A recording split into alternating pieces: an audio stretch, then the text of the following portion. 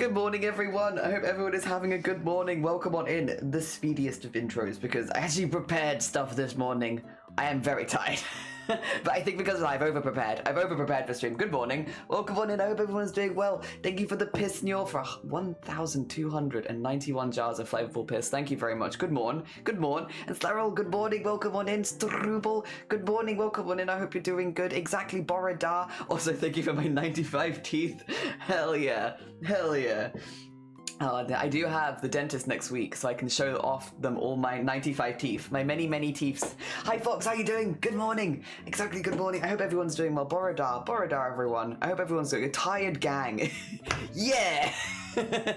Sleepy end of week gang. To be fair, it is at the very least hopefully not going to be as hot today, so I'm not going to have the heat tiredness. It's just end of week tiredness, which is fine. Dealable, manageable. Hi, Nervous. Good morning. Good morning. Only 95? Well, it's okay. If I can probably grow an extra 5 teeth before next... When is it? Wednesday? Next Wednesday? And then I can show 100 teeth. I hope you're doing good. I hope everyone's doing well. I hope the week has treated everyone okay. If you've been in like one of the hotter areas of the world, I hope that you're doing all right. I hope you're okay. Hi, Meta. Good morning. I hope you're doing well. Borodar, Borodar. Oh no, and I've got 152. Still on the lower side, but like, I'll take 152. At least a few hundred. Yeah, they'll get you through the cheese ride. But I didn't win the cheese, Slerrel. But I didn't win it. Well, not this year. Maybe another year. Maybe another year. I will win the cheese. I will say, I won't show you on stream because I never quite know what the rules on this kind of stuff are, and also it's on my legs anyway. I'd have to sit weirdly, but like the bruises from Monday are at the peak of like bruisedness looking. You know, like when you get a bruise, it doesn't look too bad, and then a couple days later, it looks way worse. I'm at that stage where all of my bruises look really dramatic. Like on Monday after the cheese rolling, they really didn't look that bad, but now I've got like 3 on the back of this calf, this one calf. I've got quite a few more than that, but there's 3 in a line on the back of this calf, and they're all slowly joining. All slightly holding hands now. Dear. Friend of mine mentioned cheese rolling, so it's apparently a free video game. It does. It's on Steam, and you can pick it up for free. We played it as part of breast cancer awareness fundraising on Squid's channel last year. So I didn't play it on this channel when I was fundraising, but I joined in one of Squid's collabs. So I was rolling with her over there, mostly because I was actually I forgot about this, but I was like proper ill in the middle of October last year, so I just couldn't stream for like a week. But I did appear in other people's streams as like a background character. Just, like bulking up numbers here and there for collabs, and yeah, Squids was one of them, and I did the cheese rolling game over there with her, but I was quite quiet because I had like mostly lost my voice, so every now and again you hear someone's voice breaking in the background like, how dare you. That's me, but but otherwise I was quite quiet. Also, thank you for the 80 stream streak. That's very kind of you. I need to put my glasses on so I can see slightly better. I'm realizing already that's much better. There we are. The cheese rolling just never stops. Oh dear. I'm so glad I did it, but yeah, I need to recover. My shoulder's starting to feel better, thankfully, though. Yesterday, when I was playing Resident Evil, it was aching from holding the controller up, and it's like, oof.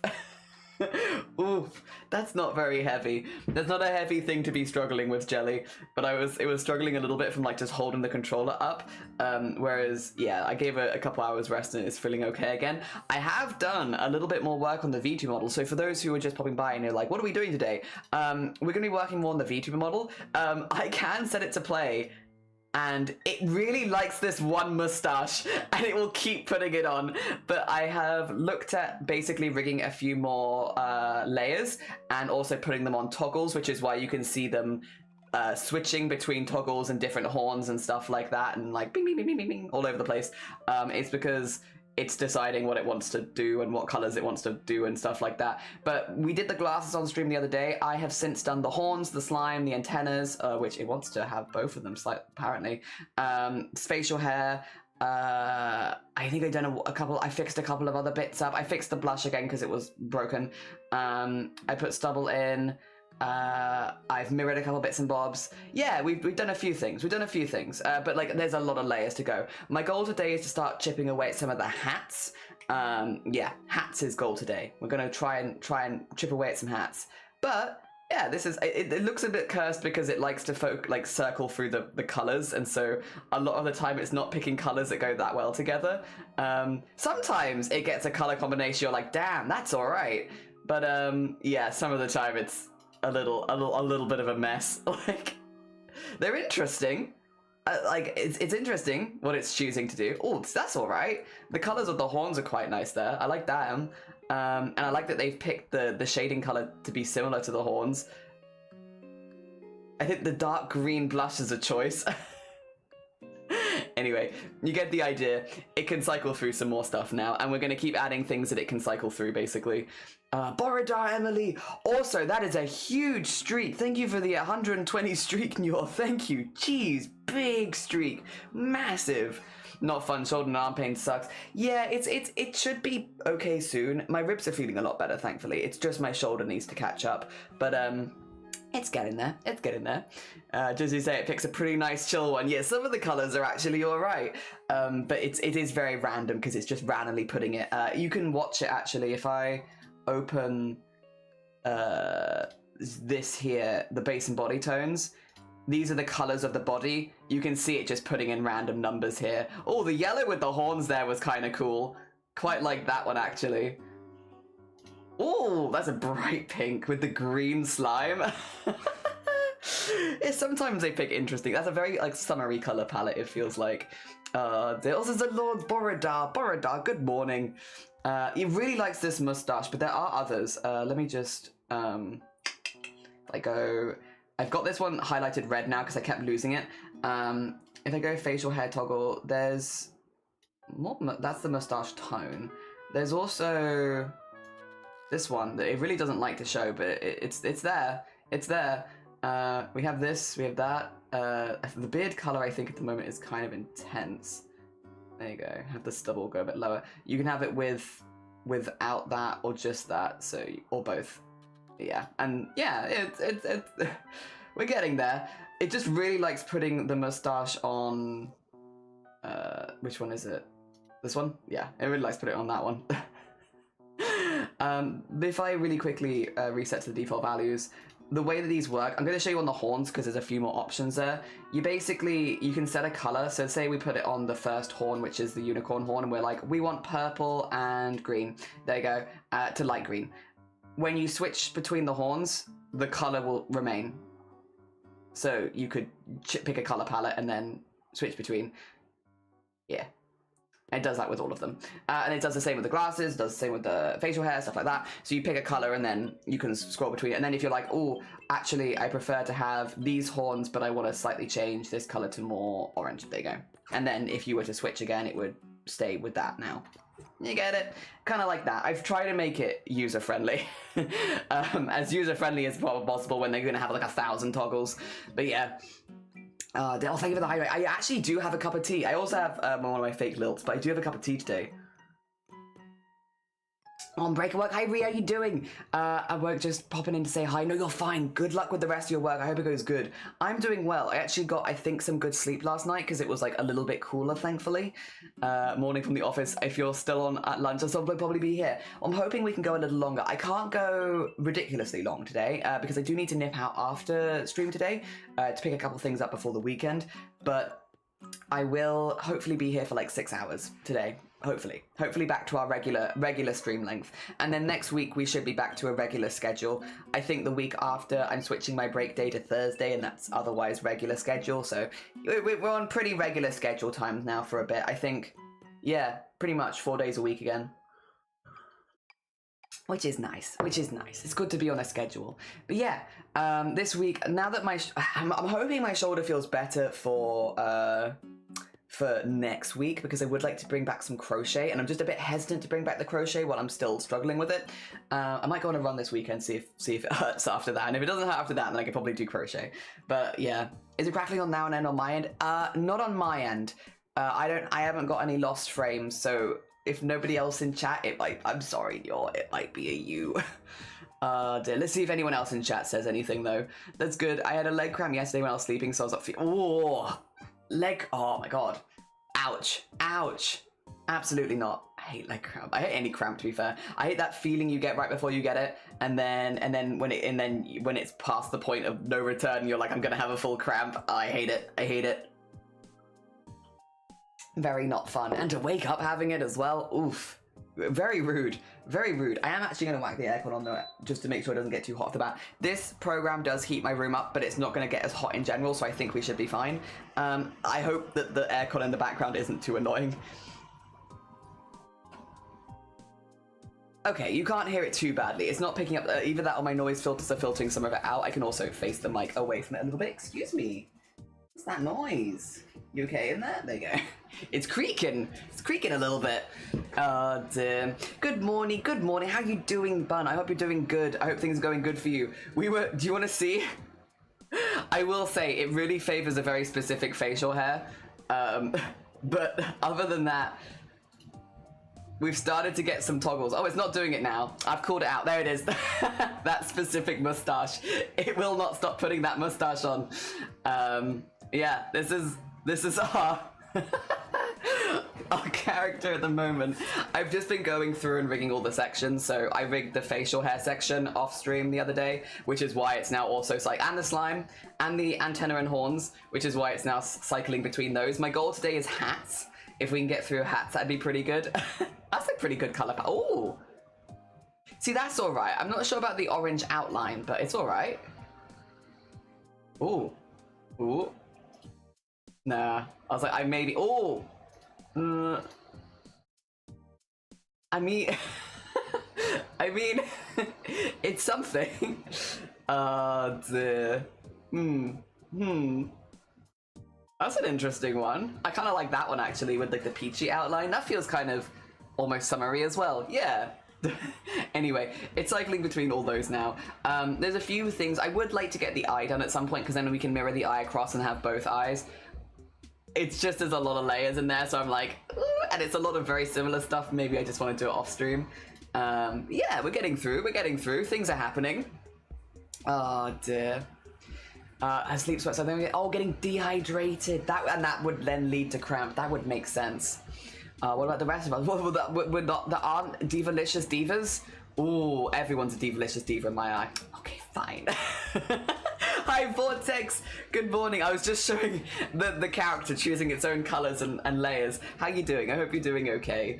I hope that the heat is easing off for you a little bit. It's easing off for us here today. I think we're like hitting maxes of 20. It's still like a little leftover toasty in the house, but it's pretty chill. It's gonna hopefully be better. And then this weekend, I'm not streaming this weekend because I'm meeting up with some friends, some of which actually like online friends. And then I'm also doing something else that I've forgotten, but it was important. And I'm sure Shiny will remind me of whatever the important thing is that I'm doing tomorrow. I'm doing something important in the morning. What am I doing? I have no idea. But I will. Post office. I'm going down the post office. Yes, the further away one, because the one closer does not open on weekends. Hopefully the weather's nice and I can have a little walk afterwards or something. Yeah. Yeah. And then next week, yeah, hopefully a mixture of crochet and rigging. And then we've got our Pride event, which, by the way, if you didn't see, we're going to be making bees. And I have all of these. These are all, by the way, like fluffy chenille yarns in rainbow colors, so that we can make Pride bees. I still need to print off Nicolas Cage, although I am tempted to maybe just buy him. I'm not sure. But yeah, then we can make all the rainbow bees and surround Nicolas Cage with rainbow bees. It's also such a satisfying just sack of yarn. I don't know, very satisfying. Like, look at that. It's so good. Just a nice sack of soft yarns. I got a few extra whites because I wanted to do the wings in white. That's why there's a couple of whites on the top. Everything else I have like one of. They're all double knit. And if I show them to camera, maybe you'll see. They're really fluffy. Is it going to show you this? How soft they are? They're all made of like the really soft fluff. I don't know if it wants to show you. You'll have to trust me. It's really soft. So they should be like really plushy bees. And then it'll give me something to hang behind my stream, because I don't want to just have clothes there all the time. And we won't have the clothes there anymore because I've done the photo shoot. So it'll be nice to have something back there. I love my little aquarium and stuff, but like, it'll be good to have something there. up there. There's got a lot of things I'd like to put up at some point. It's just that this isn't my permanent room, so I always feel weird putting stuff up here. But at least if I'm hanging them from the rail, then it's not permanent, and so it doesn't feel like I'm permanently taking over the space. Yeah, we got these, by the way, these rails. We got 4 of them. We got them from a charity shop for like, what, 10 quid each or something? They've been so useful. They're on wheels. They're fantastic. Because we're still doing so many renovations in the house, it's just given us places around the house we can just hang stuff up and then move them. Oh, they've been great. We probably will donate them back after the renovations are finished. But yeah, nah, they've been, except for one of them. I'd like to keep one of them for stream things, and then the rest we can donate back. But they've been fantastic. They've been so useful. I've used them for so many things at this point. Like, do I have anything else I needed to announce? I don't think so. I think most things people... I need to make some art for the upcoming Point of Pride fundraiser, which honestly might be my job for tomorrow afternoon. Might just quickly make some art for that. And then... because that's our next charity one, and then yeah, that's pretty much it. It's kind of nice. I still need to come up with an OC for the end of the well, I got till the end of June for that though, but before the end of June I need to come up with a new OC to do chroma core with, and that's, yeah, about it. We're vibing at the moment. It's nice. OC, you say? Yes. So every year we make a new OC to take part in chroma core being the embroidery competition. I see if I can pick them up from... How can I show you these? How can I show you these in a good way? Because honestly, I probably should have these on stream, especially getting near chroma. If I do chroma OC1, and then I need to find him. The one thing I will say is my OCs will all be embroidered because I generally do embroidery for my chroma core stuff. Is it gonna be in... Where would I... If I was me, where would I have put it? Is it here? Yeah. Okay. That's a pretty good picture of, yeah, the embroideries. Oh, they're huge. Sorry. Didn't mean to make them so big. This was my first OC for chroma core. This one was Glenn. This was from 2022. I believe 2022, something like that. Yeah, my first OC was an old man. It's just an old man called Glenn. He grows herbs on his own back because he does pharmacy stuff. Yeah, so he grows all of his own herbs on his back. I will say, there is a theme. Most of my characters are a little older. I like drawing older characters. It's also easier to embroider older characters as well. So there's also like the... It's if you're going to be embroidering a character a lot, an older character that has more lines that you can follow is much easier for embroidery because the embroidery kind of wants to follow the direction of the skin. So I'm also like making my own life easier by doing like older character because it gives me something to like lean into a little bit. Yeah, delicious OCs. Just dropping by to say that before streaming too. Good luck. Glenn grows his own backweed. I mean, that's a way of putting it. Let me get the next one. So then we have Chroma OC2, which is Waffles, which a few more... As we go through the years, people will know them more, I suppose. But yeah, Waffles was my second one. I am still so proud of my Waffles embroidery. Like, to this day, one of my favorite embroideries I've made. Let me... no, it would have been 2024 was Waffles. If I was me, where would I have put my Waffles embroidery? There we go. This'll do me. So this was, I did stump work for the first time for this one. So the flower on the head is 3D embroidery. So stump work is when you embroider over like wires, and then you can mold those wires later to become 3D pieces that come off your piece. So the flower on the head is embroidered, but it's embroidered over wire so that I can then reattach it and stitch over the top and then have a 3D flower coming off the face. Still really proud of that one. I'm also really proud of the blending on this one. Like, I did a lot of colors to make the skin look kind of zombified, and I'm still pretty pleased with that. I'm pretty pleased with that one. That's a favorite embroidery of mine. I really like this one. And then that was my 2024 one. And then we need to do, if I do my image Chroma OC3. And then it was Millie. Millie was my C grandma. Let me see, that would have been from 2025. And this one actually had like a proper character sheet because I did the embroidery, but then I also did some digital art to supplement the embroidery because it's not always easy to read distinct facial features and like details from embroidery, especially when they're quite small embroideries. So to do like a proper character sheet, I did a proper character sheet for Millie. I still did the embroidery in the middle, so and I'm still very pleased with that embroidery, but there is also digital art to make it more clear, like the main design moves, because it might be a little difficult to see all the coral bits when I've done them in like beading and stuff like that, whereas if I put them in with digital, you can kind of see what I was going for. Yeah, that was my... And also for things like the title and all that. But yeah, those are my 3 Chroma OC so far: Millie, Waffles, and Glenn. And I need to do a new one for this year. Waffles, very cool. I love Waffles. Also, Borodar's on Boaty. Borodar, good morning. And Ada Shadwell, I did survive. I did the uphill and the downhill. It was 34 degrees. The hardest part of the day was the heat. the cheese, the heat. It was so warm. Gonna greatly appreciate all of these, but I must go to bed. Go to bed! Go sleep, you're all good. Take care of yourself. There's an uphill.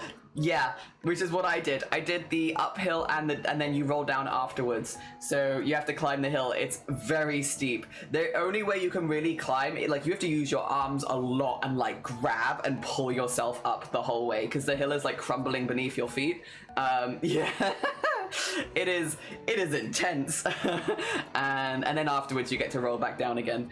So that's what I did because it was so busy on the day as well.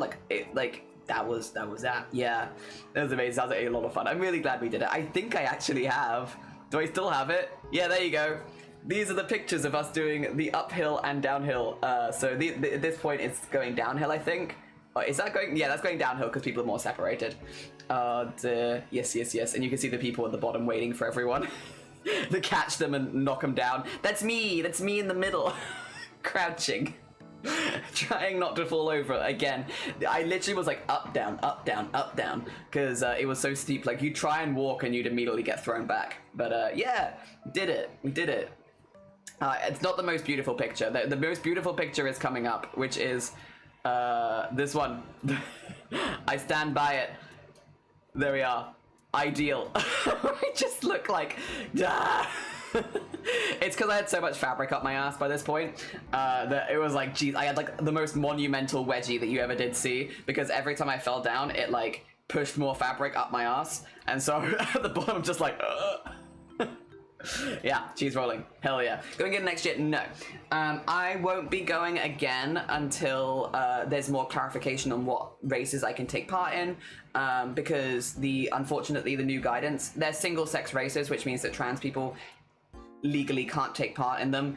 Like, if you can pass, you could probably fly under the radar, and I honestly don't think anyone would really care that much, but also...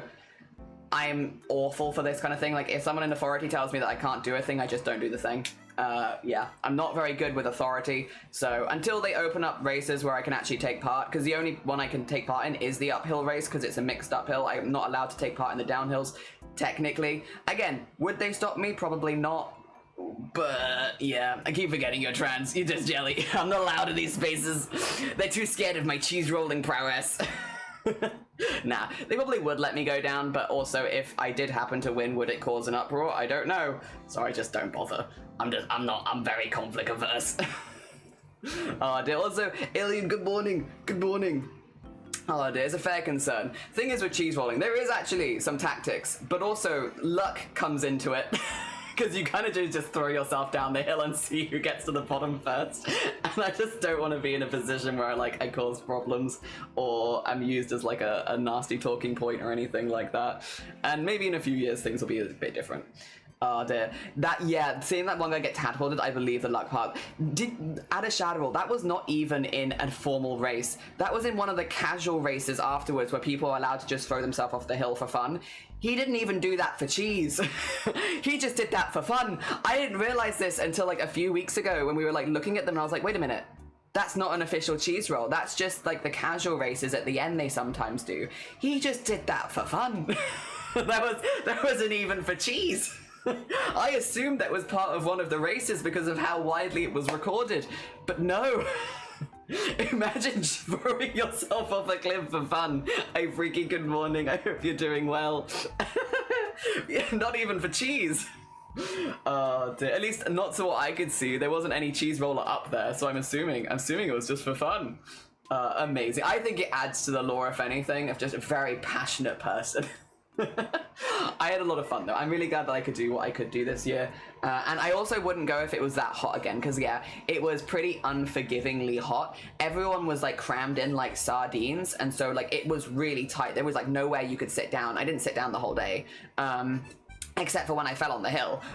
And yeah, it was packed. And also what you can't see in the broadcast is, okay, so it's been really dry, like leading up to the cheese rolling as well. So the hill is really, really dry.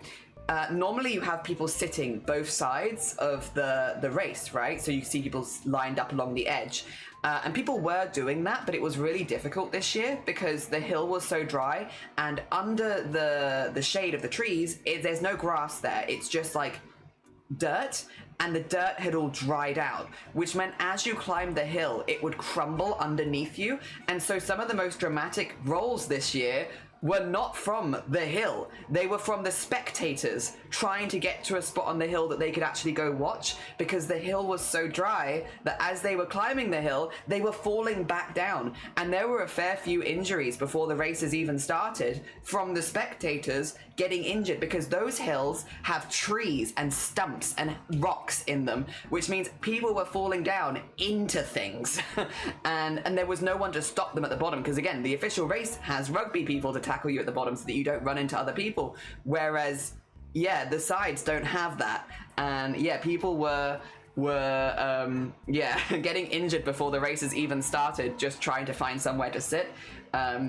Because I was going to do the uphill race, I stayed at the bottom for the most part. I did actually get a really good view of most of the races though. But yeah, I stayed at the bottom, so I wasn't one of the people climbing the hill, but anyone trying to climb the hill was having a nightmare because of just how crumbly it was. People were literally creating chains up the hill. Like one person would hold onto a tree, put their arm back, grab another person, and then people were using those people to climb the hill. It was quite wild, to be honest. Yeah, the television only shows you, of course, the actual cheese rolling event and such, but what you didn't see was everyone who was rolling down the sides of the hill just trying to find a place to sit. The unofficial cheese rollers. Also, thank you for those Street Freaky, I appreciate it. I need to pass on to a mate of mine in Space D&D. They have a Bloodsport Happy Race alien who would love this. Meanwhile, the actual event is a spectator sport. Literally, they would not stop falling. And Skull, good morning. Boridar, welcome on in. I hope you're doing well. Yeah, it was very, very busy. It was the 200th year anniversary, to be fair. So, like, it was going to be a bit... And it was the hottest May Day ever recorded in the UK.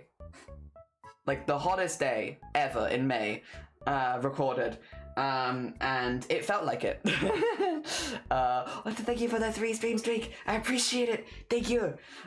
So yeah, I wouldn't go if it was that hot again. I'd want to be confident that I could take part in some of the more official races if I wanted to do it again. The other thing is, if you're gonna take part in an official race, we've learned a few things. But I can pass on my information for cheese rollers. You got to get there really early. We got there 2 hours early before the first race, and the races were full, basically. Like it was basically full. There was like a few spaces left. So if you want to make sure, especially if you want to go in one of the first races, which are the really big ones, you want to make sure that you're getting there like many hours early. By the time that we got there, there was also no spaces up the side of the hill to sit in. Again, that's 2 hours early. There was no spaces. They close all the roads around the area on the day of the cheese rolling as well, which means it's about a 45-minute walk from the car park to the cheese rolling event, and it's all uphill. So you want to bring like hiking boots or something, because you have to hike to get to the hill in the first place. We knew that bit, so we were prepared for that. There's no porta potties, there's no food, there's no drink being sold there. Bring water, because if you don't have water, you will just dehydrate on the hill. The hill has cover up the sides, but there's no cover at the bottom. So if it's sunny, you're going to be in direct sunlight. Make sure that you're wearing suntan lotion. I would say wear suntan lotion anyway, just because it is, again, you're very high up.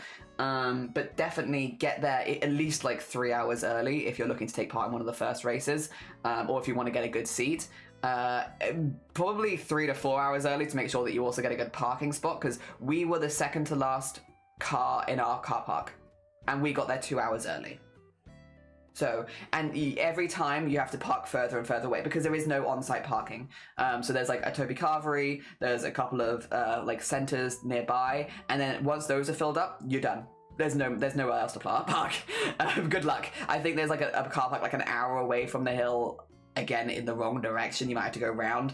It's not great. So make sure that you're getting there like multiple hours early. And if you're doing the uphill race, you need to be at the bottom of the hill. If you're doing the downhill race, you need to be at the top of the hill. Yeah, it is, yeah, uphill in the heat for 45 minutes, yeah. And that's just to get there. That's just to get there. If you want to get, that's not to get to the top of the hill either. You have to get up to the top of the hill separately as well. And again, there's no drinks, there's no portaloos, there's nothing like that. You know, there's just ambulances and maybe some police. And that's basically it. There was an ice cream truck and I think they like sold out instantly. So yeah, if you bring your own snacks, bring water, because even if you're like, I want to go now, it's like a 45-minute walk back to the car. So if you're like, yeah, bring stuff with you. We got through 2 water bottles each, I think. Yeah, so definitely bring that. Don't maybe bring, I probably would recommend against bringing dogs. A few people brought dogs and they seemed very overstimulated because it's so busy and everyone's so packed and there's like nowhere for them to sit down. I personally, even though it's like a hill walk, personally would probably recommend avoiding bringing your dogs. They're gonna get stepped on a lot. They're just, because it's like huge crowds of people moving in tandem, like they're going to get stepped on a lot. There's not going to have any space where they can rest to one side or use the loo or do anything like that. Again, it's your own personal choice. I would say probably avoid bringing dogs there. I think it's a risk, especially smaller dogs, because of the crowds. The crowds, they're so busy and everyone's pushing against each other constantly. It just, yeah, felt dangerous for any of the smaller dogs. Kind of same with children, I'll be honest. We did see a few people bringing like definitely babies under the age of 1 and like in 34 degrees in a crowd where there's no facilities. It feels like that's your child. I'm not a parent, but like personally, I wouldn't recommend it for anyone that young, and I wouldn't recommend for small dogs either. Basically for the same reasons of being crushed. It's really busy and it's really hot. And like no one's gonna purposefully hurt you or your dog or anything like that, but with how busy it is and with the fact that people are just falling down the hill trying to sit down and stuff like that, it creates like kind of a dangerous environment. But that's just my opinion. I'm not a parent. You make those choices yourself. I wouldn't say it's the most hospitable place for dogs or children. I think older children, fine, absolutely. Like, to an age where you can walk around yourself and climb yourself, yeah, you're fine. But like younger, like toddlers, probably no. God. Thank you for the ambulances. Yeah. Oh dear. Ice cream truck having the best idea. Yeah, but only one. And again, they sold out like instantly. I'll be honest, they weren't like doing water and stuff like that, which is kind of what you needed in that heat. No porta johns. No, I assumed there would be portaloos and I couldn't find any.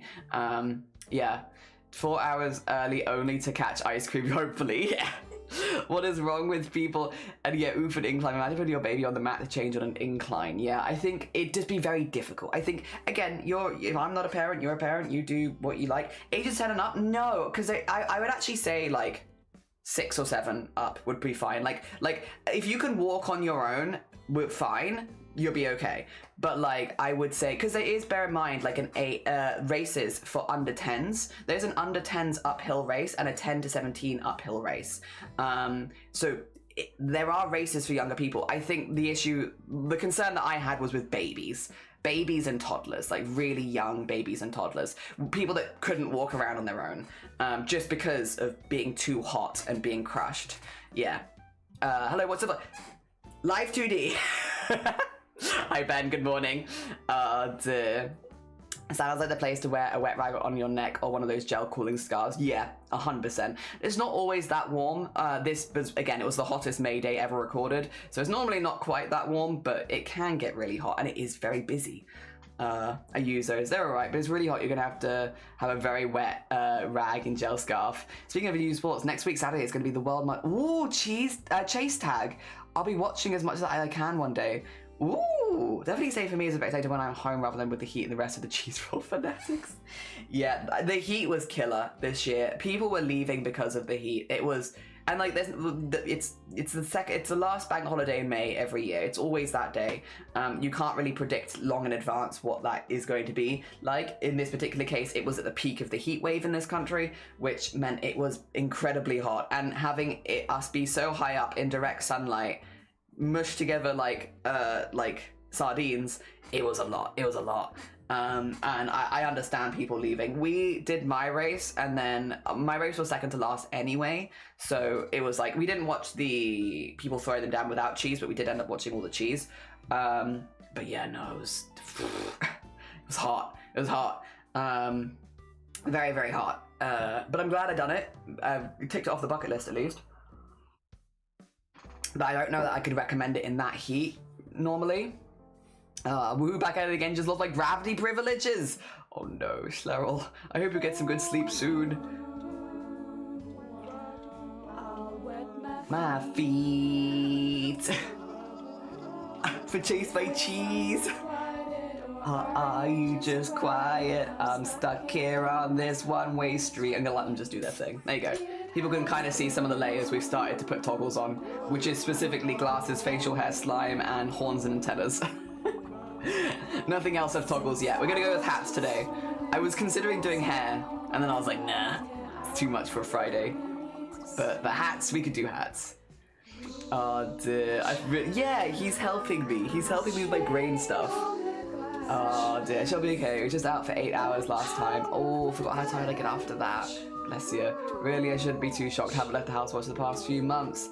That's fair, that's fair. I hope you feel a little better soon. Famously D tier. D for... I can only think of Destiny, which is not right. Not quite right, not quite right. D for Destiny. Destined to be an S tier. Dreadful? No.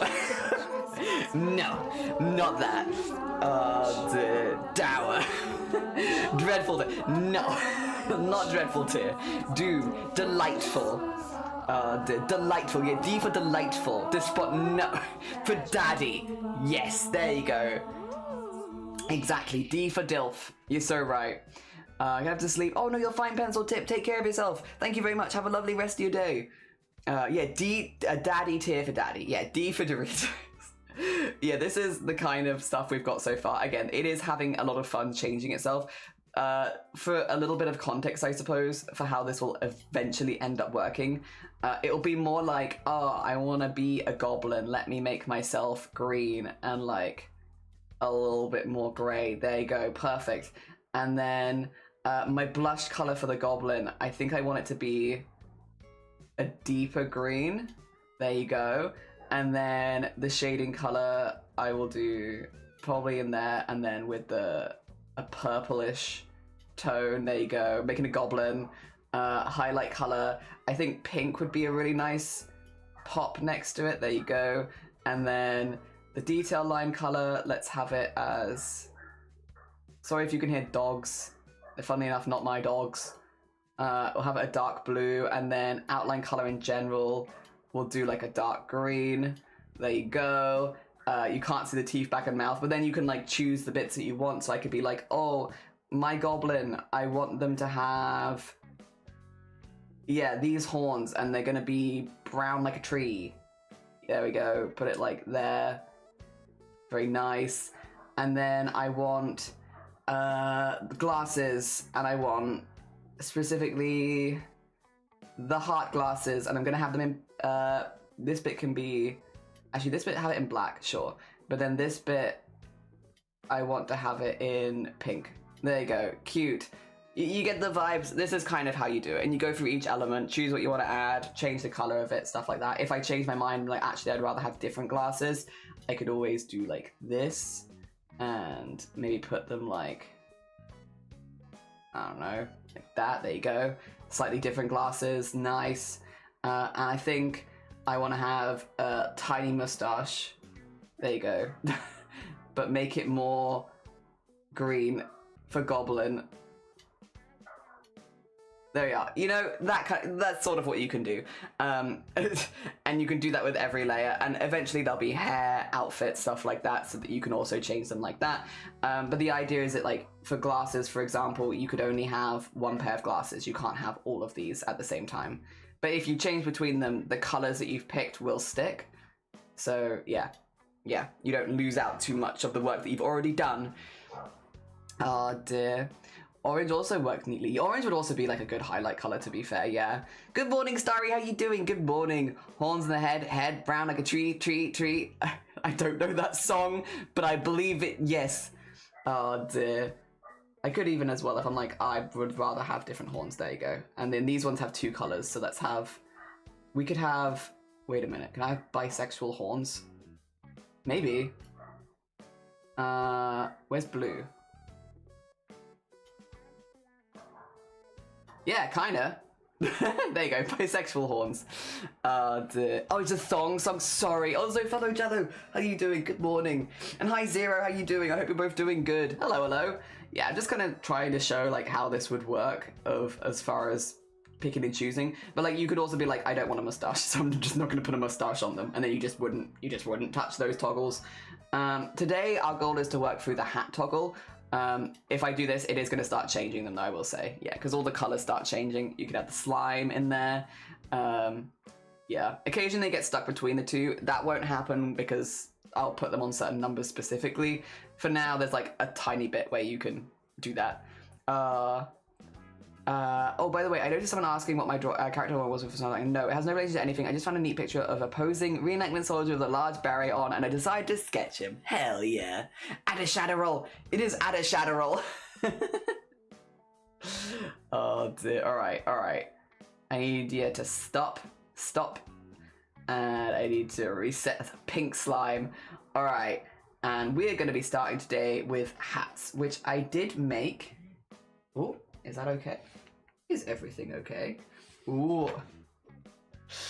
There you go. Okay, we got hats here. So we've got a few different ones. One of them as well, I'm not exactly counting. Let me close the toggles I'm not using as well. I have this one highlighted in red because I, for some reason, can never see it otherwise. I will eventually color code these, but for now, this one's just red because I can't see it apparently. Hat toggles. So this is my hat toggles. Which is color 1, color 2. The flowers are going to have a separate toggle because there's so many colors in that one. And then head wings has a separate one. The hats have a separate one. Yeah, basically this. Just because I wanted you to have the option to have the head wings and the other hats because they can kind of go together, whereas the other hats would go over the top of each other. The head wings is at the side, so it can work with the hats as well. Yes. Okay, so that's kind of where this is at. If we go from, I mean, we could go from the back to the front if we wanted. I have everything basically hidden right now. This is one of the head wings. You can kind of see what I mean, though. It would work with a hat as well as without a hat. Like if I put this one on and then also, if I go to, oh, the hats are all in separate pieces, aren't they? They are all in separate pieces. But yeah, this anyway has, wing base, wing ombre, shadow, highlight, details, all that. Most of those are in the red. I blame you and Jelly for making me look into clothing making. We did a photo shoot of all the clothing the other day. Wait a minute. Where is it? Fashion. Oh, it's over there for some reason. Bring it over there. There you go. We've done a photo shoot of all of them now. So now they're around. I just need to actually put them on social medias because I'm slow. I'm slow and I just haven't done it. Oh no, terrible. Don't want you sewing and tailoring. No, we don't need more crafting. Yes. Oh dear, why are you helping them? Because Sonne is also creative. Would you believe? Creative people trying to get more people into their hobby. Oh, wild. Oh dear. Let me whack this back over here as well. Oh dear. Oh, thanks for the follow. I appreciate it. Oh dear. Excellent name. Excellent name. Yiffy. Yiffy. Right. So I need to start attaching these to color wheels. And then once we've attached them to color wheels, we'll then go and rig it. And then once it's rigged, we'll mirror it to the other side. Can I ask you a question about TwitchCon last year? Do it. I'll try and throw my mind back to remember. Hi, Capt. How you doing? Good morning. I hope you're doing well. We are back to making our community VTuber model. For those who aren't aware, this is going to be a VTuber model that will be free for the community to use. It will, with like a couple of caveats that basically you credit the charity that we made this for and stuff like that, basically. Nope, that's not what I wanted to copy. And for that reason, I'm trying to make it pretty customizable. Also, Capt, thank you for the 14 months. That's really kind of you. Thank you, thank you. Bless you. How are they with water bottles and small snacks? Water bottles and small snacks. Ooh. Yeah, because last year we had to buy all of our drinks. Well, we were meant to buy all of our drinks at the venue, weren't we? I think, okay. So here's the thing, Starry. I got through with the partner line, which is much shorter and much less security based. Well, there's still security there, but they don't really check anything. Whereas I did see bags getting checked for affiliates and viewers. Whereas my bag never got checked. So I think, yeah, I'm sorry, Starry. That's a difficult one for me to answer because I would have been able to bring in whatever I wanted to the convention, but I don't think the people that I were with would have been. I don't know. But we also got there really early. Maybe they didn't check people as much late on. Not sure. Not sure. Oh, dear. Your bag didn't get checked. There you go. So some people's bags didn't get checked. There we are. My bag didn't get checked. We didn't have any security in mine.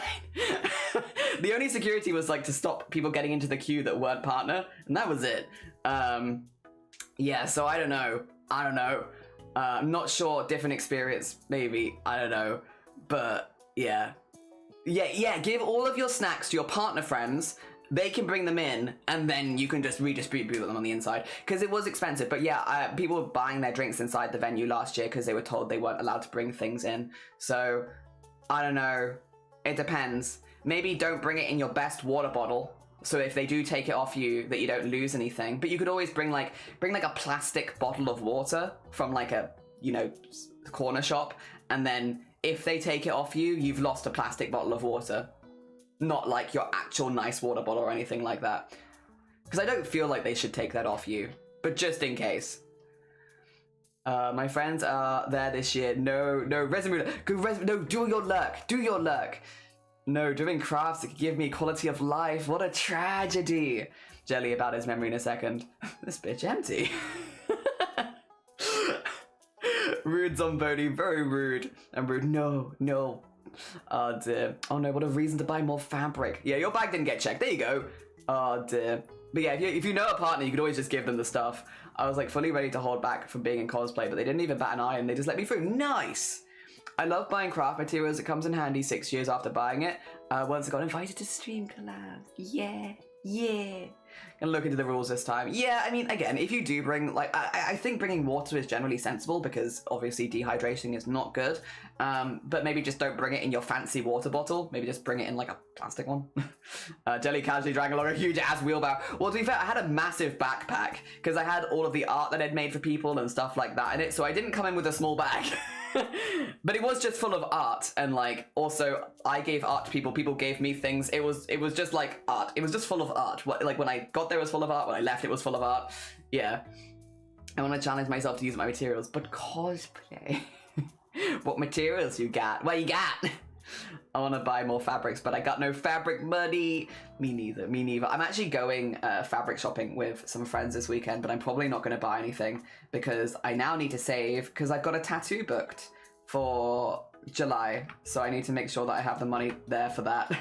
And every time I look at fabric, I'm going to be like, no, Jelly, tattoo. You've booked it. You see, now you need to get it. Oh, dear.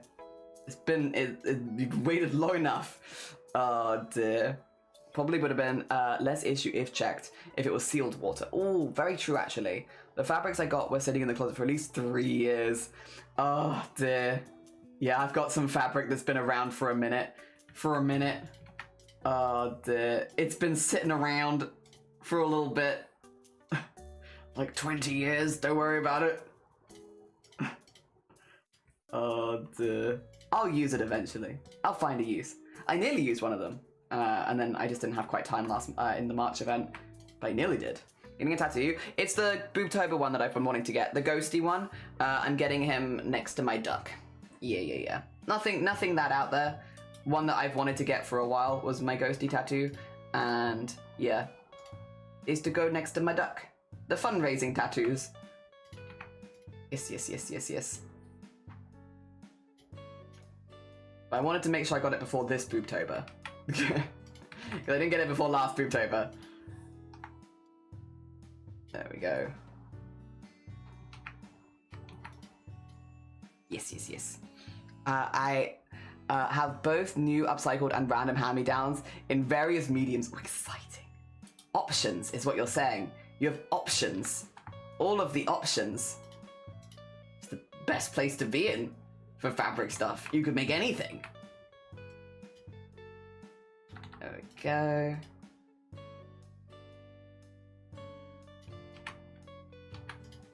Wow. See what cosplay you could use as materials on, or like do a text. Yeah, or adapt the character. I love adapting characters.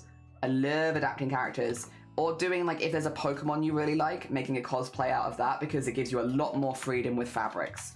Because you kind of work with what you've already got, rather than, so when you're designing it, or redesigning it to wear, you work with what you have. Very fun. Also just a fun art challenge. Like, just the design aspect is a fun art challenge. Oh, I've done this on the wrong one. 2 seconds. I can move it. Change to, it needs to be head, wings, color.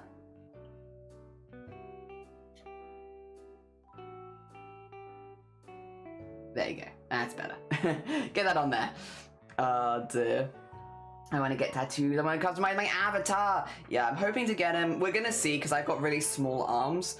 But we're hoping, because I have my duck one here, the ghost bends around a little bit to the left, so we're hoping to have it there next to the duck so that they kind of sit together quite nicely, since they are both charity ones. I managed to wrap my old cosplay wings and salvage a bit of fabric, and most important, wire.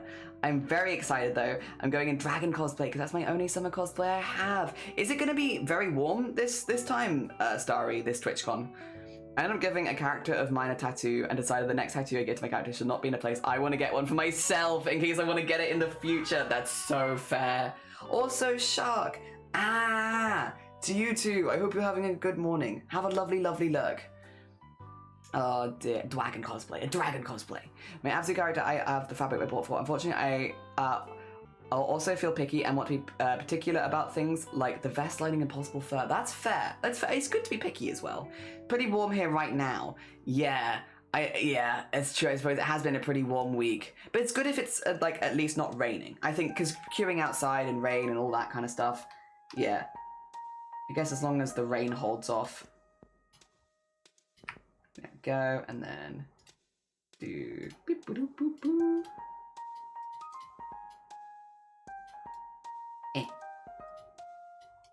There you go. Oh, Jen Liz, good morning, welcome on in. I hope you're doing well. Sen, have a lovely lurk too. 27 tomorrow. But Sunday's 23 to 25, so not quite so warm. Okay. Gonna go my custom t-shirt. Hell yeah. I was looking at some Pokemon cards today. No Zoroark illustrated. Oh, Ends Zoroark, illustrated by writer Kazuma and Mega Gardevoir X EX. He also illustrated. Bloody expensive, but they are so beautiful. Hell yeah. Oh dear. Very cool. I love some Pokemon card art. I still really like the knitted ones, to be honest. I'm a sucker for the knitted Pokemon cards. They're so cute. I've never worked with furs in an aspect of cosplay head, but furring or fabricing always feels like final scary stage. Well, fur is also relatively expensive as far as like material goes, right? Which I don't know how you feel about it, but I always find if the material that I'm working with is more expensive, there is just that extra layer of like, don't get it wrong, because it's expensive and I don't want to have to re-buy it. And fur generally, because like if it's of a good quality, fur is expensive. Expensive. Is Black T-shirt text would probably get me timed out banned because it's a parody of Twitch bots like, I see. Yeah. Like, it'd be one of the ones that get caught in the filters. Like, get cheap viewers. One. Yeah, I was considering doing homemade with my sparkly yarn, but I don't know if I had enough for the whole head. Ooh. Yeah, because it would take up quite a bit to make it nice and thick and fleecy. It's a cool idea, though.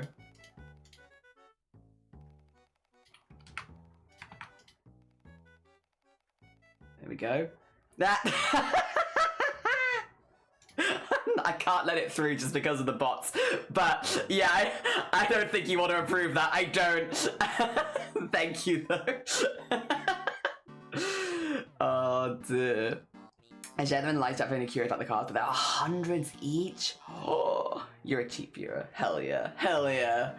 Prettiest cards always manage to be pricey. Well, I like the knitted ones, and they're normally not that pricey. Shiny's been collecting all the knitted ones for me, because I really like all the crocheted ones, like the tiny little crochet card where they're like amigurumis.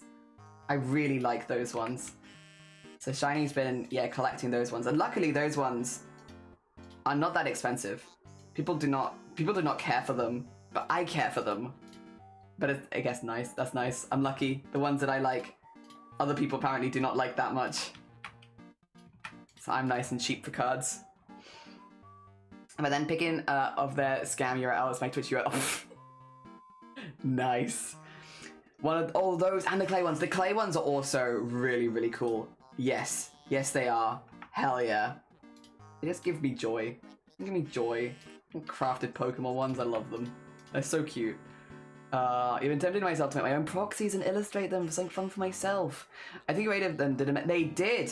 They've done it with a few. Yeah. Because quite a few creators went to that, didn't they? Because was that over in Japan? I can't remember. But yes, I know what you're talking about. Because a few creators, I think, went to that. Very cool. With the person who originally made them. And they're very cool. They're very cool. It's just incredibly cool. More 3D craft art for cards. I collect them all. And by me, I mean mostly shiny. I'm just here for fun. I look at them and I'm like, wow, those look amazing. And that's about it. But they do be sparking joy. There we go. And then, bonk bonk. We'll do it again. Oh, have a lovely lurk, Sloth. Take care of yourself. Oof. Oh dear, I am trying to not sit on my legs for too long, but I am still sitting on my legs. But not for too long. Only a little bit of sitting on my legs as a treat. There you go. Also, apologies. I know you can't see everything that I'm doing because it pops up in a separate screen, but I am going to multiple key editing, and I'm just putting the multiply and screen color to black on one side and white on the other side, so that you get this for each color, which means you can get like darker versions. So say like you wanted to do maybe more of like an angel kind of wing, you could do like this sort of thing. There you go. Like so. Yes. I think you would have the skill to make the crochet Pokemon Zomboti. I honestly don't really have any doubt there. I think you probably could. If you had like, even actually without the pattern, I think you could probably work it out. There's a Pokemon collector event I want to go to. I found an artist on Twitch who goes there and sells her cards. I love people painting over the cards. I love it. I love it. I know it's not everyone's cup of tea, but I think it's really, really cool. I really like it. I think it's gorgeous. All right, to here, and then we go to here. And we do it again. Cheers.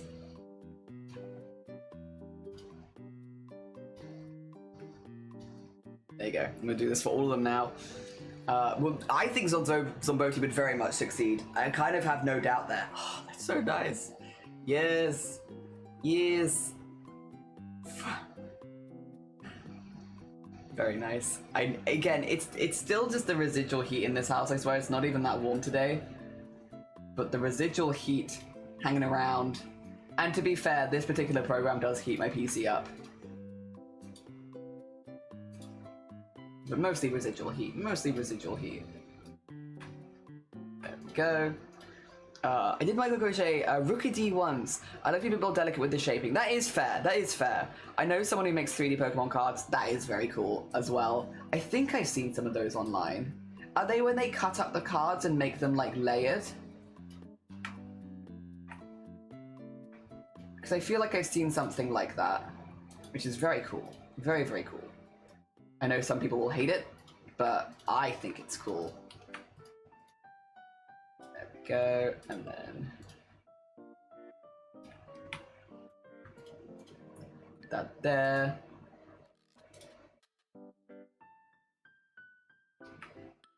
That there. Way too heckin' warm. I say as I'm under 4 layers of blankets. And yes, it is those ones. It's very cool. I think it's gorgeous. Again, I know not everyone's cup of tea, but it is my cup of tea. I like it. I think it's cool. Oh dear. There's no Vile stream today. No. Ah, shoot. What will I do with my evening? I'll spend it elsewhere, I suppose. Oh dear. Heck. Now, I hope Val has a really good time. Val's at TwitchCon this year. Very exciting. Wow. I'm sure he'll have a great time. It is just great if you want to meet people. Like, I know not everyone is super into, like, meeting lots of people. And that's so fair, because I also used to be a lot less into meeting people from online. But these days, I love it. But I couldn't this year, because I had cheese rolling. Cheese rolling commitments. Very important. And then multiple key editing, donk, donk, donk. Put that there, put that there. And then do the same thing for black. There you go. Nice, nice. Oh dear. I know someone that made little 3D printed consoles with a card at the top screen and some plastic drink. Ooh, this is my country called. That sounds amazing. That sounds like beautiful little sculptures. I think I might have seen that artist online before. No Val stream. No Val stream cry every time. I'm gonna chill with Val soon and get him all to yourself. You do, you lucky, lucky bean. Oh dear. I hope you have an amazing time as well. I'm sure you will. There we go. All right, highlight tone. Next. Oh wait, no, do this. We have to actually put the color in, Jelly, not just sit here and be like, huh? Where color? There it is. I do love red as a highlight color, but it does kind of make everyone look slightly evil, just slightly. I don't want to think about what month it is right now. I feel like my yearly goals are next year at this rate. Listen, me too. Well, yes and no. Some of the things I'm like, yeah, this is going really well. And then more of the work side things, I'm like, shoot. I have less time than I think to handle all of this. I think I'm gonna blame everyone here because I really didn't think that I was gonna be scheduling a top surgery this year, and I'm very grateful. Like, I'm really looking forward to it, to be clear. I'm being very sarcastic. I'm really looking forward to it. But also it does mean that I just have like 6 weeks less at the end of the year than I think that I do, and also that I didn't expect all of the commissions to go, so I wasn't expecting to do like a month and a half of commissions because I didn't expect all the commissions to go. So yeah, I'm very grateful, like very, very grateful, but it did mean that I had like 6 weeks of commissions I wasn't expecting to do, and then 6 weeks of recovery, which is about what, 3 months in total less of the year than I was expecting. But I'm really grateful. It's obviously a wonderful shift in what was happening, but yeah, this unexpected is all. You need to get on it to do more things quickly, and with Chroma Core coming up. But yeah, mostly good things. Mostly good things. I know, how could you do this to me? How could you be so supportive? How dare? I would love for this year to be the one time I managed to hit a goal I've set for myself. One of the goals I've set for myself this year, Banoffee, is to make a fursona. If nothing else, I'm gonna hit that goal. We're going to make a fursona, even if it takes me all day one stream. That I'm getting that goal. and then I can say I've hit one of my goals for the year. I'm not gonna lie, vent about it of course, but I'm so stressed that time seems to go so fast and money not save up so good. Yeah, no, I feel that. Time goes by and it's like, wait a minute. Oh dear, the Craftathon and Jelly streams has been I'm so glad. Persona, let's go. Yeah, I need to make a weasel persona at some point, because it was in my yearly goals, so that I can hit my yearly goal of making a persona. I will say though, this year I did set very silly goals for myself because I was trying to like take a bit of pressure off me of like doing too much. I feel like the last few years I've been very, very busy, and like I've done a lot of stuff that I've been really proud of and stuff like that, but it was just one after the other after the other after the other. There was never any like downtime between those goals, which meant I never really had any time to stop. And yeah, this year has kind of been, the goals that I've set for myself have been quite purposefully small goals. Specifically, I still haven't hit any of them, but specifically so that there wasn't quite as much pressure, because previous years it's just been a lot. Like, again, a lot of positive stuff has come from those goals, and I've done a lot of stuff that I'm really proud of, but this year I wanted to focus a little bit more on self-care and taking breaks and finding healthy ways to do those breaks, which is why I've been planning all these like hiking holidays and stuff like that, because that's been a really healthy way for me to take breaks. I write my goals down and I've banished the notebook until New Year's. Hell yeah. Weasels are my favorite mammal family. Yes, a weasel. I want to be a weasel. I wanted to move out with my Argentina friend, but moving to my dad's place seems less and less likely. It'd be annoying, but renting a normal place would be either 200 to 500 monthly, and with a bunch of paperwork that I can't get doing to legally unemployed. Yeah, it's a similar, like, again, I'm in a fortunate position, thankfully, but it is in a similar of, like, if you're self-employed, it's really difficult to rent here, because while technically you're employed, you don't have an employer reference because you're self-employed, which is what you need to rent. So it kind of ends up being the same thing of, like, they won't take you unless you have, like, it's a ridiculous amount of years of, like, being self-employed with a certain, like, earning enough. Yeah. And with the renting being so difficult anyway, it's yeah, because there just aren't places to rent here. It's very, very competitive. Yeah, definitely difficult. Very difficult. It's probably not exactly the same country to country, but I do think it's relatively similar here, unfortunately. On the good side, I did a few things for my mental. I decided to not do a few events so I could have more time pending things. Good. Like, genuinely good. I think it's so hard, again, because you're self-employed as well, right? We're both kind of in a similar vein there. It's so hard to stop and take time for yourself, because it feels like you're letting yourself down if you take a break because you're self-employed. And so it's like, if I'm self-employed, I need to keep momentum going and keep doing this and keep doing that, and like be grateful for the opportunities so that you can keep going and going and going. And that's great. But also, if you have like your own things you want to do, or like other like downtime where you're not working, I don't know, it kind of switches from being, at least for me personally, going from I have all these opportunities, I'm so grateful for that, and I feel incredibly guilty if I'm not taking every single one, or if I'm not doing every single thing. And if I take a break, I feel guilty because that's space where I could be working or like catching up on stuff. And yeah, and the to-do list gets longer rather than shorter because I have to keep going forward. And it gets difficult. It gets really, really difficult. Very, very intense on the mental health. And I'm like a proper workaholic. Like, I get very sad when I don't have a job or to do or something like that. Like, I am full workaholic vibes. And even for me, like, I've really enjoyed everything the last few years, and I've been incredibly lucky for it. But also, it's been really nice to just take a bit of a step back and take time to work on my own projects like this one, and the crochet, and not plan to do as much. And I think in some ways, as much as I'm a little stressed out about being out for like a month and a half with surgery, I am kind of looking forward to, in some ways, having a break where I'm not allowed to do anything else, like very much a guilt-free break, because I can't do anything during that time. I'm recovering. And not that you should have to book surgery to be able to have a guilt-free break but it does kind of end up, at least for me, feel like that a little bit. And having it after Boobtober, which is a lot of work, is pretty well timed for me.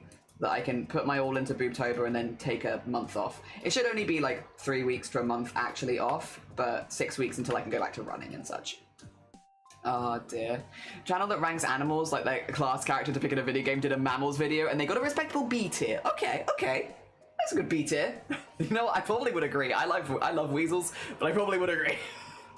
Since my friend is coming into the country, he wouldn't have that either. It's quite funky, but I'll figure it out. And yeah, absolutely. I've been scolded by that for my friend. Yeah, he put it in a way that my workaholic brain will get. If the machine doesn't take a break, it will break. Yeah, like you need to schedule yourself in for like at the very least yearly repairs.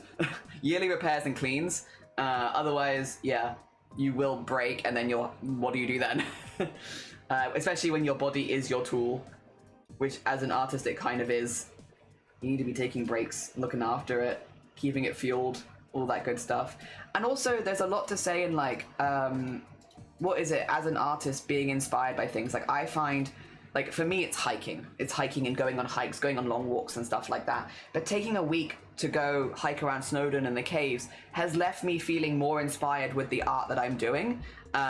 Yeah, so it's like, it's absolutely a break. I'm absolutely taking a break from work, but that break ended up making me feel more enthusiastic when I came back into it, rather than like going and fizzling out kind of thing. It reinvigorated me. And a lot of the stuff we do, like we love the theater, we love music performances, stuff like that, especially like local music and stuff. And it's stuff that is definitely a break from work, but also inspires me when I go to it. It reinvigorates me as an artist, which is nice. So while it's not the reason that I do it, it's definitely like a nice side effect of coming back feeling re-inspired, which is good. There you go. Okay, and then it should just be the outline. We're just working our way down the list. If you don't schedule rest, your body will schedule it for you. Yeah. And also it drills into my brain that if I keep working tired, I'm going to work double in the end by fixing mistakes. And this was probably when I did V2 models, which I'm not going to do anymore, which is so fair. So fair. I think VTuber models, like I'm obviously making a VTuber model right now, and I love it. I love the process and stuff like that. But I think working on, like, it is hundreds of hours of commitment. Like, to work on a VTuber model, like this one is a bit different because it's a customizable one, but to work on a VTuber model for someone, you are putting aside hundreds of hours. And it's tricky. It's really tricky.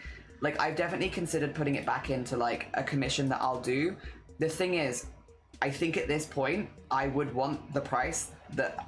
I would be asking for a price which would reflect the hours of work that would go into it, and I think it would be relatively unaffordable, which is not always a bad thing because not everything is for everyone. I find it really hard when I want to make things for people and then charging fair prices for it. I find that really difficult, and not because anyone's made me feel guilty about it. Nobody has. No one's made me feel guilty about anything like that. I've never been made to feel bad by any member of this community, and I don't want it to sound like I have been. Absolutely not. But like, if we're talking for like a V2 model that takes a few hundred hours to make, right? If I want to even get paid like professional, say like 20 quid an hour, you'd be looking at, like, for a few hundred hours, what's that? Wait, no, even if I want to get paid £10 an hour for like 300 hours, that's $3,000. And like, it's at a price where it's like, it's difficult, because then like, I don't think anyone's going to want to pay $3,000 for my work. So do I price lower, or... It's tricky, and I think at this stage, I'm at a stage where I probably would want to charge more than I did before, for sure. Also because, like, for all the VTuber models I made before, and again, this is not to try and make anyone feel bad, because I priced the VTuber models at what I wanted to price them at, but I think for the VTuber models I did make, because I did make a few VTuber models at one point, which I did do on commission, and I think I earned about £1 an hour for my work, which is what I priced it at. To be fair, that's what I priced it at, because that's what I felt comfortable pricing it at. But these days, I'm not going to be pricing my art at £1 an hour. And I think it puts it into a place where it's like, if it's going to be unaffordable for the majority of people here, why even put it as a commission, you know? And so I'm enjoying making this like for the community and such. I don't necessarily see me opening for more VTuber models basically just because of that. Either it's a compromise of either I'm not getting paid enough for my work, which means I can't live off it, or I am charging enough that people can't afford it. Yeah. It's tricky. It's a tricky one.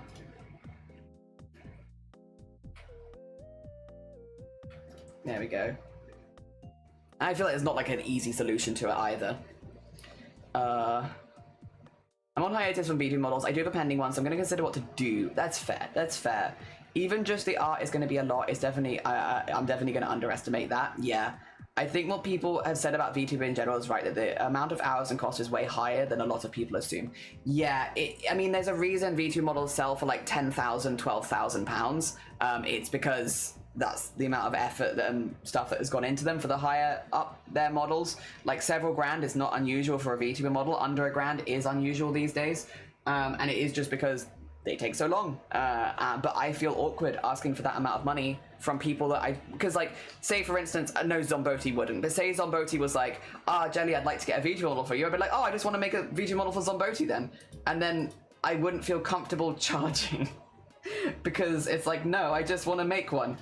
And yeah, it gets into that. And then I'm spending hundreds of hours on something, adding something to a list where it's like, yeah, it's tricky. It's tricky. I know like the answer to it is like, well, just say no. And it's like, yeah, and I'm much better at that these days than I used to be. But it still doesn't make me feel good. Like I still kind of want to do the thing and I want to make it within people's price range, but then it's at a sacrifice of me making enough to live kind of thing. So it's the sacrifice is I don't earn enough off my art to live off it. It's tricky. It's really tricky. I still, my bad thing I did was overestimating my work capabilities. I ended up going slow with people who got annoyed with me because of it. I ended up feeling worse about it, and then I lost a love for it. And also, my pricing was low. It was. Yeah, and like it's only ever your place to choose your price. But from my perspective, it always felt like you were a little bit lowballing yourself on everything. And there are times where it's for fundraisers and stuff like that. I'm like, okay, you know. He's doing it for a fundraiser, fair enough. But like, but yeah, when it wasn't that, it's like, yeah, dear. I still feel like my plushies are priced too high, but then again, I don't want to make them lower with how much time I put. Yeah, you put a lot of time and effort into it, and material costs, and your expertise of making custom plushies. I can't wait to win the lottery. Hell yeah. Thanks, Jelly. In other news, tasty treat time. What is your tasty treat? One day I wanted somebody to take all the money so they could make me an epic VTuber. Hell yeah. When I started making VTuber models, I was pricing them at like 100 quid and they were full body with multiple toggles. And I did it because it was a test with friends. I upped the price to 250 and thought it was finish for about £5 an hour. Yeah, I kind of did the same basically. Yeah. My old reliable is trade and barter with friends since we both offer goods to each other. True. You're the only person I would break my hiatus for, Starry. That's sweet, but don't do time. Time for rest is important, and yeah, you're a lowballer. I feel like when I've seen people, like when I see artists lowball for like a charity event and stuff like that, I'm like, okay, because I do the same thing. You know, I will lowball for charity events all the time because yeah, like sure, it's for charity, it's for this, that, the other, like absolutely. And it's these days the only way that I really offer commissions is for events. So yeah, it makes sense, I feel like, for me to do that. But outside of them, not so much. All right, we've got this in. Let me just reset this to the default values. This now, I can change the color on it. So what we want to do first is do a little bit of the left and right, up and down rigging, and then we can do mirror it, have the other side, and then we can put it on a rotator, and then have it, oh no, put it on a toggle, then put it on a rotator. Yeah. Oh dear. I feel very silly as an artist who does comms because I feel so awkward accepting money. Just randomly drawing something for someone feels very fun. I know. Same here. I told myself I'd do another custom plush, but if it's for charity, it's different. And then when I'm still in school, that is. Yeah, and you will have a lot of other things going on as well. So like, yeah, valuable time. You have valuable time. Oh dear. All right, let's do bink bonk. All right. First of all, This might be really simple, actually. I'm not doing complicated rigging here. I'm like, how can I make this a little flatter? Maybe do it like this. Yeah. And then zoom it in a little bit so it just goes, and then have it go around here. And then the difficult bit here is that it doesn't go in front. It will still stay behind, but I can have it like there. And we can stretch it out a little bit, and I can have this bit come a little bit flatter. Yeah. Maybe like a bit more like that. There you go. Yeah. And then get the, ooh, god. There you go. And then this one's easy, it's literally just down. And then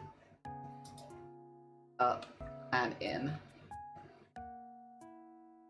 And then we want to synthesize our corners. It's probably gonna be a little messy.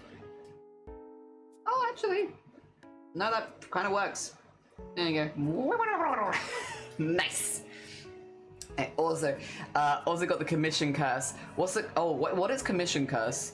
To be fair, I'm unsure if my actual prices are of normal commissions or lowball or worth it.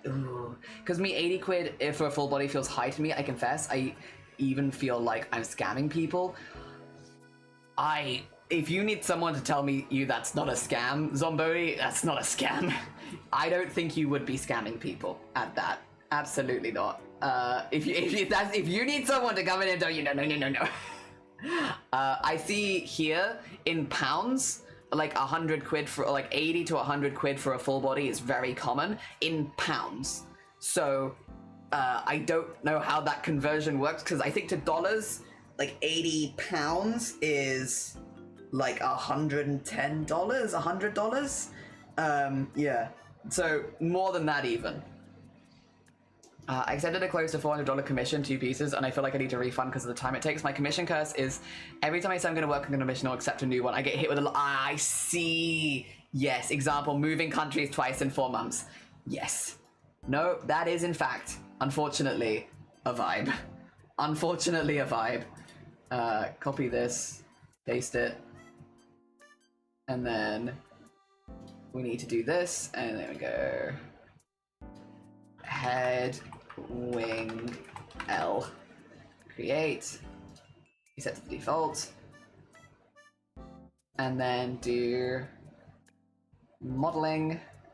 Oh, actually, wait, really quickly. Make sure that everything is highlighted. There you go. Modeling, and then go edit, reflect. This one. And then, ooh, that worked pretty good, actually. I might type it down a little bit. And then, okay. Just have it go in a little bit more. And a little bit more.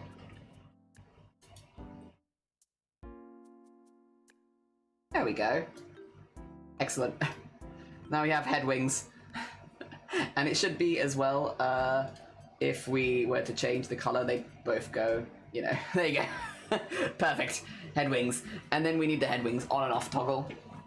So you can choose to have head wings or no. Every time I'm too slow, in my opinion, I end up offering an extra for my customers, and I shouldn't do that. I find it odd. Like, if you've been given a deadline, like, okay, so, like, I'm assuming you do the same. When asking for a commission, I'll normally give an idea of when I can start working on it and how long I think it would take. But I'll often ask, like, do you have a deadline for this? And if it's like, tomorrow, I'm like, well, I'm not gonna do that, am I? I don't know. I guess. But if you're doing it within the deadline, I'm like, eh. Obviously, sometimes extenuating life circumstances means that it will be outside the deadline, and I feel like most human beings can understand that. If you're like, hey, I'm really sorry, I've broken my wrist, I can't draw. Either I can, you know, refund the commission, or you'll wait an extra week or two, you know? If people are yelling at you, I don't love that. I don't love that. Like, I feel like respect your artist a little bit more. Like, geez, yelling at them. Surely people, like, 'cause you get, like, if someone's like a butt to work with, you're going to get a reputation of being a butt to work with among artists, because artists talk to each other, right? Same as like streamers talk to each other. Like, if you're being a butt to an artist, I feel like that artist has every right to be like, yeah, this person was an ass to work with, I don't want to work with them again. In the spaces they're in. I don't know. Again, there are times where it's like obviously justified, but if it's just yelling at people, I don't know about that. I don't know about that. Okay, do this, and then do this, and then do one right before. And this one is going to be 0. This one is going to be 0. And this one is going to be 100. So now we have donk, donk, donk. Okay, so now they can turn them on, see? Wait, what?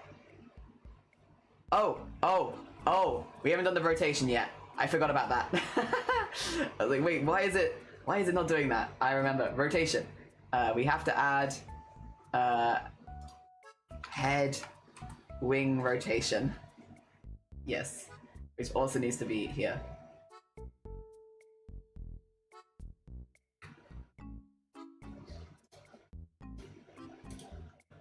Like, why is it going away from the head? What's happening there? There you go, just...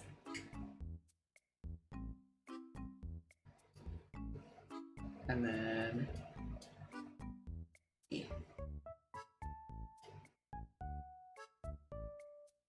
Okay, there we go. Hi Sleepy, good morning, welcome on in. Yeah, head wings. Need to put in TOS once I update them, since I want to include a sort of disability note.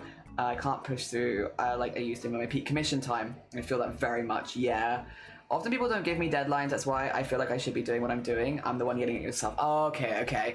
I've been working very slow, so I haven't been able to open proper commissions back up for VGen. I've only been taking doodle ones to not be full money list, since I can do them within an hour. Yeah, which honestly though, you're still doing stuff. You're still doing stuff. That's still taking commissions. Oh dear. And every time you do a commission, it adds to your portfolio of things you've done. Why is that happening? Stop that. So yeah, even if they are just doodle commissions, you're still taking stuff on. You're still doing stuff. GG's. I've done the offer free art since my time blindness, life and disability just very much underestimating things and very much felt with a lack of deadline-ness. Also, Rossies, good morning. You've caught our model at a very in-between area. How are you doing? I hope you're doing good. Let me get you the shout out really quickly. How was your stream? What were you up to today? Were you doing arts? Let me get you a big shout out. You were doing arts. Do you have art tax? If so, I can grab you a permit so you can whack some art tax and we can all have a look at it. If you do need to rush off though, completely understand. For anyone new here, hello, hi, my name is Jelly. My pronouns are he, him. This is an 18 plus space, so if you're under the age of 18, I will have to ask you to leave. And we are making a customizable VTuber model for the community. What this means is, the computer is cycling through things. It means you'll be able to change like the colors of everything, the items that you have attached to them, so you can make them more feminine or more masculine, depending on how you want to look. And we're slowly going through. Yes, let me get you that permit. Permit, Roz. There we go. Yes. There you go. I'd love to see what you were working on. But yeah, it basically means you can make the character customizable to you. This is going to be a free community model, so it will be like just the items that you have. All of the layers that you see are things that people added during a charity event. So yeah, basically everything you see, somebody donated to have that layer added, which is why they're all a little bit random. But yeah, I like it. I think it's a good vibe. And again, eventually anyone will be able to use it. It's also why everything's in black and white at the moment, because customizable. Also, thank you for the follows. That's very kind of you. Thank you. And thank you for the 90 stream streak, Fox. That's very kind of you as well. I can do another one. There you go. Don't worry. Oh, no, Rosie got it in. Hey, whip robot version of Friends mascot. Wait. Wait a second. Let me bring this up on screen so everyone else can see it as well. Oh dear. Let me bring it up. This is done by Rossies. Again, not by me. This is Rossies. A friend. Oh my gosh. Wait, let me just shout out Rosie again so that everyone knows who made this. That's so cute. A creature. Thank you for the hydrate as well. Melvin, beloved, understandably beloved. So cute. Are they... like a mechanical possum style creature.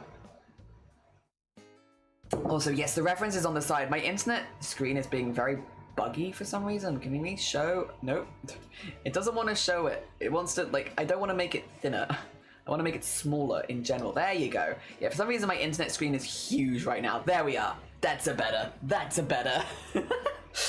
The opossum friend. Hell yeah. I love them. I love it. They're so cute. Oh my god. Neon Odyssey friend fan art. Hell yeah. Hell yeah.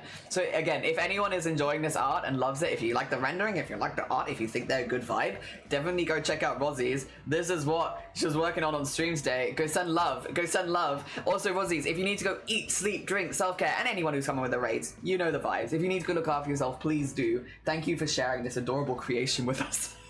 Thank you. Thank you for sharing the good vibes. Yeah, we are doing rigging at the moment, which basically we have layers and layers and layers and layers. We're going through hats at the moment, and we just want to put them attached to different toggles, so that, for instance, with the head wings, which we just drew, say you're like, I'm doing bisexual pride stuff, and I would like to have bisexual wings on my head. Cool. Let me grab you that so we can put it in blue, maybe lighten the blue a little bit, and then grab you a hot pink. There you go, bisexual wings. And then maybe you want to have like highlights and outlines and stuff like that in different colors. It's kind of like that, so you can customize it to your own aesthetic. This will be a relatively simple customizable model in that it's not going to have a lot of really big body changes, just because it is something that I'm just making for free for the community. I'm focusing a lot more on color changes and everything, having toggles for that instead. But there are a lot of other customizable models out there that do a lot of stuff like that, and I am tempted at some point to make one in the future. It's just a very big time commitment. I'm enjoying myself, but it's a big time commitment. So let's go. Hi, Moth. Good morning. Why say by wings when you can say by wings? By wings, yeah. Why? Also, very nearly happy Pride. Time is the time for by wings. All right, I think though, we were just doing a test when you came in. Basically, a lot of these toggles won't work at the same time. Like, for example, you can't have the unicorn horn and the antenna at the same time because it wouldn't make logical sense. So I'm just kind of making sure that, yeah, things are turning off and on again and switching. And I did the facial hair the other day, so now the model keeps putting facial hair on themselves, but you don't have to put facial hair on them. Again, it's the idea that you can make them more feminine or masculine if you wanted to, but yeah. It's very attached to this pair of glasses and this mustache, which gives it big dad energy. It also has no hair right now. No hair, not a single hair. Also, Ezra, good morning. I never said good morning as well. Good morning to you too. Oh dear. The original is a possum, and they're being drawn as a character from Neon Odyssey. Hell yeah, super cool. Live 2D is magic, seriously. It's very fun. It's very fun. You can do very silly things with it. That being said, that's our first hat in. I'm not really counting them as a hat. I think I'm going to count the squid hat as the first proper hat. The squid hat comes in several different pieces, which we need to make all visible. So let's do this. Ignore all of the other backs of hats. We just want the squid hat. And then we have this one here, which is... Ooh, okay. We need to have this, but then we need to get rid of some of the other ones so we can work on one at a time. There you go, squid front of hat. So this is a squid hat, which I don't know how well this is going to work with the horns. Let me see really quickly. I think this might look a bit silly with the horns. But listen, you can... Okay, it's not awful. Some of them kind of work. I don't know.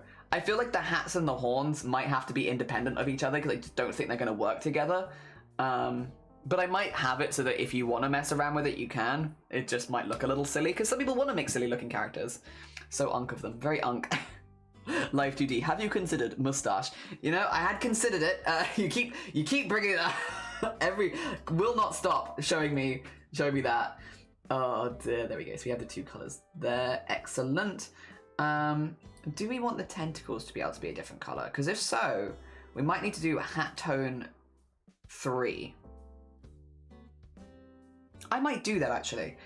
2 seconds. I'm gonna make a couple of extra. Hat color 3, and then this goes up to a maximum of 13. And then we'll do hat tone 3, which goes from -1 to 1. That's still black and white, so basically making it lighter and darker. Yeah. Also, thank you for the street nap. I appreciate it. Good morning. And Borodar Lanka as well. Good morning. Good morning to both of you. I hope you're both having a good morning. We're adding things into spaces to make them look cool and be different colors. And this is Squid Hat. And then Squid Hat will also need rigging. So I want to have... You know what? I probably actually also need... Ooh. Wait a minute. Wing, physics, and then we'll also have hat, physics. Yeah, because they probably are going to want to have a little bit of swish swish. Where's the wings gone? There they are. All right. So if I was to do left, wing, physics. Oh, I could actually just do L wing, couldn't I? There you go, make it a bit smaller. Also, do you want to just get rid of the squid hat for a sec? Like, I love the squid hat, but oh no. Cat, squid hat, we love you, but I want to work on the wings. 2 seconds. Where have I put the hat? If I go to here, there you go. Okay, I can keep the backup. I just, I want to see what I'm working with. And then we can have wing physics. So that would be... I kind of just want to work on the top bit because I don't want the base to move too much. So like this. And then fold this bit around a little bit. Just a little. Just a teeny tiny bit. So it goes weep, weep, weep, weep, weep, weep, weep, weep. There we go. Nice. I'll have to add the physics in, but yeah. Oh dear. Borodar, Nat. Borodar. Send out 2 resumes. Let's go. Little break time, then another one. You got this. You have got this. You are smashing it. Hell yeah. Well done, Anna Shatterall. And then we have R wing physics. Yeah, I'm trying to do this as we go because it gives me less of a job later. I don't want to have too many physics on per item either because, yeah, it get a bit intense, wouldn't it? With all of these layers as well. And then, whoop. There you go. Have like a little whip, whip, whip, whip, whip, whip, whip, whip. Cute. And then if we go to modeling, I need you to be able to see physics settings. So let's see if there's a window that I can bring up that means you can see physics settings. Because I would like you to see this actually. If I do window capture? I got a physics one? No. Okay, I'll call it, I'll create a new one and I'm gonna call it physics. I'll know what that means. I just like showing you the physics window. Okay. I'm gonna make it a bit smaller. And then I'm gonna put it down. All the way down here. There you go. You can see physics now. So this is, yeah, physics. Most things with physics do not show at the moment. But for instance, if I put the slime on really quickly, where's the slime? There you go. He goes.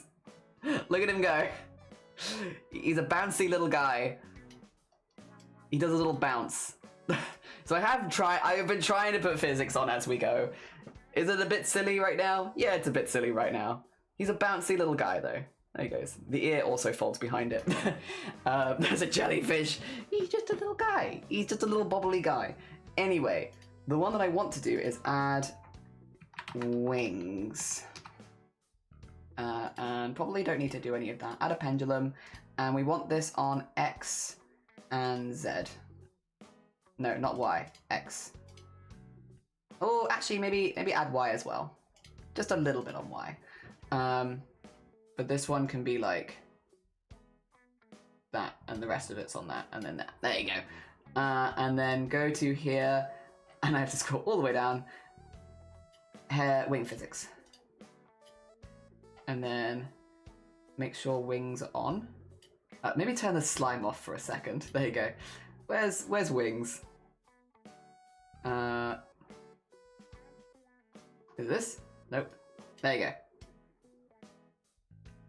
Like so. So if you were to do some posing... Oh god. Okay, well... it doesn't really work, unfortunately. Maybe we could do pattern A. Okay, that'll do it. Sure. I'm telling you, it really likes these specific glasses and that mustache. Give it a little bit. It's kind of a hat. Let me slip into like a bit more comfortable. Puts on slime. It will not stop putting on these glasses and this mustache. It really likes these ones. Alright, well, you kind of get the idea. Okay. Alright.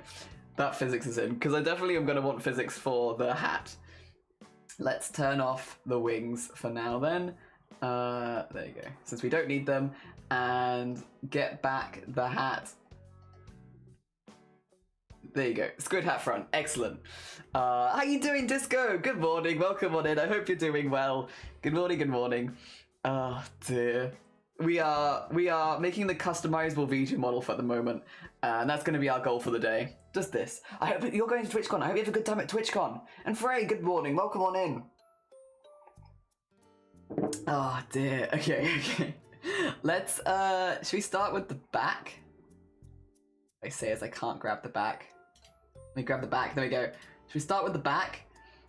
Which will be hat color 1. Hat color 1. Yeah. And then we can do bonk and start filling it in. Bonk. And then... Oh, no, that's art mesh. We don't want to do that. We want to copy the hex code for red. There you go. It is behind a layer of shadow. It's on purpose. It's to make the back look a little darker than the front. Yeah. Oh, dear.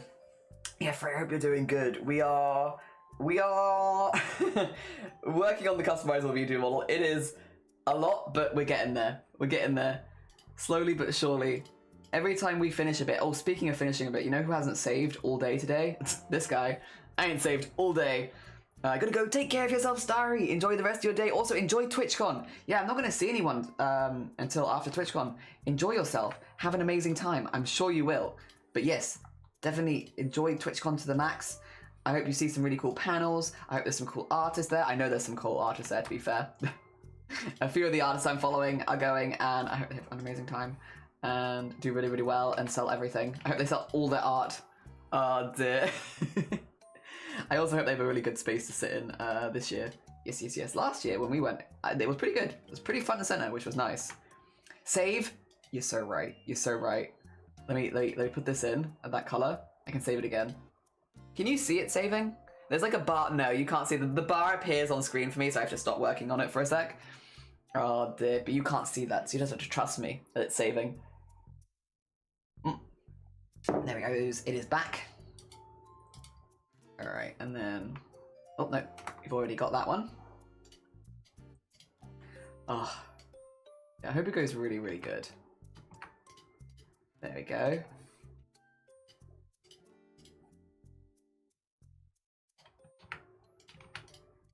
Nice. Good luck with the TwitchCon. Yeah. I hope everyone has a really good time. I hope the weather holds out. I hope lots of cool people are there and you get to meet everyone that you want to meet. I hope there's some good food. Yeah, it just goes really well, to be honest. I had a really, really good time when I went last year. Again, the only reason that well, other than trying to save money at the moment, the only reason that I'm not going this year is cheese rolling. Cheese rolling was the main one. I am interested because do we know where TwitchCon Europe is next year? I don't feel like we do. Because they were booked for several years in Rotterdam, but isn't this the last year that they were booked to be in Rotterdam? I wonder if that's something that'll be announced this weekend. I also wonder if there's anything people are hoping gets announced at the weekend.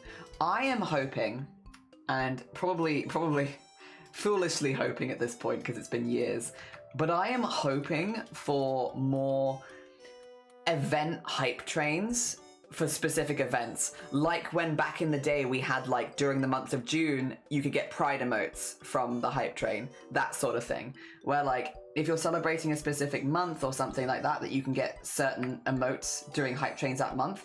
And alongside that, I hope that they hire artists on Twitch to do those emotes. I hope that they do more hype train emotes for like events and also hire artists to do those emotes. Because I don't really want to see more AI emotes personally. That's that. That would be a really cool thing to see get announced. Because they used to do that back in the day. But back in the day being honestly not even that long ago, like 5-6 years ago, they used to do that.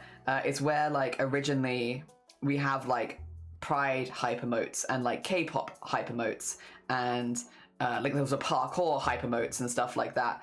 Yeah, Stream with Pride. We had Hindsight 2020 emotes, which were like literally just ones like you could only get these emotes during New Year's, and they were like these kind of ones where 2020 would be like what would be ahead of them. So yeah, like 6 years ago. And that was really cool, and I really liked that. And it meant that there was reasons to keep contributing to hype trains because, other than, of course, just supporting the streamers, because you would consistently be getting new emotes and stuff like that that you could use forever.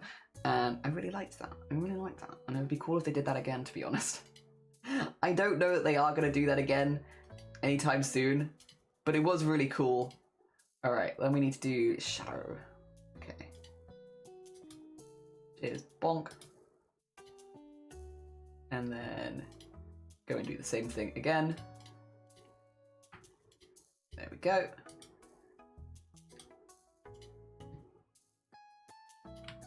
And change to there. Looks a little silly with the color in the background, but that's okay. At least we can see it changing color.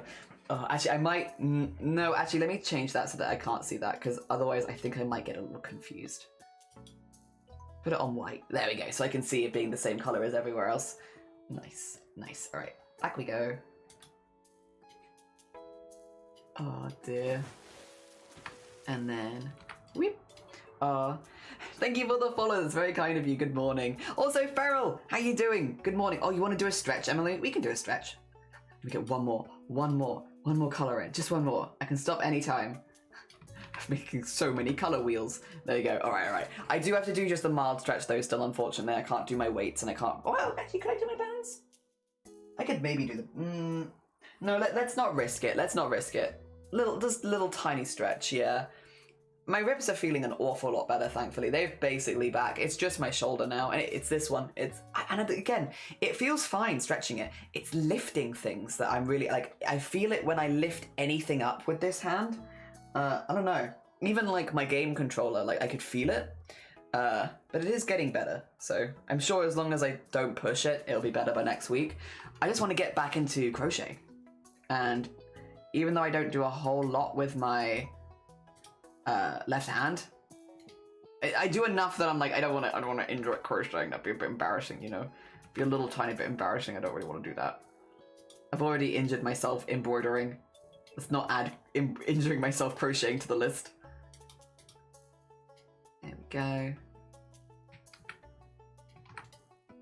And in there. And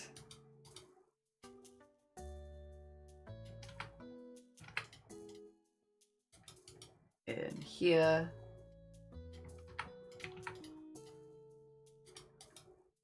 Like when I knuckle down, it's pretty quick actually. It's just the knuckling down to do it. When I knuckle down, it goes kind of quickly. Like look at that, speedy.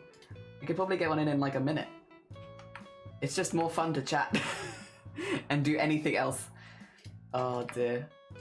All right, get the highlighted side and then other side. There we go. Nice. And the next is details. So we're going to switch. Yeah, no highlight on the back. That makes sense. I was like, we're not apparently doing that. No, that's okay. That does make logical sense actually. Excellent. Oh dear. Just a small stretch. Just a small stretch. Yeah, no, I hope everyone's having a good morning. I hope everyone's had a good week. It's been a bit difficult, I think, this week, just because it's been so hot here to like get a whole lot of things done. I know Tuesday I was like, oh, you know, have a day off recovering from cheese rolling. I could do anything. I could catch up on work. I could do this, that, and the other. And it's like the reality of it was just so warm that I just kind of wanted to lie on the floor. Lie on the floor and do nothing. Just flippy flop on the floor. That's all I wanted to do.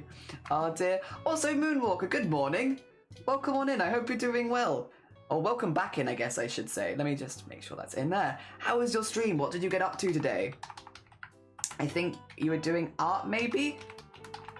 Let me get you the shout out there. Oh no, just chatting. I hope you had a lovely, lovely chatting stream. I hope that all the chats were good. End of week chats. We love that. We love that. Hell yeah. There we go.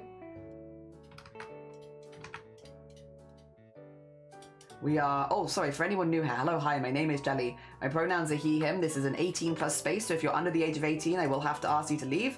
And we are working on a customizable VTuber model for the community. All the layers, the hats, the outfit, stuff like that. We did a charity event last year, and people could donate to add whatever layers they wanted. So every single layer, including like the hat that we're working on, the head, wings, stuff like that, everything like that was added by someone donating to charity last year. And when this model is eventually finished, it is taking a while because of all the layers, but when the model is eventually finished, it will be free to download as long as you link back to the charity that we fundraised for. So we'll make like a little description that people can copy and paste into their own Twitch descriptions, and otherwise anyone can use it. It'll just be a free VTuber model, basically, which you can customize, change the colors of, and yeah, with the caveat that you, again, link back to the charity, which was the BCRF, to be clear, the Breast Cancer Research Foundation. There we go.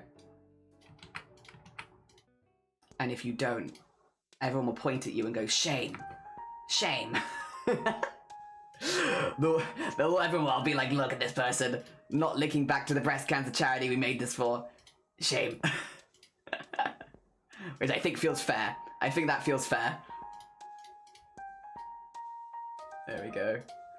I just opted to chatting while crocheting because Twitch wasn't liking me or my VTuber model, but it went well. What are you crocheting at the moment? What are the vibes? Unless, again, oh sorry, unless you need to go eat, sleep, drink, self-care, do any of your post-stream stuff, completely understandable. If you need to go look after yourself, please go look after yourself. You're all good. Oh dear.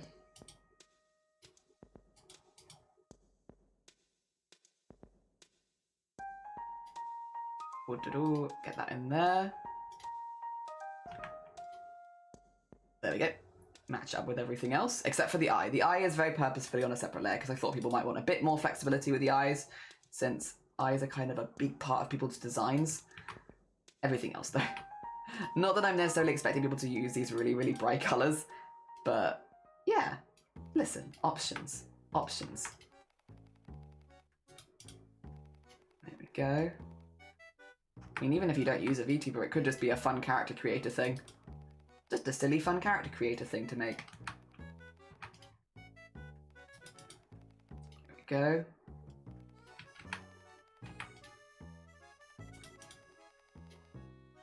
Ooh, ah. There we are. And here. Another one. If I had my old keyboard, this would have been so, so loud. I feel like you can hear my mouse pretty good, but the keyboard is a bit more subtle than the old one, because I had a proper clickety-clackety keyboard before, which I loved. I loved the clickety-clackety. I couldn't read any of the letters on it, which was not ideal, but the clickety-clacketiness was great. At some point, I'll upgrade back to like having a louder keyboard, because I did enjoy it. I don't know. I know not everyone is into ASMR and stuff like that, but having a clickety-clackety keyboard triggers a very specific part of my brain that's just like nice and relaxed. Nice and relaxed vibes. There you go. Making a blanket? Nice. Hell yeah. Big project then. But hopefully very rewarding. It's very satisfying. Yeah, again, I know not everyone, like ASMR is like some people get it and some people don't, and like that's super fair. But there is just something about a clickety-clackety keyboard. It just feels really good. Really, really good. There we go. And there we are. So you can have darker lines. There you go. Put it in like purple or something like that. Nice. All right, that's all the pieces for the back of the head. The back is going to need to be slightly...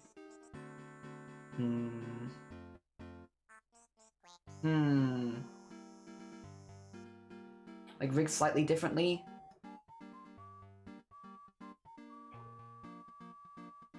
How do we want to do this? To the rest of it. But I could... Like, I think for the physics, I would want it to wiggle separately a little bit, you know? Yeah. Oh, dude, the sound, even the feel and the touch. Yeah, I have a Thuggy Creamy one, and I love typing on that thing. Oh, hell yeah.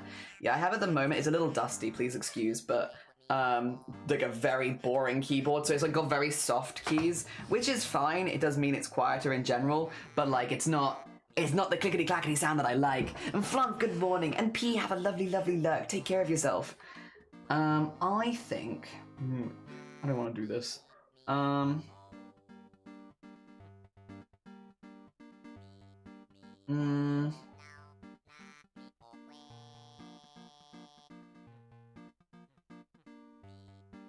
I think we just go with doing the next one, and then we'll get all them done, and then we'll see how we feel afterwards.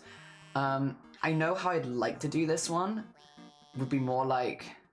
I don't know if I can copy and paste this. Like this. Because this creates a really good... Like this, I can really well. But I don't know... like how well that would translate otherwise. I'm not sure. And it would be on the wrong layer, I suppose. Because can I do it on this? I don't think so.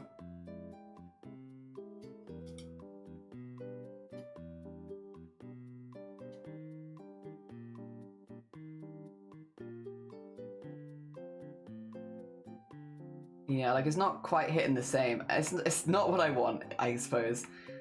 We'll work it out. We'll work it out. Oh dear. Classic HP keyboard. Yeah, it's because... So my keyboard broke a couple days before the craftathon started. So like, literally as I was getting everything ready to go live, my keyboard just gave up. Which was very rude timing, by the way, keyboard. How dare you? But yeah, that's unfortunately when it died. So I was like, oh god, I'm about to do 10 hours a day, 6 days a week, and I don't have a working keyboard. Luckily, Shiny had a leftover second hand, like one that basically, when he worked in the office more, he would take his own keyboard with him, because the ones in the office were a bit there. And so I have that one now, but it's literally just like it's just a very cheap set, and it's Bluetooth, so I can use the mouse and the keyboard if I want. And yeah, it's been great since then, but it's very much not my keyboard. It's Shiny's keyboard that Shiny used when they had to go into the office more, which is not what necessarily I want from it. It's also really big. That's the other thing, and which is fine for some people, but I don't need like any of this. I don't need any of this. This is big. I don't need that. So I like having a small keyboard for when we're doing crafts, because it means I can shuffle it out of the way so you don't see it on camera, whereas this one's a little harder to hide. So yeah, it'd be nice to at some point fix it, but it's not top of my list, I guess, because this does work. And I'm like, while it works, yeah. Also, OCO, good morning, welcome on in, I hope you're doing well. Good morning, good morning. We are doing some rigging at the moment. You want to see something stupid? It's so tempting to just be like, you want to see something stupid? You want to see my silly VTuber model doing all of its own thing?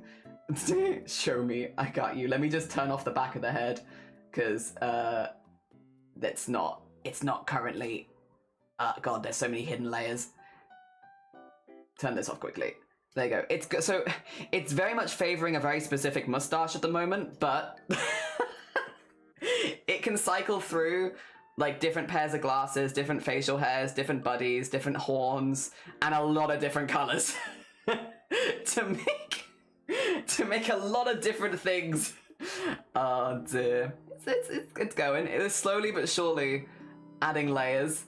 So far we've rigged the horns and antenna, the slime, the glasses, facial hair, and we're going through the hats, and then we're going to have hair, and then the hair I'm a bit scared of because there's a lot of layers for the hair, but the hair we will be doing next after the hats. I don't think we're going to get to that today though, just because of all the different color layers.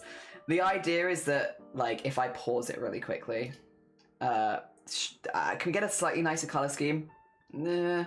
Oh, yeah, that's kind of a nice one. All right, the idea is with all of these, we have toggles for, like, for example, if we go to the horns, I could be like, I want these horns, and I want, or actually, no, I want these horns. No, I want these horns, and I want them in a darker color there, up to, like, a lighter color here. I don't know.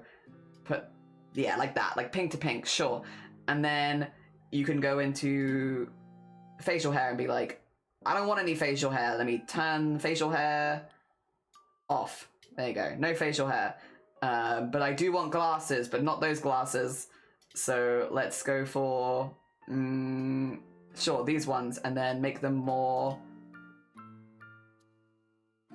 I guess more pink? Yeah, there we go. Sure. Oh dear. The outline color it keeps picking is wild as well. Orange is an outline color? Sure, we can do that. Where's the head wings? Yeah, I want wings.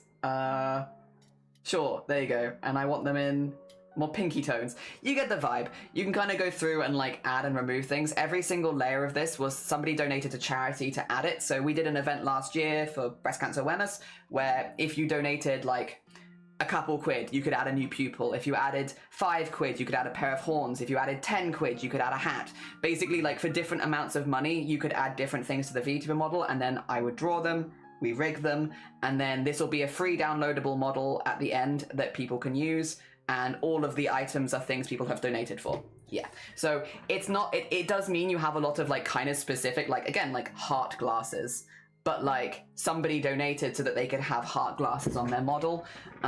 With the outfits as well, there are a lot of specific ones. I have tried to do either gender neutral versions of the outfits or 2 versions of the outfits. Some of them were more femme or masc leaning so that you could kind of have a, like everyone would have an idea of like a mix of things they could use. But yeah, again, people donated for those, and we've not got to any of the body rigging right now. I literally just have them in censored stuff because they are kind of a model that can look more femme or masc, and I just don't want to get in trouble with Twitch. Yeah, eventually, hopefully it'll be free for download. But at the moment, it just can't decide. It can't decide who it's going to be. It's going to be everyone. But yeah, we're slowly getting through it, and yeah, everything you can change the color of everything. There are stuff that's grouped, like the outlines, for example, are all grouped together. So if I pause you for a second, that's a hell of a short, whatever.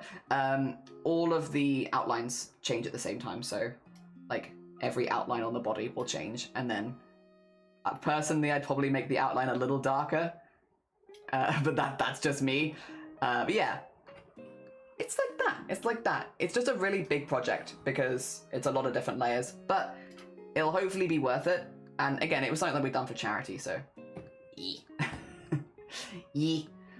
And we'll just we've done the head wings, and then we're just going to start working on the hat. So this was, I know who donated for this. So Mrs. Ginger Squid very specifically donated to have this hat and also a specific hairstyle too. And I know because they're things that Mrs. Ginger Squid will want on her model.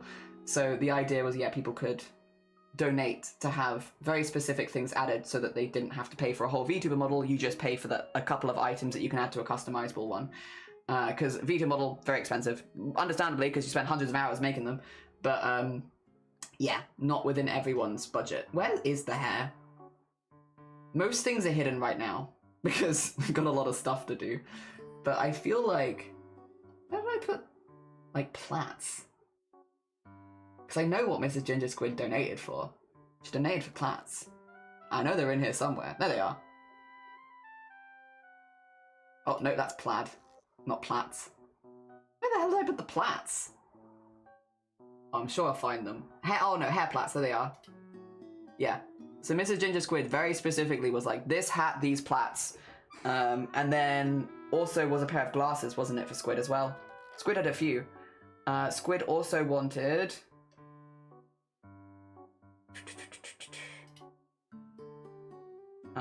which one was it? These ones, yeah. Because those are like Squid's glasses. So yeah, basically, that way Squid can make her own model without having to pay for a full VTuber model. Instead, she donated for specifically a hat, some plats, and the glasses. And that way, yeah. But you can make a model out of that. And a lot of people have. Again, obviously this was done last year, so people can't donate for stuff anymore. Sorry, anyone who wanted extra things added. I've got plenty to add, to be honest.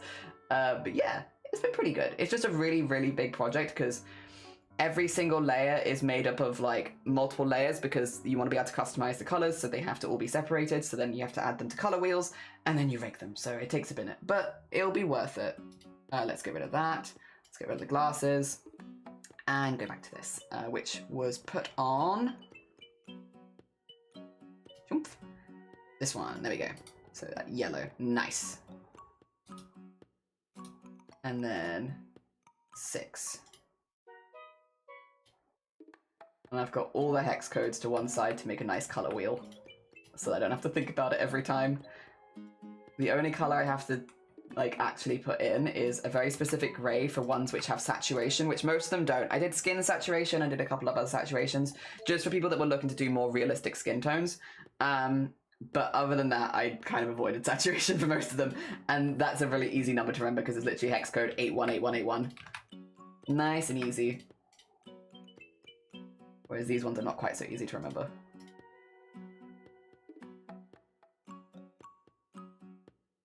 There we go.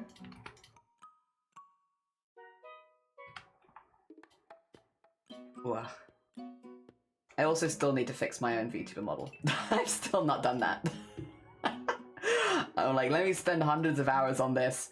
I could spend less than an hour, fix my own model, have it ready, but no. No, why do that when I could do this instead?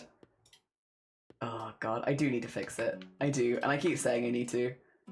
And I keep intending to, and then just being like, oh but, what about this?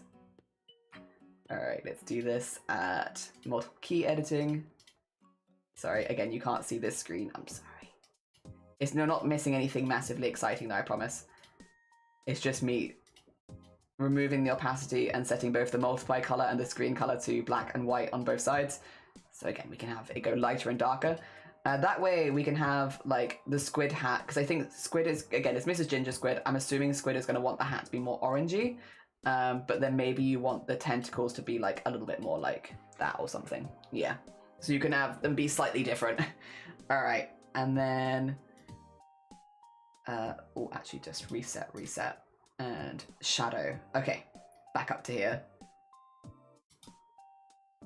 Go. And this one already exists, so we can just right click without having to type it every time. Oh, whoa, wait, that's not the right color. Oh, did I miss one for the Squid hat? 2 seconds. I shouldn't be on that color.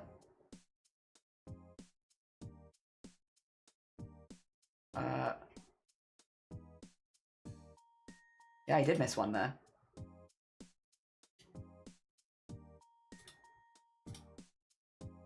There you go. No? You don't wanna, there you go. Okay. Weird. I don't know how I managed to do that. Right, back up to where we were. And then through all of them again. Once again, through every single color. I probably want to do more of this off stream as well, just because I know it is kind of repetitive to watch. I appreciate everyone popping by and supporting, it's very kind of you. I just feel like, I feel bad because what I need to do is the same thing over and over again, which I know is probably not the most exciting. It is nice though when, like when you've gone through all of it and you can do a little bit of the movement rigging. Not that I'm doing too much for anything at this stage. I kind of want to get everything in with like a base movement that makes sense, and then export it, see how it works, and then go back in. Because I do have a bit of hesitance with like adding a lot of stuff in case people are like doing toggles and they're not working with each other. And hopefully that doesn't happen too much, but yeah, I'm a little hesitant to go too hard with the movement. I'm like very, very minor rigging, so that it all moves together and looks normal, and like little physics here and there, because I would like the hat to swish. The other thing is with the hat, I want to make sure when the head does this that it hangs down, so I need to do that. Have it twist a little bit, so we might have to add like an extra rotator or something. Although I guess that would be last anyway. Go and in that, and then do this, and once again add light to the first side and add dark to the second. There we go. Nice, nice, nice. Which is it chilling. It's like being in a group where everyone's in the same place but doing different things. I guess it's kind of like more like a co-working stream than normal, yeah? A little bit more co-working vibes. Alright. Detail lines. Also reset, please, to this. There we go. Detail lines is here. Take this to there. And put that in there. I did consider doing the detail lines and the outline on the same level, but I don't know. I do like having the idea as well that you could remove the detail lines basically just by like having them much lighter. I did the dishes and I'm looking up some stuff on the internet. Nice, nice. Ah, dear. Okay, I'm glad. Also, we only have to do this on one side and then we can mirror it for the other, which is why there's only one tentacle, so that I can mirror it later, because that way I don't have to attach it twice. There we go. And here.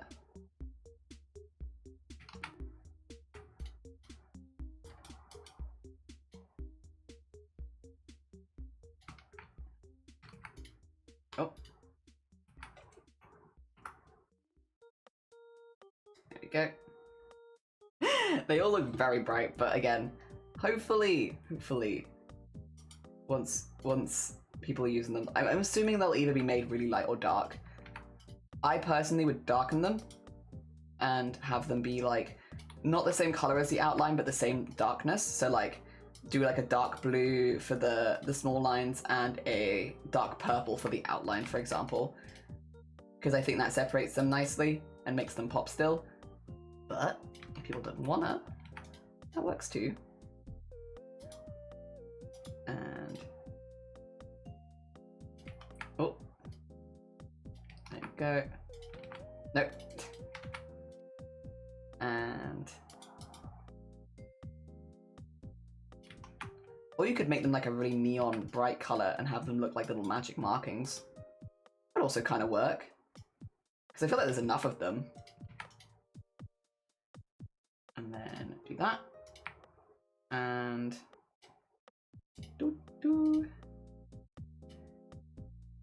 light side. And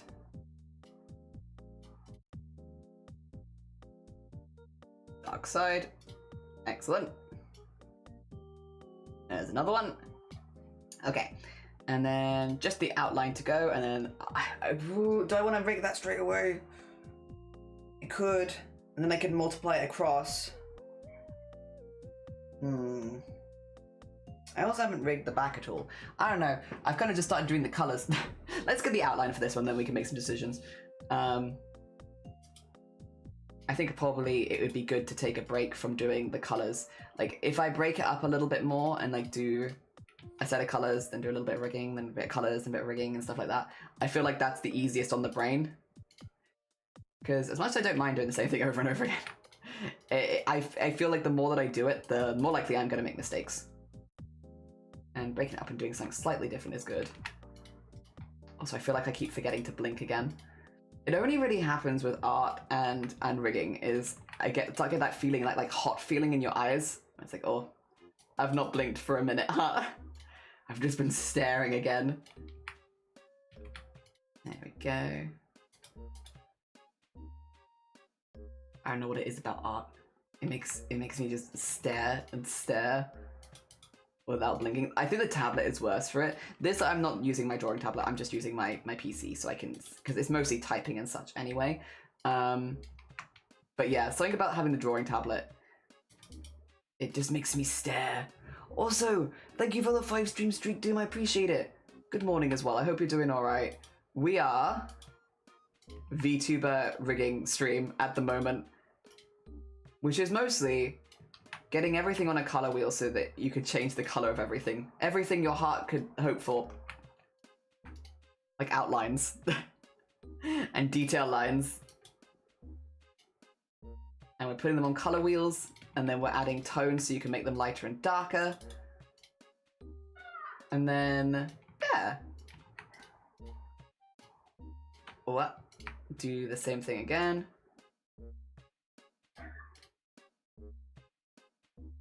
That's light. And then dark. And then, okay. Right, we're gonna do, I think, getting some of the movement in for these pieces, because right now they're not gonna move at all. So like if I was to do like this, the hat is very much just there, which is not ideal. We're gonna do a little bit of movement, I think. But do I want the front? I might want the top of the hat first though. Because I feel like I would move the back of the hat and the top of the hat together a lot. Oh, I'm not sure. I guess it wouldn't take that long to just quickly get these ones in. Let's just quickly get these ones in. Sure. Yeah, we'll quickly get this one in, and that way, because I feel like I would move them together probably. Also, maybe I shouldn't have left the outlines. Wait a minute. There you go. Leave the outlines being a regular color.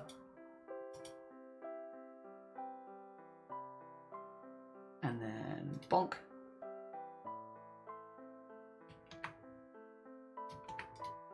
Yeah, I think that's like kind of the color that Squid would have the hat anyway, but I like having it in shadow behind them. Especially if they're gonna have like claps coming forward and stuff like that. I feel like that makes sense. Alright, let's have a sip.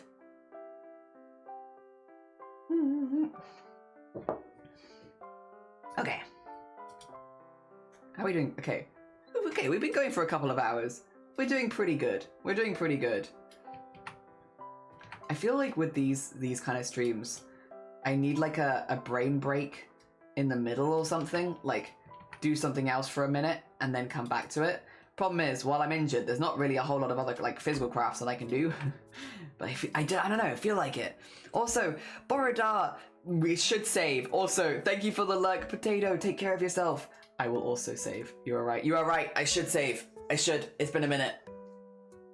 Yeah, it feels like there should be like a break for something in the middle to like help your brain not overtake too much information. Oh, it's having a real think about it this time. There you go. Okay, cool. But yeah, while I'm injured, I don't exactly know what you can do.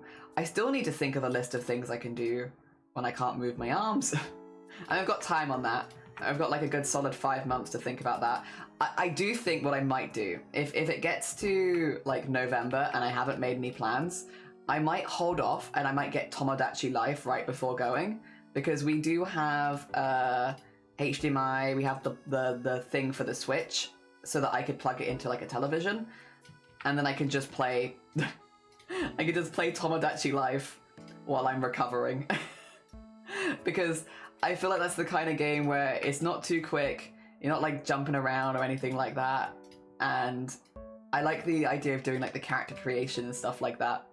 That's what I'm kind of thinking. Maybe. I've really been enjoying watching other people do Tomodachi Life. I don't think I would want to do Tomodachi Life on stream, or at least my main island I wouldn't want it to be on stream, because I kind of want to put like people that I know IRL in it as well, which wouldn't be super good for like, you know, stream. Oh dear. Like, I would want to have a mixture of like streamers I know, IRL people I know, and like characters, like Mr. Blobby and stuff. So I feel like it'd probably be better as like an offline island. There you go. Okay, cool. Yes. Oh dear. Sometimes I just stand up, go to the toilet, pass around pace around the house, go out the window, grab a snack, and come back. Yeah, honestly, probably is not a bad idea, and that'd be fun. Yeah, I wish I had the possibility of Tomodachi Life. It'd be kind of funny to have me as a me. I could make you as a me. I won't be doing my island. Like again, this is something that I'm thinking to maybe do like as far as in November when I'm away and recovering from surgery and stuff like that. I have a Switch 1, and you can get thankfully Tomodachi Life on Switch 1. Maybe. I could always go in the Discord and be like, if you want me to make you as a me, put a reference here. I'm making an island. While I'm recovering from surgery, I make an island. Oh dear. I could always do that. That'd actually be kind of fun. Then I could have a Twitch island, because I could have a Twitch island of people that had like put themselves forward for it, and then I could have my own island separately. That's like got some IRL friends in it. I could do that. Also, Push, good morning. Welcome on in. I hope you're doing well. You'll scratch your art itch. Yeah, well, also, true. You know what? The more that I talk this out, the more I'm like, this'll do. This'll do. I just have to like hold off on getting Tomodachi Life until November. Which, to be fair, given the price, is not too difficult. Not too difficult, actually. I have other things to save for in the meantime. Yeah, that could be good. Island 30,000 people in. There's a limit, right, of how many people you can add to the island, but I don't think I'd hit the limit. I think it's pretty high. I feel like it's 50 plus or something, right? Like, you can have a lot of people on your island. Oh, dear. So I don't think I'd hit the limit. Probably. 70. Okay, there you go. Thank you. 70. Yeah, like you can get like a good few people on the island then. So like if I was like in October, like if you want to be a me on my Tomodachi island, I'm making it while I'm recovering from surgery. Put a reference here of what you want to look like. I'll make you. Oh dear, I'm only at 30 and I got distracted with other games. 70, yeah, like I knew it was a really like a high amount. Like you could have a lot of people on your island. I didn't realize it was 70. I just knew it was more than 50. Yeah. So I could have a lot of people. Also, hi Posh, I hope you're doing good. I hope things are going good for you. I hope the week is treating you nicely. Oh dear. Yeah. We're just talking about Tomodachi Life. I don't have Tomodachi Life, but I'm thinking I might get it for when I'm recovering from surgery so that I have something to do. Because again, I have a Switch port thing, or like the thing that it stands in, and I have a controller I could use, and yeah, it would mean that I wasn't moving my arms too much, and I could still do art stuff, which I think that's a really good way of putting it actually. I could still do my art stuff. I could just make an island.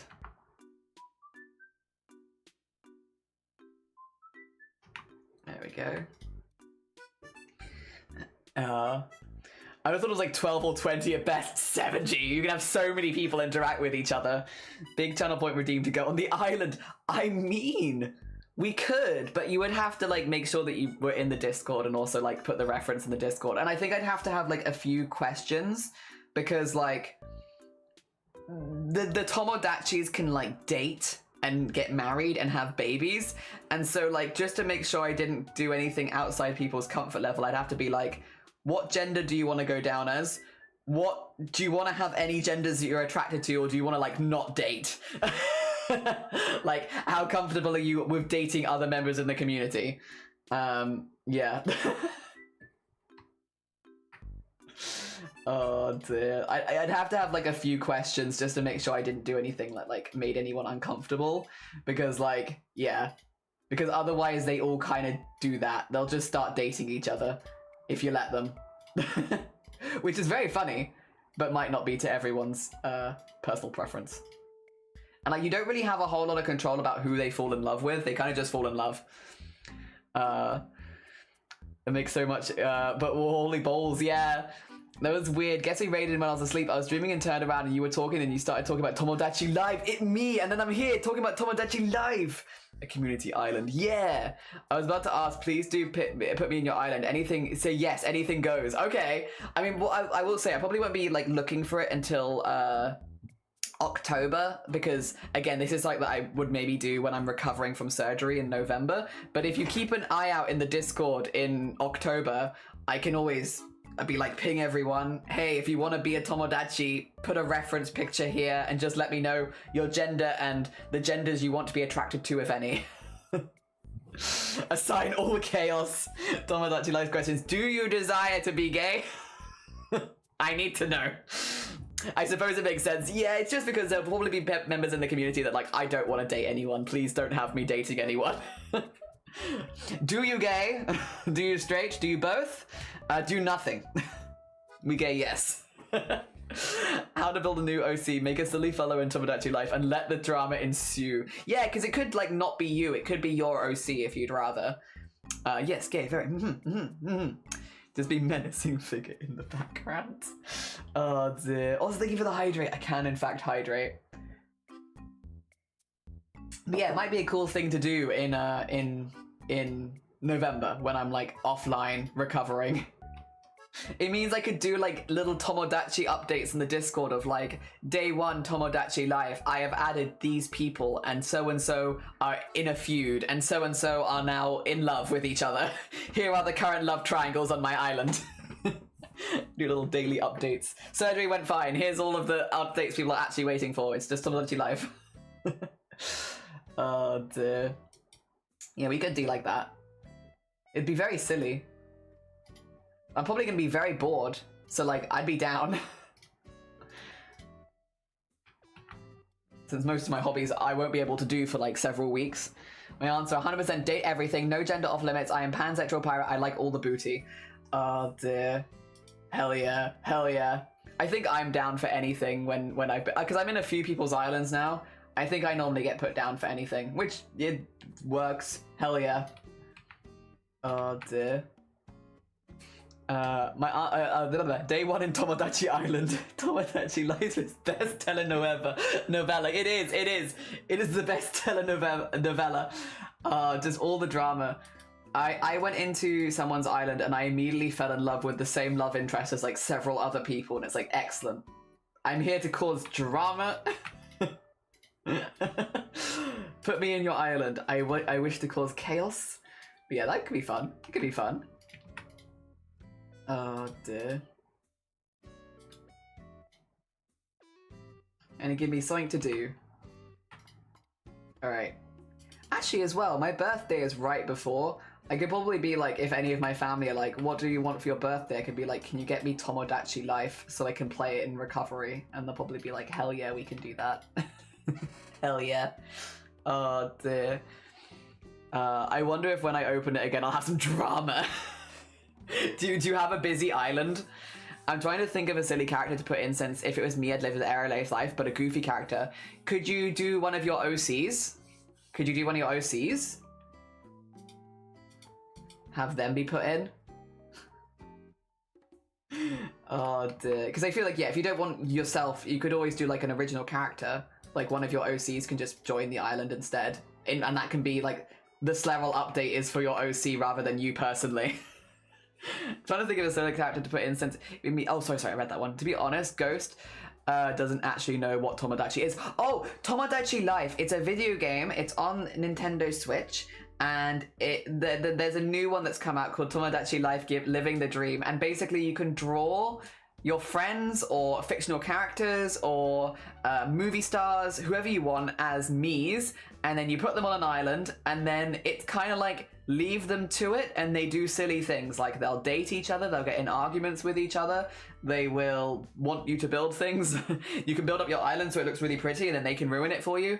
Yeah, kind of like that. So it's like a pretty slow game in that, yeah, like you kind of just wait for people to do things, but the more characters you have on your island, obviously the more drama, because the more interpersonal relationships you have and people falling in love and unrequited, it basically just becomes like a soap opera. A soap opera that you add the characters to.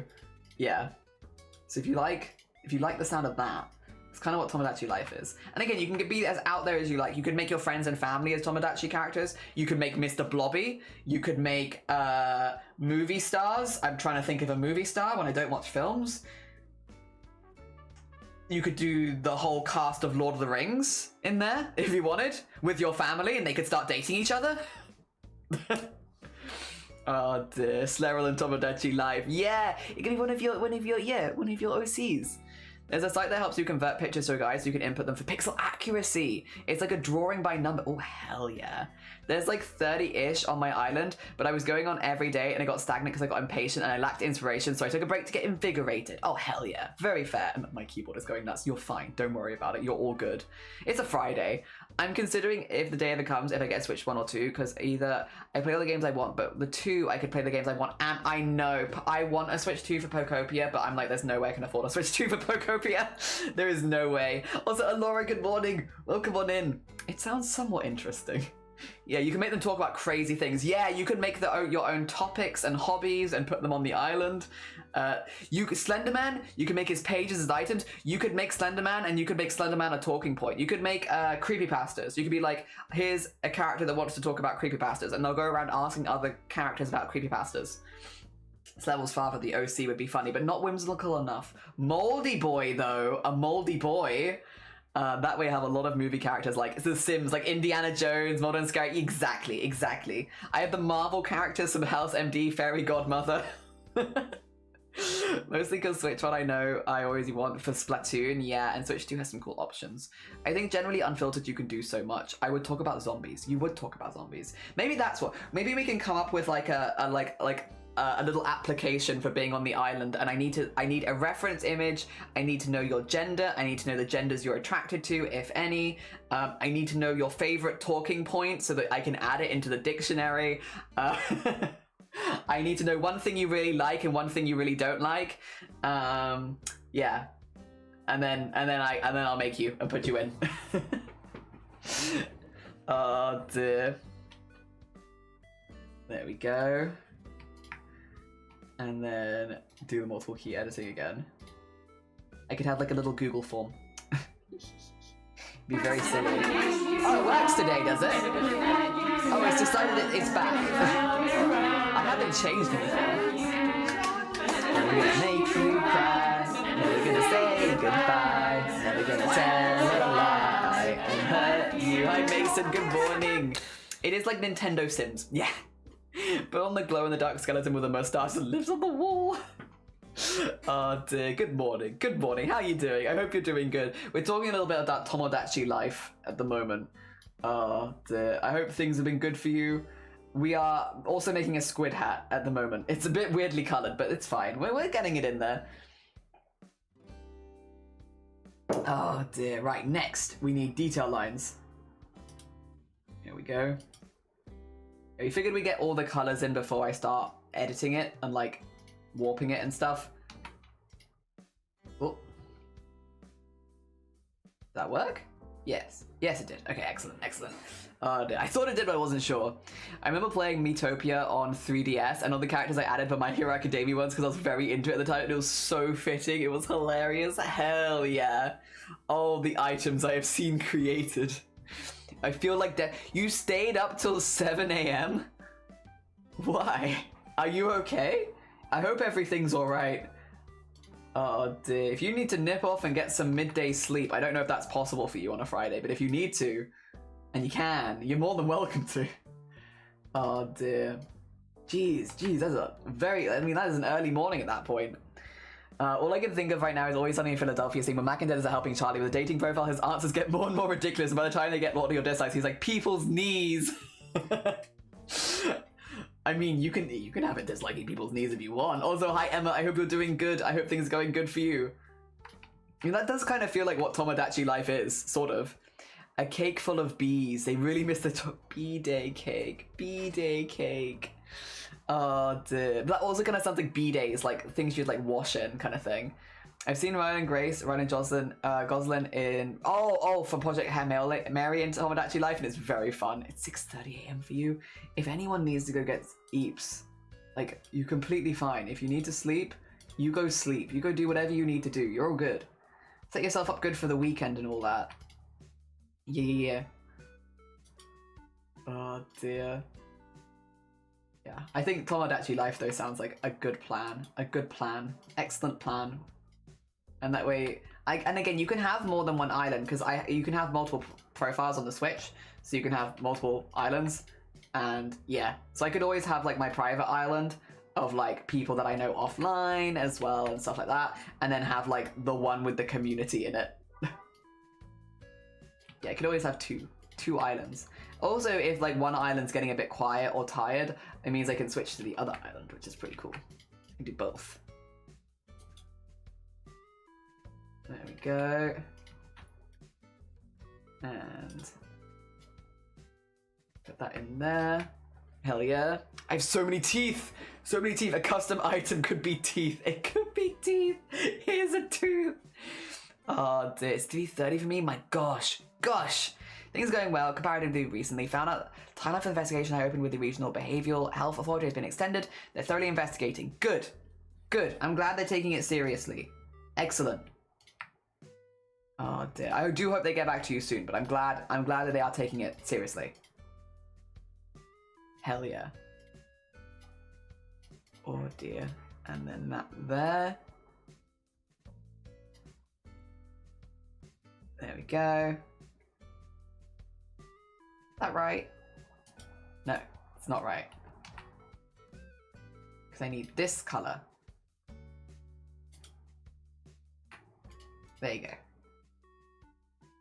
It was close, but no cigar. There you go, that's better, that's better. And then last one is the outline. I stare at you, Project Hail Mary enthusiast. Have I imagined this, Zomboti? Is Marine in Project Hail Mary somehow? Or have I just like put together HoloLive's Marine and Project Hail Mary and I'm just like, meh, meh. Because I feel like, was there a HoloLive thing? I feel like there was a HoloLive thing. I'm gonna Google it. You know what? Why use Zomboti when I could just Google it? HoloLive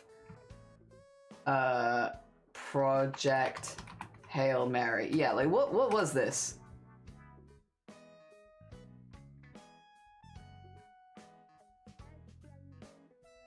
Yeah, they're in the JP dub as his students. Okay, yeah, I thought so. And Corona as well. Yeah, I thought there was like a couple of them. It's like the only thing I know about Project Hail Mary because I don't really watch movies. I just know that Marine was in it. Hell yeah. Oh dear, I'm back. Welcome back, Recreations. Drawing a bit of Project Hail Mary and I along. It's called Bloody Mary. So smart. And yeah, she's the voice of the kids. Marine and Corona, yeah. Why use me? Oh, I'm sorry, I don't want to use you. I don't want to use you for your brain. You deserve your brain. I can't use your brain. That's your brain. I can't use that for you. Oh dear. I thought so. It's very cool. Very, very cool. Oh, no. It's not going to want to do it. There you go. There you go. There you go. The red outline. Red outline. Use my brain. It's funky. Okay, next time I will use your brain. Next time. Next time. I'm like, I need HoloLive information. Ask somebody. Ah, dear, staring so intensely. There we go. Yeah, no, I don't know as much about them. I'm still a little like, Ryan Gosling, right? I have feelings. I have feelings about Ryan Gosling. And it's because, okay, here's the thing, right? Old internet meme incoming. You remember Ryan Gosling doesn't want to eat his cereal? Remember that? You remember old internet meme Ryan Gosling doesn't want to eat his cereal? When I was back in college, so when I was like, you know, young, this is like 15, 16 years ago, yeah? When I was like back in college, the Ryan Gosling doesn't want to eat his cereal meme was kind of going around. And one of my friends added a extension to my laptop. This was my first ever laptop as well. Added an extension to my laptop that turned every single image file on my laptop into a picture of Ryan Gosling not wanting to eat his cereal. So when I would open like BBC News, all of the articles would have Ryan Gosling as the face of it. It would, like, everything on my internet was Ryan Gosling. And because this was my first laptop, I didn't know how to fix that. I didn't know what an extension on your internet was. I didn't know what extensions were. I was doing art. So like all of my images on my PC were Ryan Gosling, and I couldn't print out my work documents because I would Google, I need a reference for this artist, and every single image would be Ryan Gosling not wanting to eat his cereal because my friend got on my laptop and added this extension. I didn't know what an extension was, so I didn't know how to remove it. And so I couldn't do any of my coursework. And so I had to go visit my friend and be like, can you fix this? I can't submit my coursework. I can't print anything off because everything is Ryan Gosling. And so since then, I'm just a little traumatized by Ryan Gosling because everything on my PC was Ryan Gosling. I know I posted the art and stuff, but I'm like, do it. He looks like you is literally us. I found out. Oh, what? Dear. It's not familiar, but I confuse every celebrity with, oh, you don't know, the Ryan Gosling doesn't want to eat his cereal. Yeah, I think he was still refused to eat on camera unless he has to honor the person who made that meme. It's an old meme, but yeah, it was my entire computer. Hi, Kestrel, as well. I hope you're doing well. Good morning, good morning. I don't know. Actually, I'm curious. How many people know the Ryan Gosling doesn't want to eat his cereal meme? Because that is an old meme. I feel very old. Ancient memes, Ryan Gosling won't eat his cereal. It was basically just people editing like a spoon with cereal near Ryan Gosling in films, and it would look like he was like, no, I just don't want to eat it. No, I just don't want to eat that cereal. I'll see if I find one for you. It is old meme, very old meme, but I'll see if I find one. Ryan Gosling doesn't like cereal.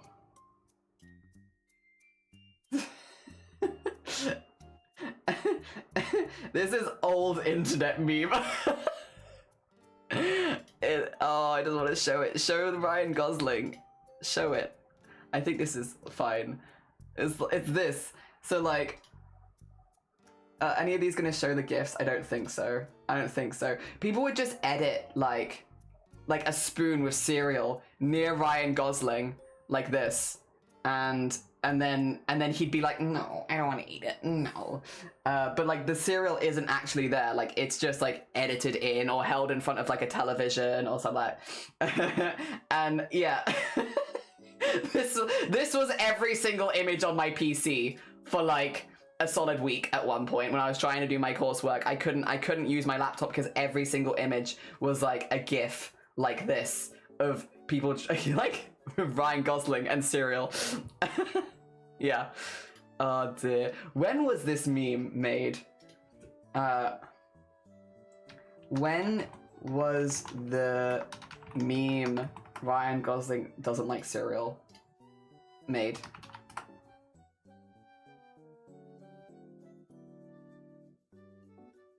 $20.50. Wait, no, it can't be 20. No. Is it 14 years ago? Yeah, that fits about right, actually. Yeah, it's like 14 years ago. God. Stupid meme. Yeah. Damn. But yeah, that was everywhere on my PC. A core memory has been unlocked, yeah. Ryan Gosling doesn't want to eat his cereal. Oh, God. You can hold a cereal to Ryan Gosling, but you cannot make him eat it. It's true. Like 2014, yeah, 2013, it's Vine. Know your meme, I guess. Yeah, 2013. So yeah, like 13 years ago. Whew. I don't know that I would ever thought about Ryan Gosling not wanting to eat cereal again in my life. Yeah. It's a really old meme. From the ancient internets. Another delightful reminder that college was 14 years ago, and I'm indeed old, yeah. The creator passed away, which is why he now refuses. Yeah, out of respect, wasn't it? Ryan Gosling seems like a chill person. They seem chill. Alright. We can now... Ooh, we can now do some things. Starting with, I think I want to have the front and the back in one. I'm gonna call this squid hat front back XY. A bit of a contrived name, but it'll do. And we want to do this, which is basically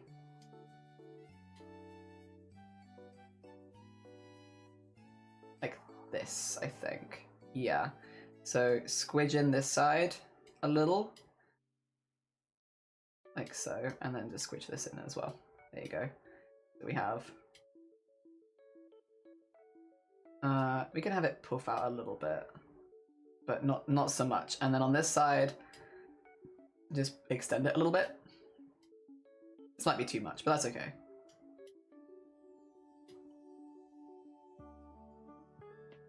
And then move the whole thing across, like there. I think just, yeah, extend this a little bit too, and then have this come in. Oh, maybe even have it go a little more this way. There you go. Yeah, like that. It's not perfect. It'll do. We are going to have a lot of it'll do, I think, but that's all right. Maybe have this come up a little bit too. Just a little bit. There you go. Yeah. Yeah, yeah. College was 26 years ago. Time sucks. Yeah, like, excuse me. Who allowed time to move this much?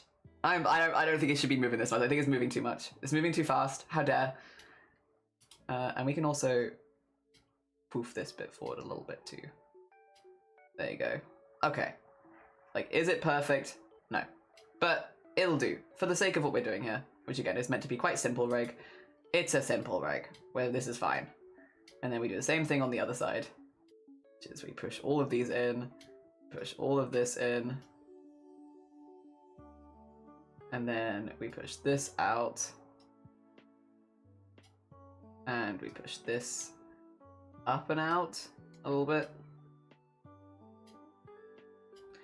and then we move the whole thing like so. Yeah, like that kinda. Is it perfect? Nah, it's not, but I'm actually quite happy with that, I think. For a start, it probably will want things like the top to be a little bit more even, but at least you have an idea of movement happening. Okay, and then down, and then up, and there we go. Nice. Okay, so it moves a little bit now. It's a little goofy, but it's moving.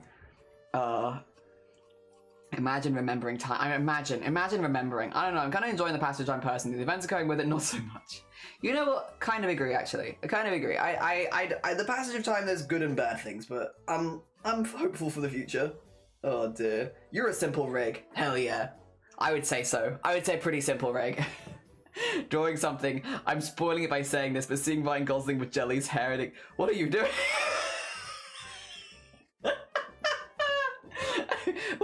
What are you doing? Oh no.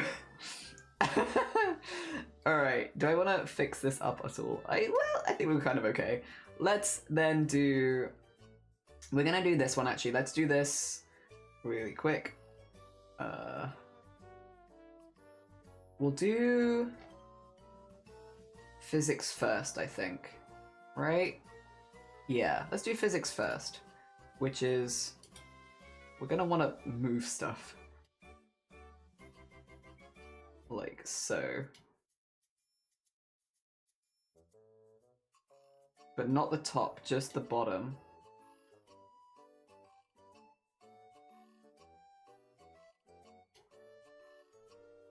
Like there. And then do the same thing on this side.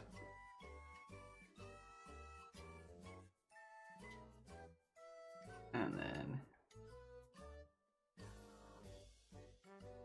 There we go. And then it can be whip, whip, whip, whip, whip, whip, whip, whip. But the top bit doesn't move, which is kind of important. Okay, cool. And then we want to add one on top of here, which is tent RXY. And we want to put this in here so that we can have this move along and maybe thin out a little bit. There you go. And then on this side, move along and maybe thin out a little bit.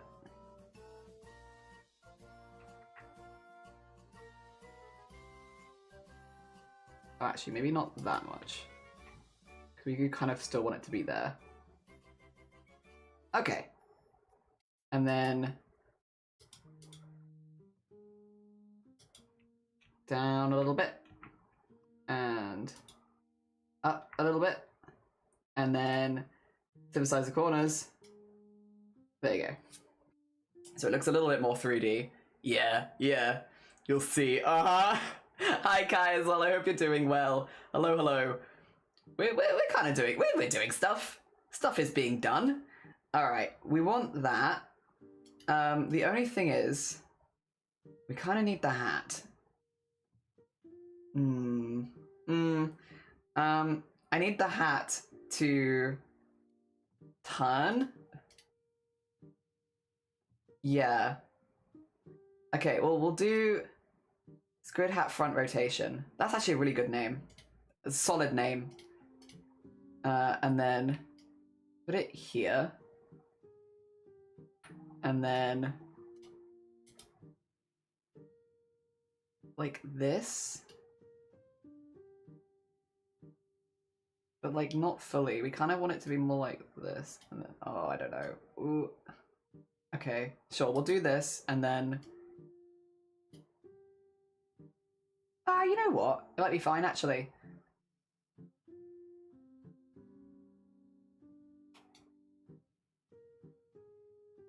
And then the tentacle, we kind of want to do 10R rotation, which is also a good name actually, that works. But I kind of want it to be, let's put it here and have it facing down. There you go. And then do this and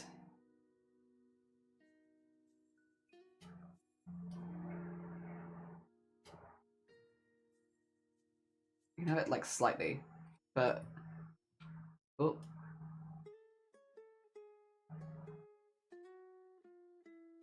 Maybe a bit further down this way. And then on this side, slightly there, but really just, yeah.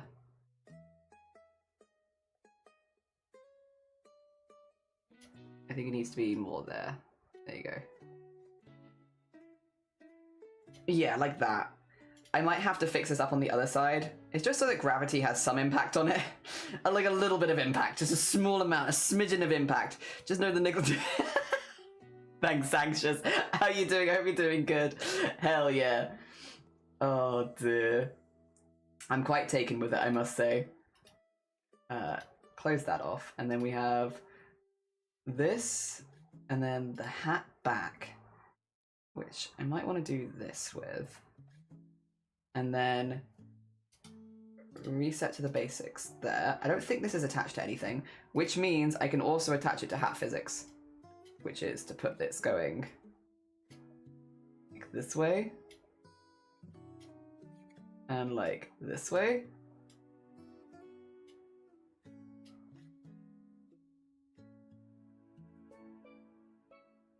There we go. And then like the other way as well, which is good. I should make it look a little bit more alive.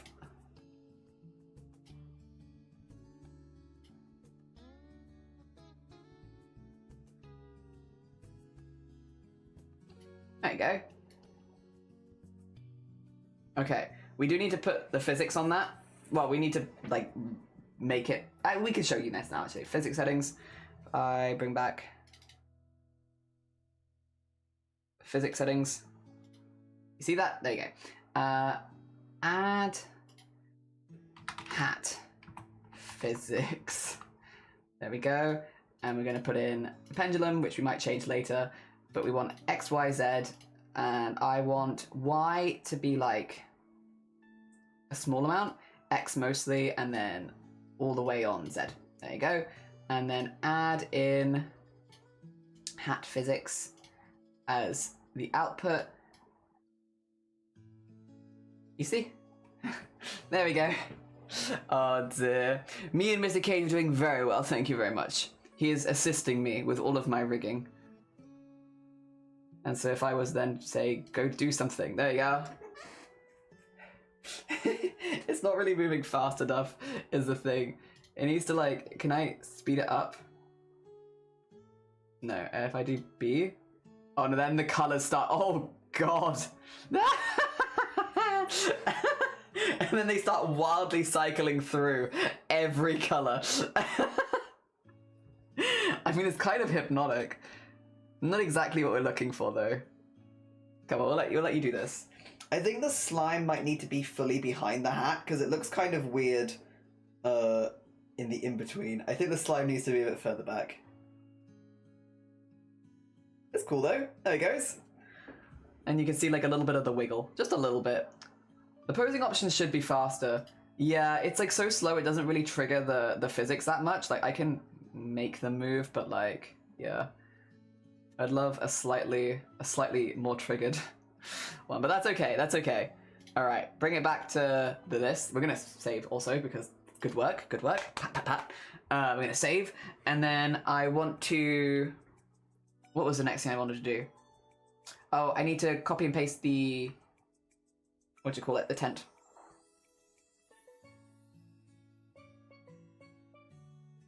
Okay, reset to the regular values. And then for tent rotation, we want to grab everything. So from here to here, Control C, Control V, and then, excellent. And then we want to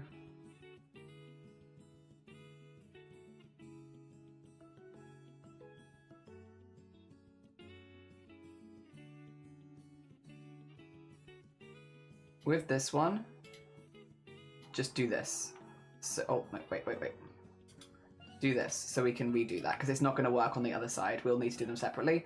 And then modeling, reflect it, specifically X. The rest of them are fine. Oh, actually, and the hat physics. There you go. That way. Yeah, that's good. Okay.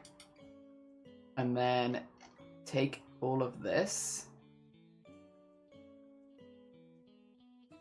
and move them over here.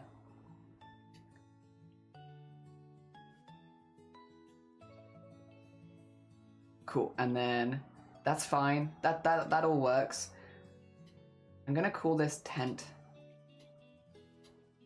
L rotation, and then I also want to move it to here. Okay, and then when we do this, we can slightly move it, and then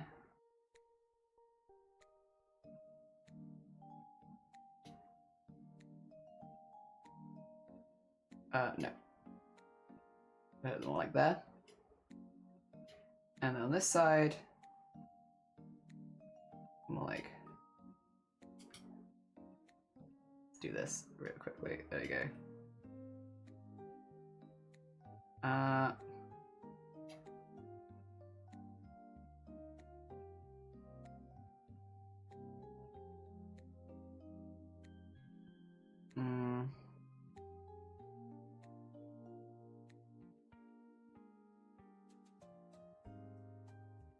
Maybe undo it a little bit. There you go.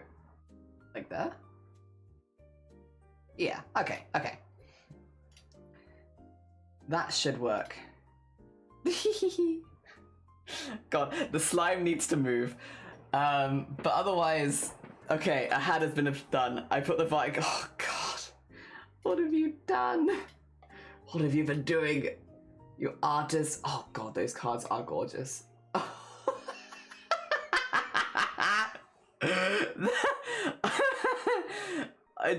Listen, I think Ryan Gosling, what he's got going on right now is perfect. I don't think he needs my hair. Thank you, though. Thank you. Thank you for making me Ryan Gosling. That's my dream. That's my dream right there. Become Ryan Gosling. I don't think Ryan Gosling needs my hair, though. I think his hair is great as it is. Thank you. Thank you for making my dreams a reality. Also, yeah, these are absolutely gorgeous cards. How dare they? I'm not surprised they're expensive, but also how dare they? That's really nice. That's a really nice card. Jeez. Do they still have, like, the artists? Yeah, they do. Okay, cool. I was like, do they still have the artists on there? They do. Hell yeah. Thank you for the Ryan Gosling. Oh dear. Oh, you are Ryan Gosling, we are Ryan Gosling. He's literally me. I'm here for Ryan Gosling with Jelly's hair. No, I feel like Ryan Gosling's hair is great, and it does not need. Where is the slime, by the way? Was there a spot the slime recently? There's a slime. I think slime needs to go way further back. To like here, to be honest. Yeah, probably. It's a little cursed. Did we have to have this colorway? Could we have? Okay, well, sure. Yeah, I think otherwise though it works pretty good. Reset to default. Right, now what we need to do, go back to the squid hat and then go down and add it to the hat toggle. So we'll go 1 here, go to 1. Oh no, that's the wrong one. That's the wrong one. Don't do that. Go to hat toggle, there it is. And then go 1, put it there, go to like just a smidgen before, and go there, and then we're gonna put that at 0, put that at 0, and then go to 2. Put 1 just a smidgen before, and at 2 make it invisible. There you go. So that way we can have it turn on and off. So you can have the hat and you can remove the hat. Hell yeah. We are the Goslings. Feed us. To be honest, I was also thinking I might grab some food in a second. As a fellow Gosling, I might also grab some food. Also because we just finished a hat. That's 2 hats. The next one is the flower crown, which is kind of a nightmare hat. I'm really pleased with how it looks. But the flower crown is... Oh, the flower crown also... Genuinely, you could have the flower crown with other hats, probably. Because that doesn't even look that bad. But yeah, the flower crown, I've got a whole separate toggle for the flowers because there are so many layers. I haven't made any yet, but yes, we have all of these. So we basically need like 3 flower colors and then 3 flower ombres and then leaf space, leaf ombre. Yeah. So that is 6. And then... Oh wait, is it also... No, it's just 2 colors per thing, isn't it? I hope so, yeah. Okay, so it's like 6, 8, and then double it, 16. Yeah, just for the colors. Like, it's kind of an intense one. I really like how it looks. Don't get me wrong, I'm very pleased with how it looks. It's just a lot of colors. It's a lot of colors. So we probably want to come back and do that after the break, if I had to say. But yeah, otherwise, we're getting there. I need to... Oh, wait a minute. Yeah, I need to be able to turn the hat off, though. Let me just... Because we've got that there at the moment. If I do... There you go. There you go. Cool. Okay. And then you have all these flower crowny bits. Oh, God. I mean, they'll be good. They'll look good in the end, I think. Let me just invisible that so we can see where we've got to, which is this. This is where we've got to right now. And I'm pretty happy with that. It's a good start. One hat in. And the head wings. We did also do the head wings, which are on a separate layer, so you can have the head wings with other hats as well. Even though it does get quite busy quite quickly. I think it's looking okay so far. I'm actually pretty happy with how the rigging is looking. Like, I don't think it's going to be the most epically rigged character ever, but it gives you the flexibility of a lot of different things, which it's really enjoying putting a lot of colors on. And yeah, it always goes for that mustache though, every time. All right, let me put that on default. I'm gonna grab you words on stream and I'm gonna go make myself a sandwich. Let me restart the Pocopia, and I'm also gonna put it a little louder because I can't really hear it. I know it's there, but it's very quiet on my end. There you go, put that there. Grab this. It might be loud because it might have the music on from last time. 2 seconds. Let's see. Did it remember? Yes, it did. Let me turn that off. Music. There you go. Okay. And let's take you over to here. Oh, that was even more cursed than last time. All right. I'm going to quickly go grab myself a sandwich because I would like to keep working on this afternoon, but I do need some fuel. So I'm going to go grab one of those. If you've never played words before, it's really easy. If you see a word, type it in. First person to type it in gets the word. It does get harder with time because you're going to have fake letters and hidden letters. Generally, people help each other out. And I am going to see if I can get a word on the first round, and then I'm going to mute. Oh, I know what the long word is. But I don't want to steal it from anyone because I feel like it's kind of obvious. So I'm going to take lice. Nice police. It really did just spell it out for us. It normally doesn't just spell out the word for you straight away. You're one. It literally just wrote out police. All right, I'll be back in a second. I'm just going to mute.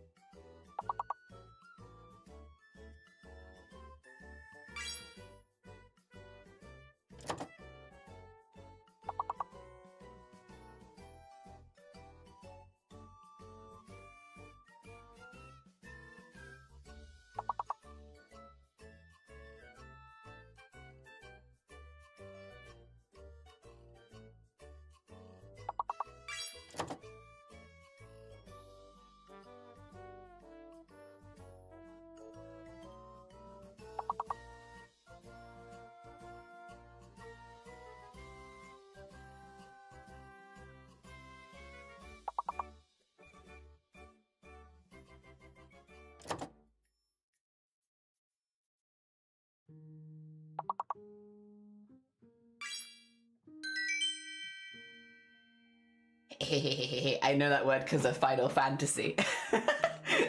Also, naked was the first word that I saw as well when I came back from break. Oh dear. Wow, I'm in the lead this round. However, overall, we have Slurl in the lead, followed by Feral, and then myself. Then we have Freaky, Meta, Crab, and Grobbit. A-star in English. Yeah, but also I know that word not because of English, but because of Final Fantasy IX. I know it specifically because of that. I'm gonna mute again because I've got a sandwich. Back in a bit.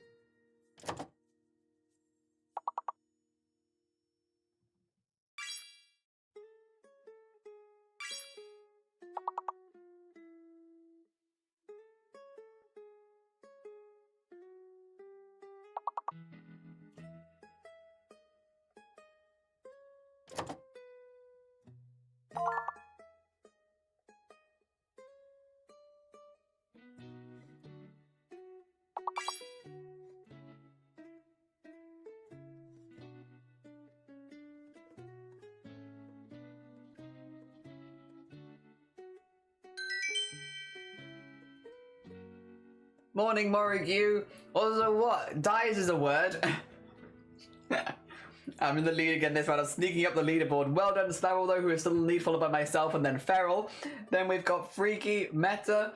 Meta and Robert actually are tied at the moment. Then Crab and then Morigue. GG's. GG's. Almost all of them. Almost all of them. Well done, everyone. I'll keep muting while I'm eating, but everyone's doing very well.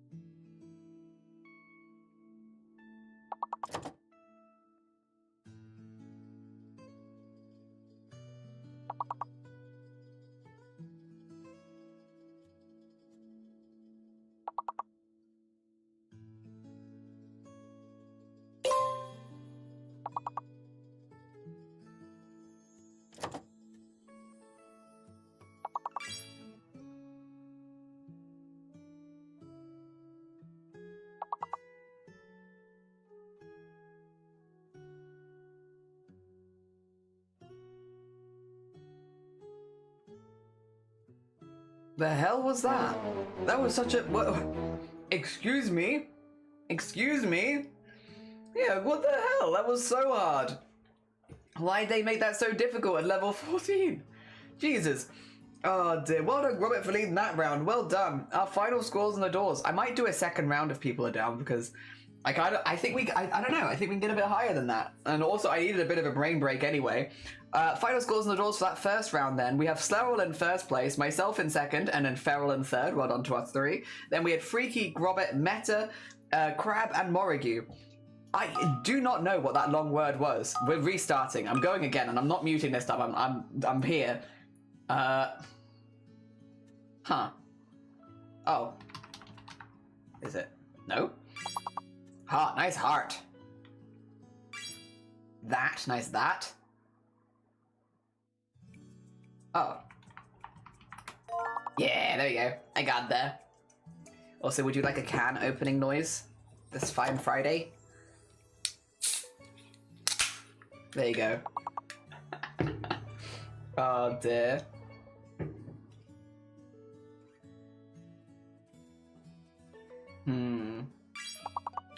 Nice.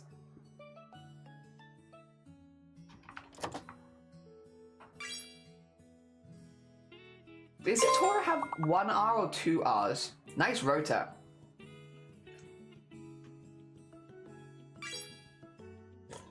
Mmm.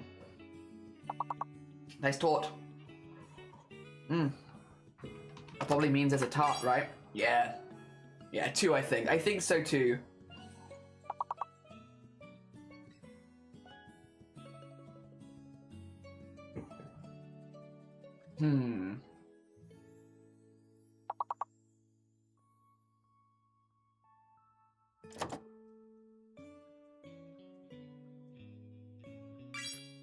Taro, nice taro. Ooh, good thinking. I'm gonna mute while I blow my nose real quickly, and then I'll be right back.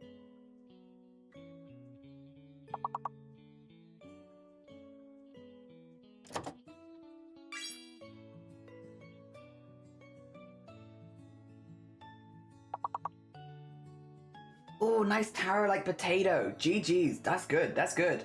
That's kind of a hard level 1, I must admit, but hey, listen, we get through, we get through. Oh dear.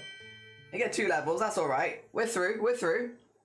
All we need is enough to get through. I am in the lead currently, and we have joint second Freaky and Feral. Then we've got Sterile in third. Then we've got Zomboti and Struble. Hell yeah, hell yeah. Came up in Scribble. Oh, good, the other day. I think it's 2 T's, but still epic. Still epic. Hell yeah. Alright, let's see. Ooh. That's a lot of N's. You have like... henna? Yeah, you can have henna. Oh my god. Nice. Making lunch? Oh no, you're fine. Get yourself some good lunch. Enhance. Nice.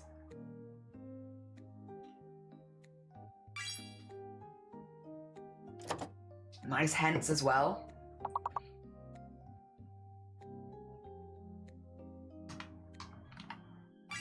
I'll take acne. Nice cane.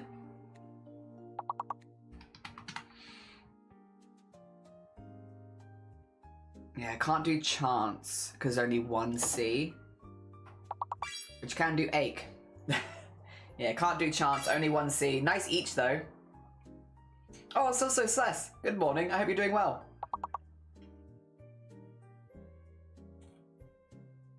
Okay, you've got 1 5-letter and 1 6-letter word left. You have hasten? Nope. Okay.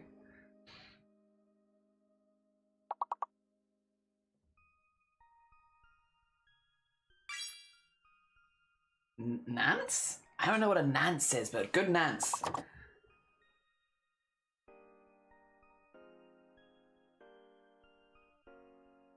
Hmm. 1 6-letter word. Yeah, I don't know either. I'm just filling in letters. 1 6-letter word left. Yeah, those are all 5-letter words. Those aren't going to work. Eachin? It's an idea. Gosh, so tricky. Yeah, it does. It gets real tricky. But listen, we got a lot of words there. We should hopefully be going up 3 levels. Yeah. I should hope so, with that many words. I am currently in the lead, and I'm currently in the lead overall, followed by Grobbit and then Zomboti. Then we've got Slarrel, Freaky and Feral, Cess and Struble. Hell yeah, up to level 6. We got this, we can beat level 14, I believe. Ooh, okay.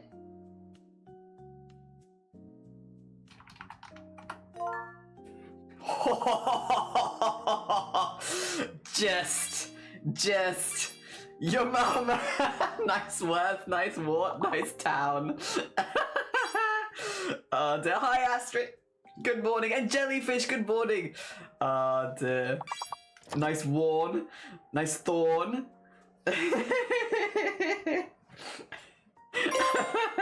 Nice North. Oh my god, hell yeah. A nice Horn. A phone lag, yeah, that's hard. That's tough, that is. Okay.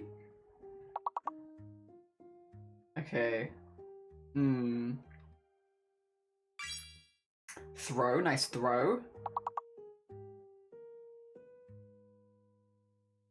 Tone? No.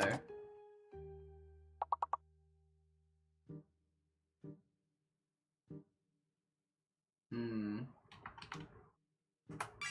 think torn.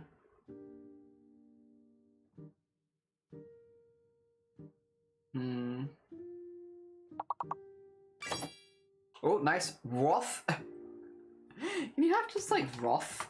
No, no, just Roth. You can have Woth, but no Roth. Can you have Thon? Nope. Not Noth.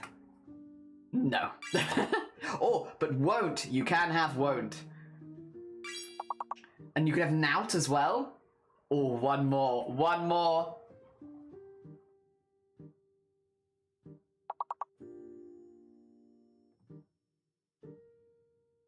No idea. No idea. But, again, we get up 3 levels. We're doing good. Oh dear. Well done, everyone. Well done, well done, well done. Zomboti is in the lead this round. Overall, myself is still in the lead, followed by Zomboti and then Grobbit. Then we have Slerel, Freaky, Feral, Cess, Jellyfish, and Stroob. Well done, well done. Oh dear. Random BS. Yeah, just putting like random letters together. Like maybe one of these will work. Trow actually might have been it. Oh dear. All right, let's see. Oh, a lot of words to get here. Good luck. Okay. Nice prom. I'll take more. You were so close. You added an extra ER. It was perform. It was perform. Well done. Well done. No. I'll take former. Nice preform and nice from. I'm not gonna say nice reform, but good word. Nice from as well. Or form. Nice paw. I'll take a poem.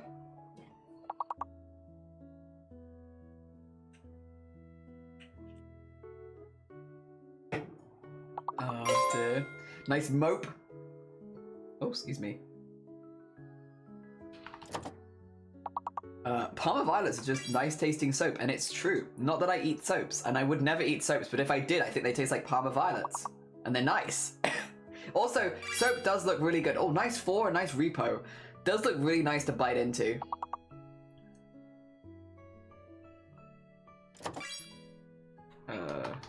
Rome? No. Oh, what about romp? Yeah, you can take romp. Nice. Okay, one more 4-letter word, and then a couple of 5s and 1 6. Oh, I think you're so close, Zomboti. It's perm. Yeah, you're really, really close with prem. All right, 2 5 letters and 1 6, but we've already got a moment. Oh dear. I guess you get like Roper, maybe? I'm not sure. Roma? Only did random BS. Listen, you were doing great. You helped us. I'm still I'm in the lead, but Slerel, I don't know if you want to put in any more words. You've got 69. Nice. Followed by Zen Zomboti in 3rd. Then we've got Freaky, Grobbit, Feral, Cess, Astrid, Jellyfish, and Struble. And my 2nd time. Yeah, like if you don't want to put any more words in, you win. That is the winner right there. Oh. Okay. I'll take wing. Wins. Oh. Wings, nice wings, nice wigs, nice swing. Slerel, no! Your perfect score. Also, Ratbones, good morning. Nice chins, nice sing. Nice swig. It had to be done. That's so fair. That's so fair. Oh dear.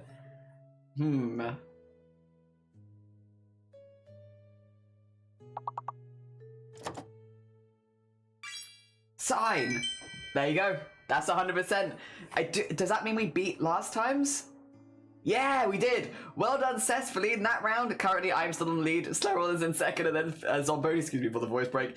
Then we've got Feral, Grobbit, Cess, Feral, Astrid, Ratbones, Jelly, and Stroops. GG's. On to level 17, which means 5-letter words only from now on. No more 4-letter words. You got to do 5-letter. Also, Axel, good morning. Borodar.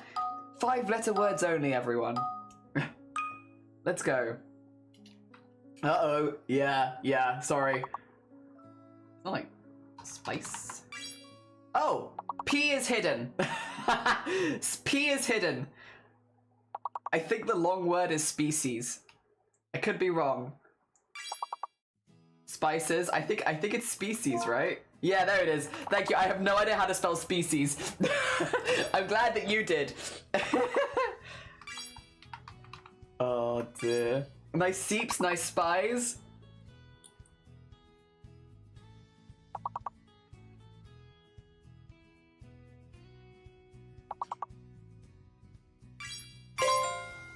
Nice piece and nice pieces. You know, Pisces. No, I tried. Oh dear. Espies, nice espies. You got yarn mail today? Hell yeah, that's good mail. Yarn mail is good mail. Oh dear.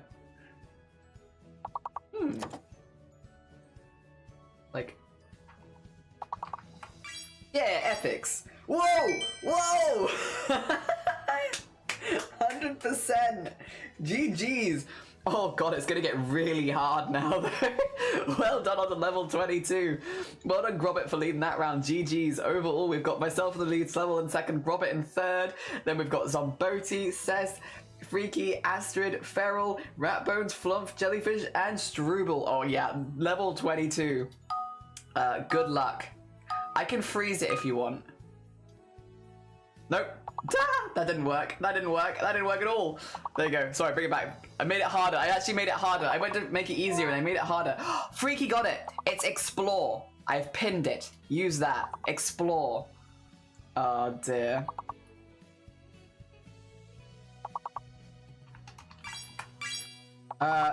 Zomboti got expel. I got Loper.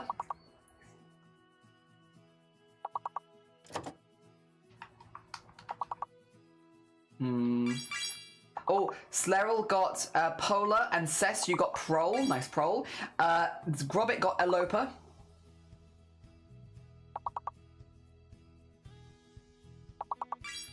Oh, Axel got Elope. Nice.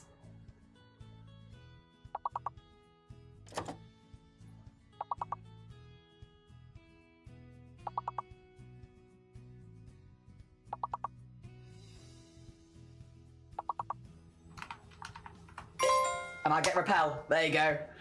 All right, now you can see everything. Good luck. There's a few left.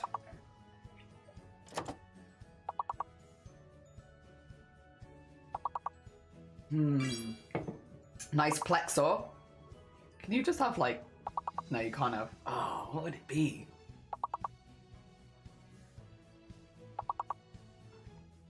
Leper? Oh, it is Leper! Oh no! This is gonna get so hard! Well done, Gromit, for leading that round. GG's. Currently, I'm in the lead, followed by Slurl and then Grobbit. There we have Zomboti, Freaky, Cess, Astrid, Feral, Ratbones, Flump, Jellyfish, Axel, and Struble. We're on to level 27. Oh dear. Good luck, good luck. I will probably try and freeze this one though, for real. How's that? There you go. Until someone gets a word.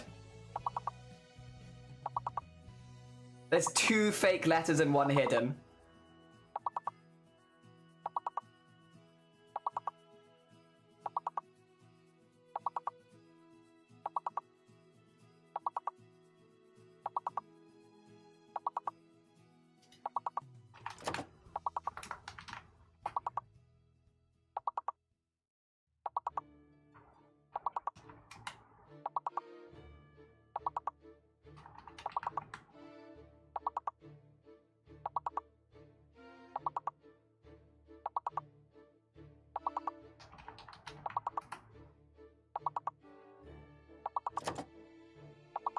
help. Do you want to see how quickly it's spinning, by the way? Because I've paused it to make it easier for you. This is how quick... Oh, Axel got one. Metal. Metal is on there, which means A is hidden. A is hidden. Well done, well done.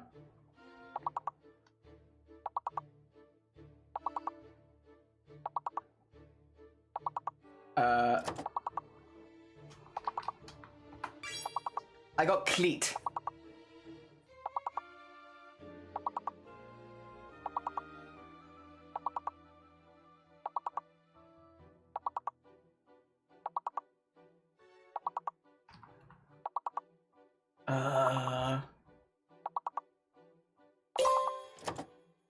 Oh. Okay, oh, and that. Ooh. Right. Oh, God.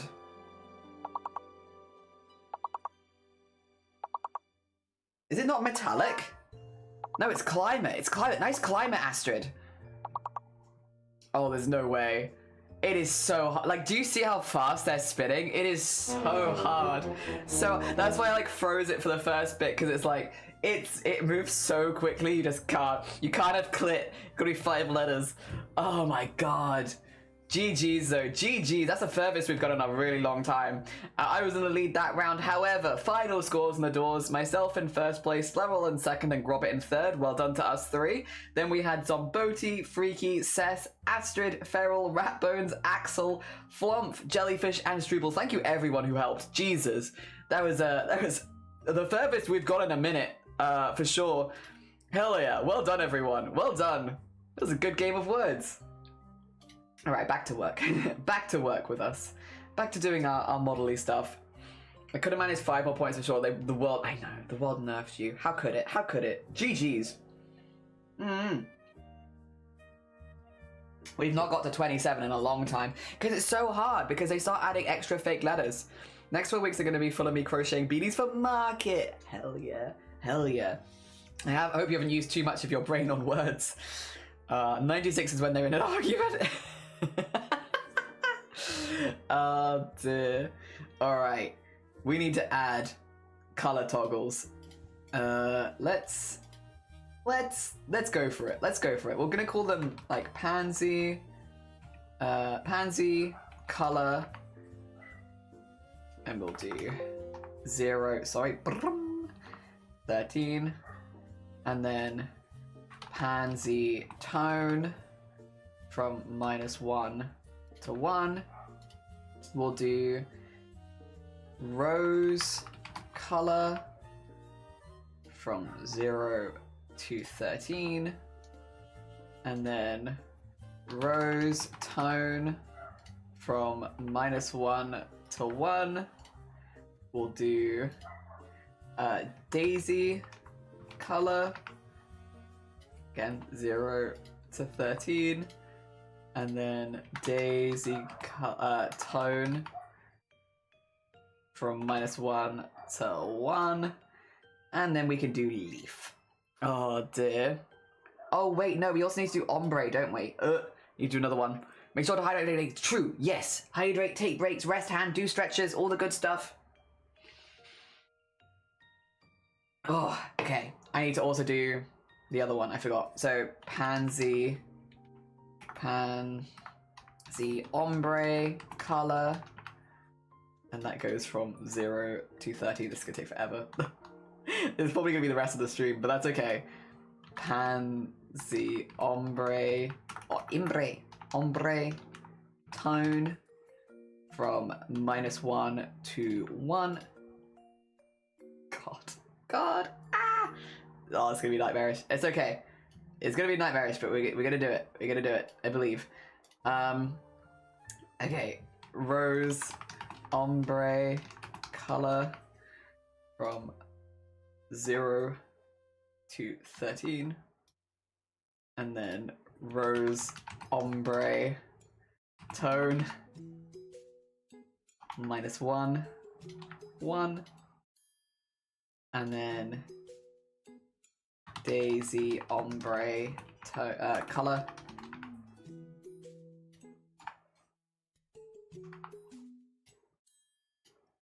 and oh, that's not how you spell daisy. ombre tone. I need to go back and fix that.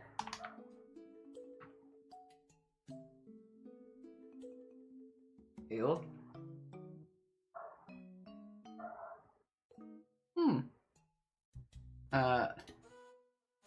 Parameter settings.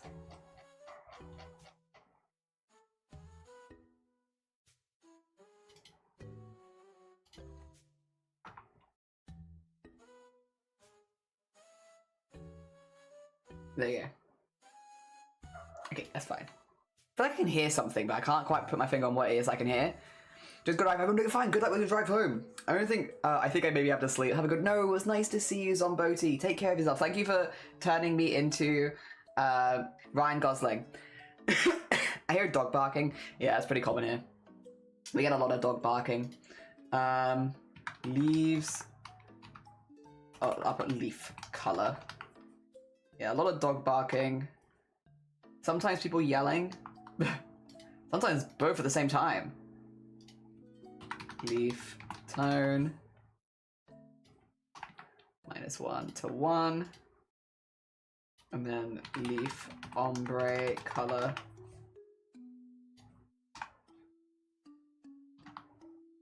And leaf ombre tone. That should be. Oh, I can hear my drink fizzing. That's what it is. Yeah. Can you hear it if I hold it close? No, I don't think so. I think you can hear me hitting the mic with my drink can. Not quite the same. Alright. There we go. Just a tad. Just... Yeah, it's like a tiny little noise. Alright. So those are all the colours for the flowers. Yeah. It's kind of an intense one. We can keep it all here, like we don't have to hide any of it. I do like how the flower crown looks as well, but it is a bit more of an intense one as far as we've got a lot of stuff to do.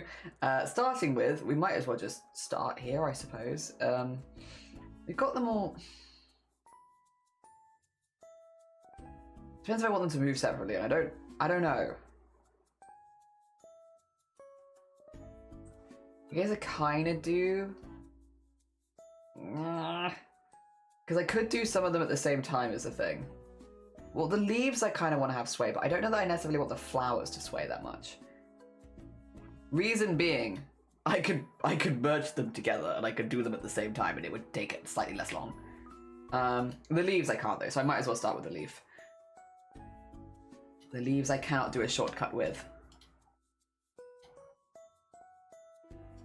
There we go. Oh, nope, that's art mesh. Don't want to copy paste that. There you go.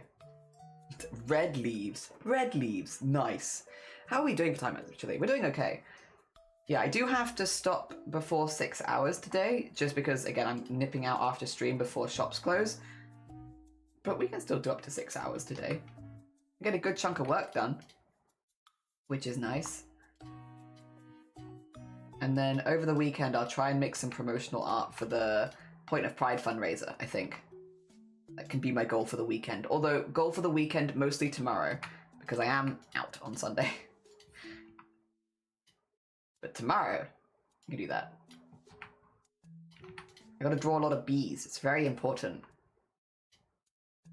Part of me wants to just switch and do it now, but that's me abandon work and go draw bees brain. And this is, to be fair, much more fun doing this live than doing it on your own. On your own, in a hot room, just slowly but surely putting numbers in. It's more fun with other people. Buzz Buzz Bees. Yeah, I want to make, like, well, we want to make all the Pride bees, but I want to, yeah, make some art just to kind of, you know, show what we're doing. It'd also probably be good to get my fundraising page set up. I normally try and do that a bit in advance, so that I'm not panicking the night before, like, oh god, I need to get my alerts and this, that, the other. It'd be nice to get that set up. It also means the event organizers would know that I am set up, so they don't have to worry about me. There you go. Not that I assume anyone is worrying about me, but just on the off chance they are. Like, oh god, why is Jelly not set up his stuff? Just haven't yet. Just haven't yet. There we go.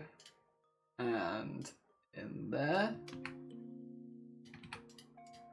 And then donk donk. Do the light side. Oh, no, wait. There you go. Light side, and then do it again.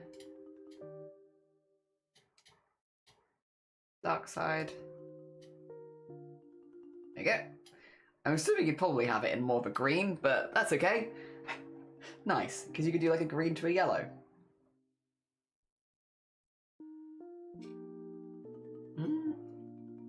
This is the last one of my lilts. I'm gonna be very sad, but they were really nice during the hotter days of the week. God, it was hot. It was very hot this week. It's nice, like for us now, it started to cool down a bit, thankfully. So it's not quite as dramatically warm as it had been the other days, which is also why like I'm quite happy to go a bit longer. Every other day this week, sitting in this room for more than a few hours is just like, oh. The aircon definitely helps a lot, and I'm still so glad that I've got it, because it does make this room a lot safer in the summer. And it means that, like, before I probably just wouldn't have been able to stream this week, whereas I have been able to stream even if it's like a bit reduced hours. So I'm still very grateful for it. It still works really good, which is good because I've only had it for a couple of years. I hope when we do eventually one day move upstairs, it still works well in the bigger room. I do think part of the reason it works so well in this room is just because it is such a small room. So it just takes all the air and just poof out instantly. Whereas upstairs is a little bit bigger. Oh, nope, don't do that. But it's still probably a while because of all the other payments before we get upstairs. So I guess I've got time. Go.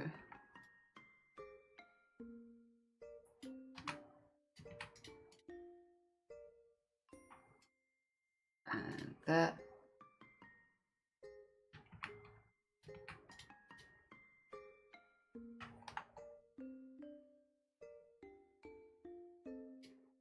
And in here. 11.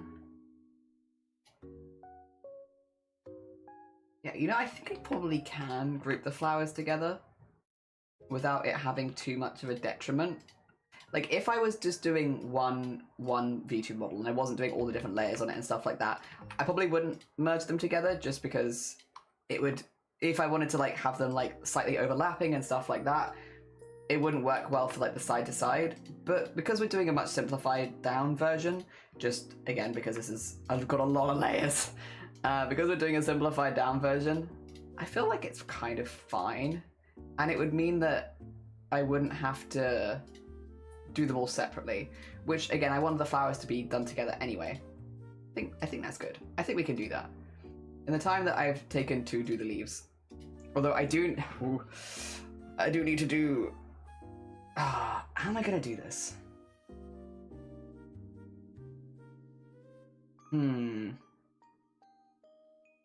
Okay, let me think.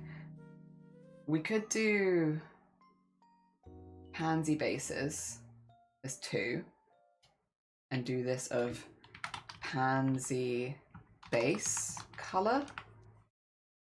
Create. Let's also just do leaf.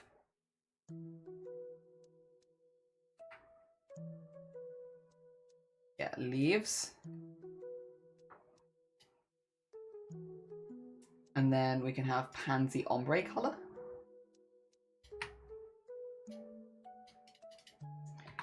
Pansy ombre color. And then we could do, there's 3 daisies. Wait. No, there's 4 daisies.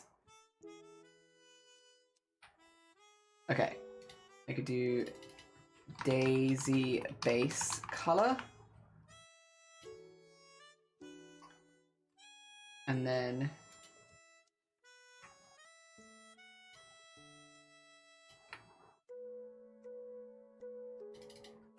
daisy ombre color. I don't think daisy's an ombre, but that's okay. And then we've got rose,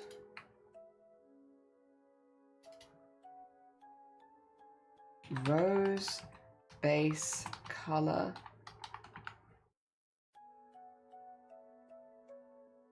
and then rose ombre color,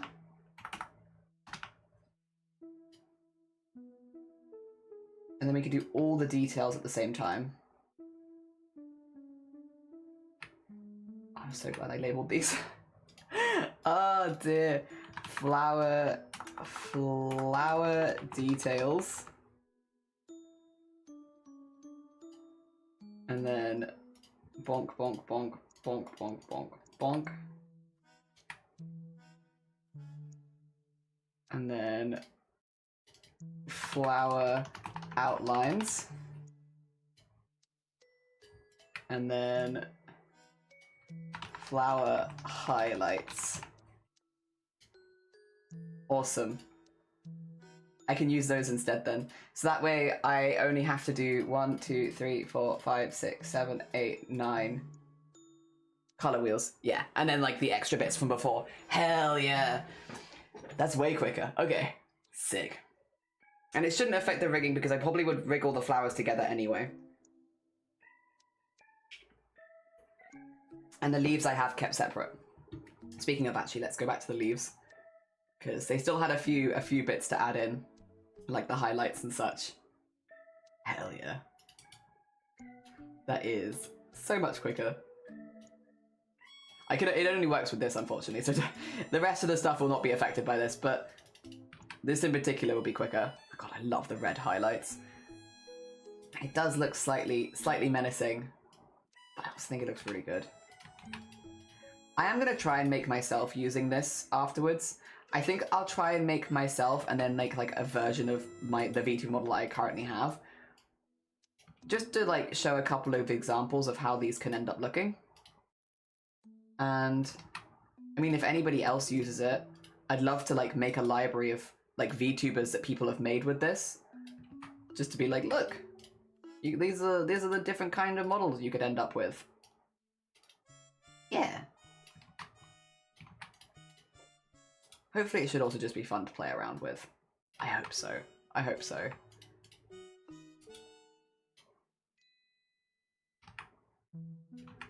I do worry that it's going to be a lot of, like, a little bit overwhelming as far as, like, toggles go.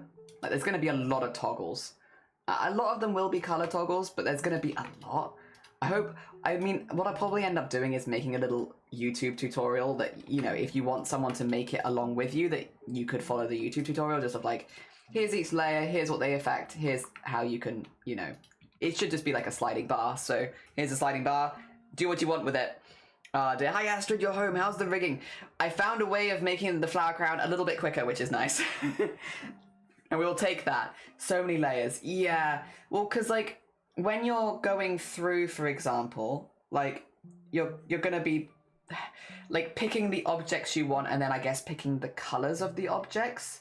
So each one will have a toggle with the, like, for example, glasses options so that you can go through the glasses, and then underneath will be the colors of the glasses and the glass and the tone of the glasses and the glass. So that's like 5 toggles for the glasses, which is one element on like this huge model that has many, many elements. And I just worry that it might be a little overwhelming as far as like, you're gonna have a lot of toggles, like you're gonna have to go through a lot of toggles. The positive is, if you go through them and set it up, you should be able to save it as a preset then, so that you don't have to do it ever again. You can just load the preset that you've already made. But doing it that first time, I think it's going to feel like a lot of stuff to do, you know? Yeah, I worry that it's going to feel overwhelming. But I will hopefully make a YouTube tutorial to help make it a little bit more approachable. And we could always do a stream where I go through it myself as well if people want to ask questions while we're live. Also, Fox, good morning. I hope you're doing well. Good morning, good morning. I hope things are going well for you. I hope the week has gone well for you. We are doing some rigging for the VTuber model at the moment. Specifically some of the color stuff. Yeah, I do like the red. The red's pretty cool. It does just look pretty cool, pretty hardcore. Oh dear. You're doing so well, thank you. We're getting there, we're getting there. I've got a confession, I didn't message the tattoo person, I've been stressing about it. No, that's so fair, that's so fair. It's got to be a good time for you as well, so it's also fun. Hey, listen, you pushed me to actually message, and I had also been intending to message an artist for a really long time, and it ended up being really, really easy. I feel silly for worrying so much. And I've got a date to have my tattoo now in July. Yeah. Yes. Which is kind of the only time that I realistically could get it, because yeah, I need it to be healed pretty like before October ideally, because I have to have more tests and stuff run then. So I was like, I can get it then, and it should be healed by October. Done. There are more tattoos I would like to get, but at that point it's going to be like wait until after surgery kind of thing. Just so if anything went wrong, that it wouldn't cause any problems. But I get the one that I wanted, which is my ghosty tattoo for Boobtober. Yeah. Oh dear, which I've been meaning to get for a couple of years. And I'm getting it, hopefully, although of course we will talk on the day, hopefully getting it next to this fella, because it like twists around, so it should be like next to him, like on this part of my arm kind of. Yeah.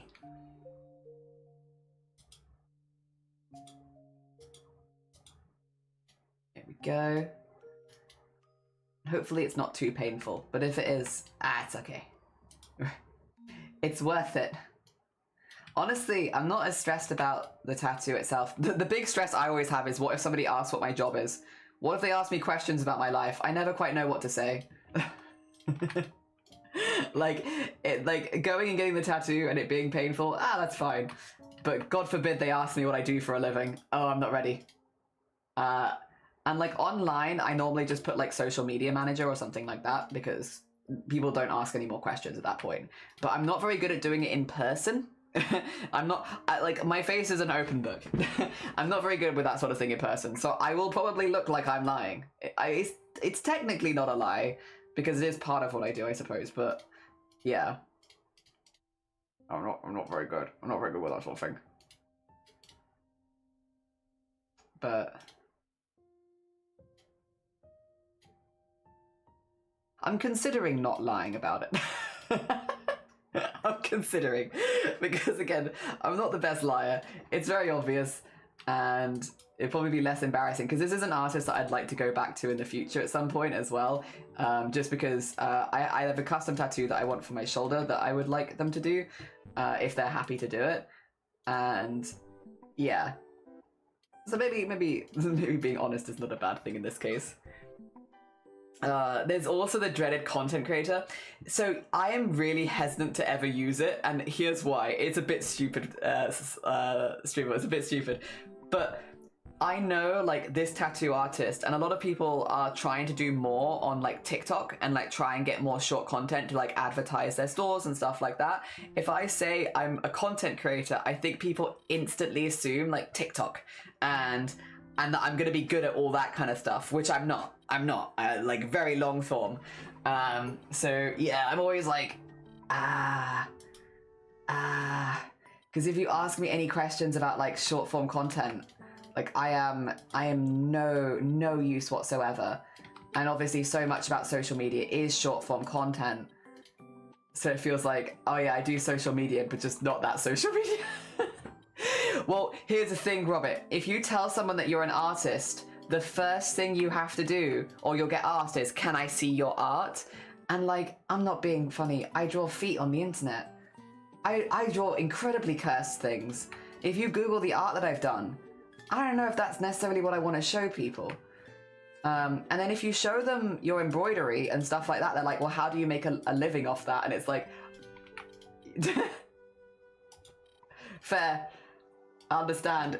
It like opens the door to more questions that you don't necessarily know what to answer. It's like when I go to a tattoo artist, I really don't want to show them my art in many ways. I'm like, I like your art. Let's focus on your art, not my art. Nuh-uh. I don't want you to think I have any artistic ability whatsoever, actually. Especially because like when I go to a tattoo artist, I'm like, whatever you think will work. I trust you. Can you save a craft business? I don't have a website though. Yeah, I don't have a website. I don't know. I have a craft business, but no website and nowhere that you can buy my crafts. No commissions. I'm not a very good business person. Yanni, how are you doing? I hope you're doing good. Good morning. The professional cheese roller. Maybe I could use that one. I'm a professional cheese roller. I don't get paid for it, but I do have a good time. How you doing, Yanni? I hope you're doing good. We're doing our community VTuber model today to end the week. Doing some modeling stuff. And we're talking about small talk at the moment. I'm getting a tattoo in a couple of months. A couple of people here are actually getting tattoos in the next couple of months.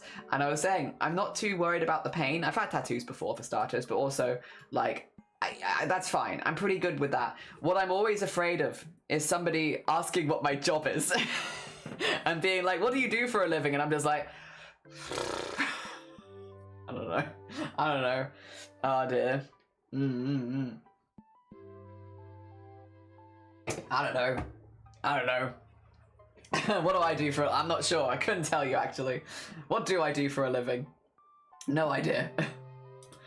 Right, put that back there. We have the leaves, and then we can start to do bases. Yes. So this, now we can close this for a minute, go back to the flowers. Yes. Oh dear. DJ. You're not getting foot art tattoo? Not yet. No. Maybe I'll like be like, hey, you know that you do these kind of things. Would you ever draw feet? Would you ever tattoo feet on someone? Like, I know you've never done it before, but like, have you considered tattooing feet on me? What a conversation. What small talk that would be. You're a professional cheese eater. Hell yeah. I also do be liking cheese. Josie for a new tattoo so bad. I'm getting one here, which is next to the little one that I've got there. So I want to have one around the side. I also have an idea for one that I want there, which would get like about half my forearm covered. And then I have one that I want on my shoulder, but that's going to be really big, to be honest, because it's going to be from this one like up. So like the whole section there. And yeah, I need to save up for that. Oh dear. You're a very professional a professional entertainer. No, I honestly might just tell them that I'm a Twitch streamer, to be honest. Like, I don't know. Well, I'll get like a vibe check because I've never been there before, so I don't know. If the vibes are weird, I'll just be like, oh, I just do social media managing. But if the vibes aren't weird, I might just be like, oh yeah, I stream and I've been very lucky and that's what I do now. And that way, yeah. It keeps it away from my art because I don't really want to say that I'm an artist. Yeah, I don't know. Not at least the first time I meet them. And it also means if I go back, there's not of the awkwardness of like, what did I tell them last time? I was like, no, I just said the truth. I actually was just honest. Especially if I want to go back. Delightful stream time. No, go nap. You're all good. Get some good Z's. I don't think feet are that weird to a tattoo artist. Probably not. I have been... Okay. This is Shiny's fault. I hope Shiny can hear me. So there's Reddits, right? For I don't want to say... I don't want to say bad tattoos. No, what's it called? Questionable taste, excellent execution. So like, something like that, right? So like... It's like the tattoo itself is really well done, but the subject of the tattoo is like, you know, questionable taste. I think it is like questionable taste, excellent execution. It's something like that. Someone who's on Reddit more than me will probably be able to correct me of exactly what it is. But they often like there's like tattoos, right? There's tattoo ones where you see like these really well done tattoos, but of like unusual, questionable things. And there was a couple that we saw, and I was like, I'm pretty sure I've seen like this artist around. Let me go have a look. And so I went through my other socials trying to find them, and I had to, the search terms that I was putting in to try and find this artist has now absolutely ruined my algorithm. And I'm getting very explicit tattoos popping up on my For You page and all that kind of stuff. I'm like, stop. This is not what I'm looking for. But it was, yeah, one of those where it's like the tattoos are unusual and like explicit, but not like, I guess more fetishy than like standardly explicit, like more foot stuff, all that kind of stuff. Yeah. The whole page is probably why I didn't get into tattooing. I would refuse what people would want. Well, I mean, I think you're always allowed, right? Like, to refuse a tattoo. If somebody asks for something that you're not comfortable doing, I think super, super normal. That's why I'm like, there's this artist that I would like to do my shoulder piece, but like, they very well might just say like, oh, that's not something that I'm interested in doing. And if it's not something they're interested in doing, like, super fair. Super fair. Yeah. I feel like, I don't know how normal it is for people to turn down tattoos, but I know like a lot of when I've spoken to other artists before, they're like, a good tattoo artist will turn down tattoos they don't think they'll do a good job on or they don't want to do. And it's like, yeah, I feel like if a tattoo artist takes on everything, you're probably not going to be of the best quality because it's doing stuff outside of your comfort zone. Like, as in any art would be the same, I suppose. Yeah. I'm hopeful that the artist that I like will also want to do my shoulder piece. Because it's going to be quite big. And I hope I can also sit through it. I hope I can also sit through it in one go. There you go. First color in. Nice. For the pansies. And we can do pansy ombre. I'm going to save it as well because it's been a minute. The program's been open for a while. I'm trying to think, what tattoos would I refuse to do? Well, to be fair though, because I do most of my art on Twitch, I guess a big one would be like, is it within Twitch's TOS? Can I draw stuff here? Stuff like that, you know?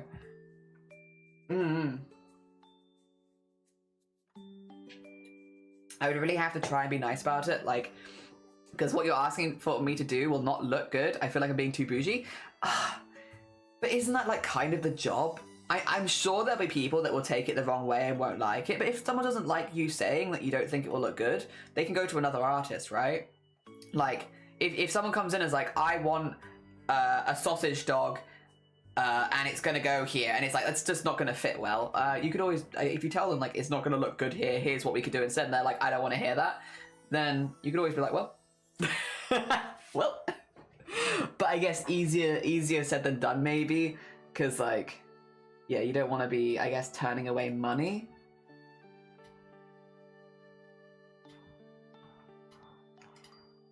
Oh dear. Yeah, I've always, for my ones... Oh, that's base color. I don't want to do that. What am I doing? I've always, for my ones, kind of followed the lead of the artist, because, like, even though I am an artist, I'm not a tattoo artist. I'm not a tattoo artist. I don't know the ins and outs of getting a tattoo. And so I'll normally go to the artist with an idea of what I'm like, and then I'll be like, if you have any suggestions or if you think there are ways I could do this better, please let me know. And I'll just follow their lead with it. And I've got 3 and I love all of them. So yeah, I'm quite... I've had good experiences. I've also been to different artists for all of them, and I'll be going to a different artist for this one as well. And yeah, I'm always kind of just like, what do you think would look good? I'm open to suggestions, as long as it follows the basic concept of what I want. Yeah, and to be honest, my basic concepts are pretty loose. Like, the one that covers my whole back, I was like, I want a jellyfish in your art style. If you want further resources, I really like compass jellyfishes. Here's a few pictures of compass jellyfishes. And that was as loose as I went. And then I was like, anything else, any size, like, it can be wide, it can be thin, like, whatever you think will look best. And yeah, and then as soon as she showed me the art she done, I was like, that's perfect. that is exactly what I wanted. Thank you. I love that. But again, I did also pick an artist where it's like, I specifically wanted their art on my body. So the way that they drew it and like interpreted it was probably automatically going to be something that I liked because I liked their art.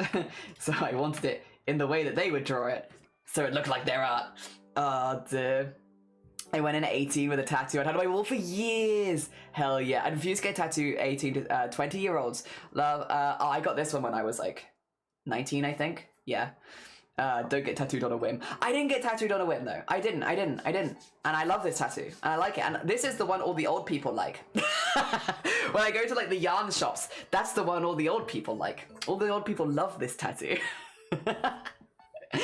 I wouldn't like to be in a place where I'd have to do a job and can't send them away. Yeah, that would suck. The guy turned me away and told me to sleep on it. I remember telling him I've been sleeping on it for a year, and he did it. Nice. Has not got enough tattoos once more. Hi, Fairy. How you doing? I hope you're doing good. Also, Ryu. Good morning. Borodar, thank you for the hydrate. Yeah, like if you want a specific style, pick an artist that specializes. Exactly. So like the person, I actually put her in the Discord because she's moved, unfortunately, away from... Well, she's not super... Well, no, she has moved a fair distance from where I am now, because I've moved and she's moved. So we're now quite a fair distance away. But, yeah, she did my back, and yeah, she does, like, mandalas and lots of black line work and animals. So animals, like, inspired, like, and, like, creating mandalas out of animals and animals out of mandalas and stuff like that. And I was like, I'll want that as a jellyfish. If you want more inspiration... I like compass jellyfish, but otherwise I'm pretty open, whatever you think would look good. And then, yeah, she drew up a piece and we sized it to my back and it was exactly what I wanted. And it's why it's got mandalas coming out the top though. It's like the only bit of the tattoo that you can actually see when I'm like wearing clothing is the top bit, which, yeah, is not the top of the jellyfish. That's the top of a mandala that goes into the jellyfish. Yeah. Ow. My God, spiky. My gosh, so spiky. Dear furry. Also, I agree. Would like more tattoos. Unfortunate that they cost quite a bit of money, but would like more. For sure. Oh dear. Yes. My first tattoo was at 16. It was when I drawn on a crescent moon with a red star in the middle and dedicated to my dad and his birth year and the year he passed. Lovely. None of my tattoos really mean anything, so they never had that, like, it needs to represent this thing, which also does help. Like, obviously, if you're getting a very sentimental tattoo, a little bit more guidance is probably required. For me, I've just, like, I like thing, put that thing on my body, yes. Which is maybe not quite as guided. This was a thing that people put their arm in like a glory hole, they get a random tattoo. See, I don't know that I do that, but also, I personally, so I've been really good, and it's mainly because tattoos are bloody expensive, as they should be, but they are expensive. I've been really good, but whenever I get a tattoo, I instantly want another one. Like, there's something that, like, goes in my brain every single time. So I'll get a tattoo, I'll walk out of the tattoo place and be like, let me book my next one. Like, instantly. Like, there is some, I don't know what it is. It's just, if they didn't cost as much, I would probably be covered at this point, to be quite honest. Because there's something that as soon as I get one, I'm like, and another one. And another. And then that goes away a little bit, and then, yeah, I still want the tattoos, but I'm not, like, desperate to get them again. And yeah. But I'm sure the same thing will happen with this one. But again, I can't get another tattoo straight after this one because I want to keep... I want to avoid, just in case I get an infection or anything like that, I have a lot of blood tests to do near the surgery, so I just don't want to be ruining my blood tests. So, yeah, I have to be good. So I can't get another one until probably next year. Which is good, to be fair, because otherwise I'd be like, let me just walk back around, go back in, get another one. I'd love the patchwork. I love the patchwork. I have different artists, but a lot of neo-traditional with slight new school. I don't even know what half the sleeve is, but I love it. Hell yeah. Yeah, all of mine are going to be black and white, so just like line work and stuff like that, which it means they're all done by different artists, but like the tie together is that they are all like a similar style. Yeah. My friend and I are deciding on friend tattoos. I'm thinking of mediating a capybara and a screaming opossum. When I get this ghost tattoo, me and Blapple will have 2 matching tattoos. Which, by the way, before anyone's like, Jelly, why are you copying Blapple's tattoos? Not the case. Not the case. We've been making bets on charity fundraising for years, and if we lose the bet, we get tattoos, and we've lost a couple of bets, which means we both get different styles, but the same idea tattoo, which is why we both have ducks. It's why we're both going to have ghosts as well. The ducks were for Starlight and the ghosts are for Boobtober, because of us accidentally getting a fundraising goals. It's also why I'm like, I need to get this one before, I want to get this one before Boobtober this year, because it is a Boobtober tattoo. Yeah. It's not going to look like a boobtober tattoo, probably. It's just going to be ghosty, but yeah. Dear, sorry, I got a unicorn skull on my thigh in October last year, and yeah, I want another. Go back, straight back in. The cost of amazing art is why my dream tattoo is still a dream. Yeah, I think the most expensive one I have is the one on my back, which was 480 quid, which, considering that I have the majority of my back covered, is incredibly cheap. It was a lot of dot work, and I had it split over several sessions, and yeah, it was 480, which I think these days I would have paid a lot more for, to be honest. But I also got this one, like, what, near 10 years ago? Yeah. Oh dear. I always thought I couldn't decide what I wanted, so now I have an idea. I'm scared of one day I won't want it. I mean, that's fair. It is a permanent thing on your body. I get that.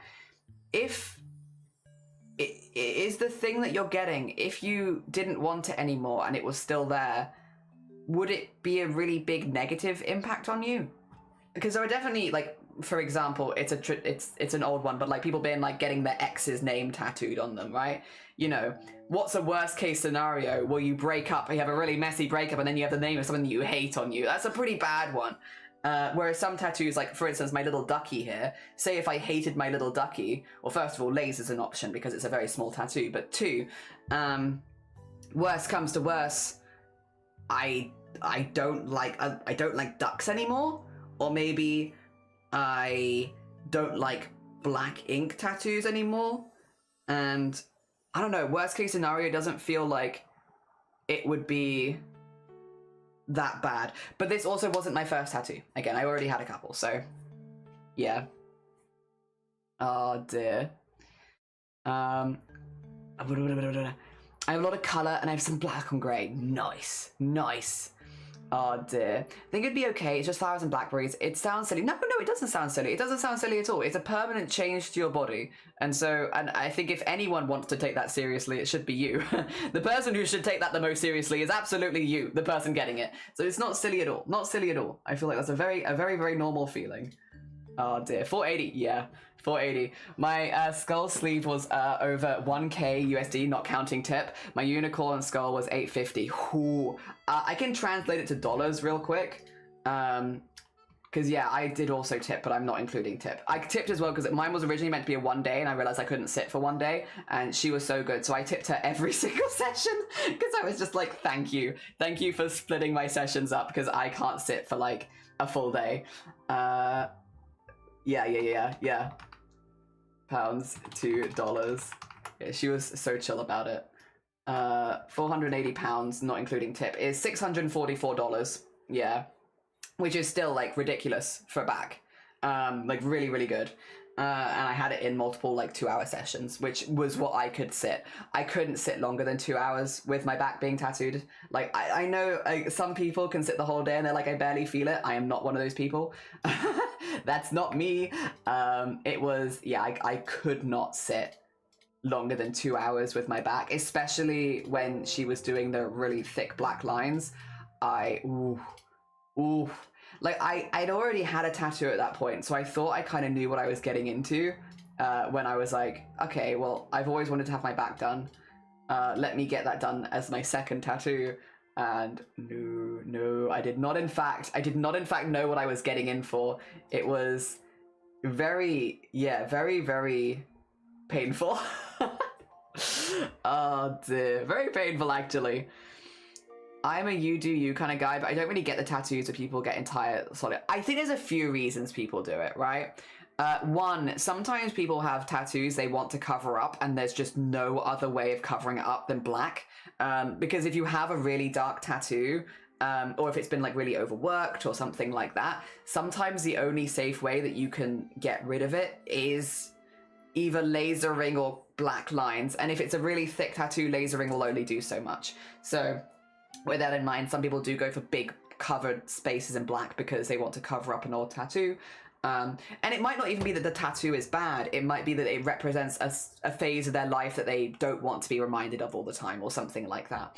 So it could even be like it's a great tattoo, but it has unfortunately gained negative feelings over the years. Other reasons, there are like, I can't remember, but black band tattoos do mean something as well. and I can't remember what they are, but I do remember that they do mean something.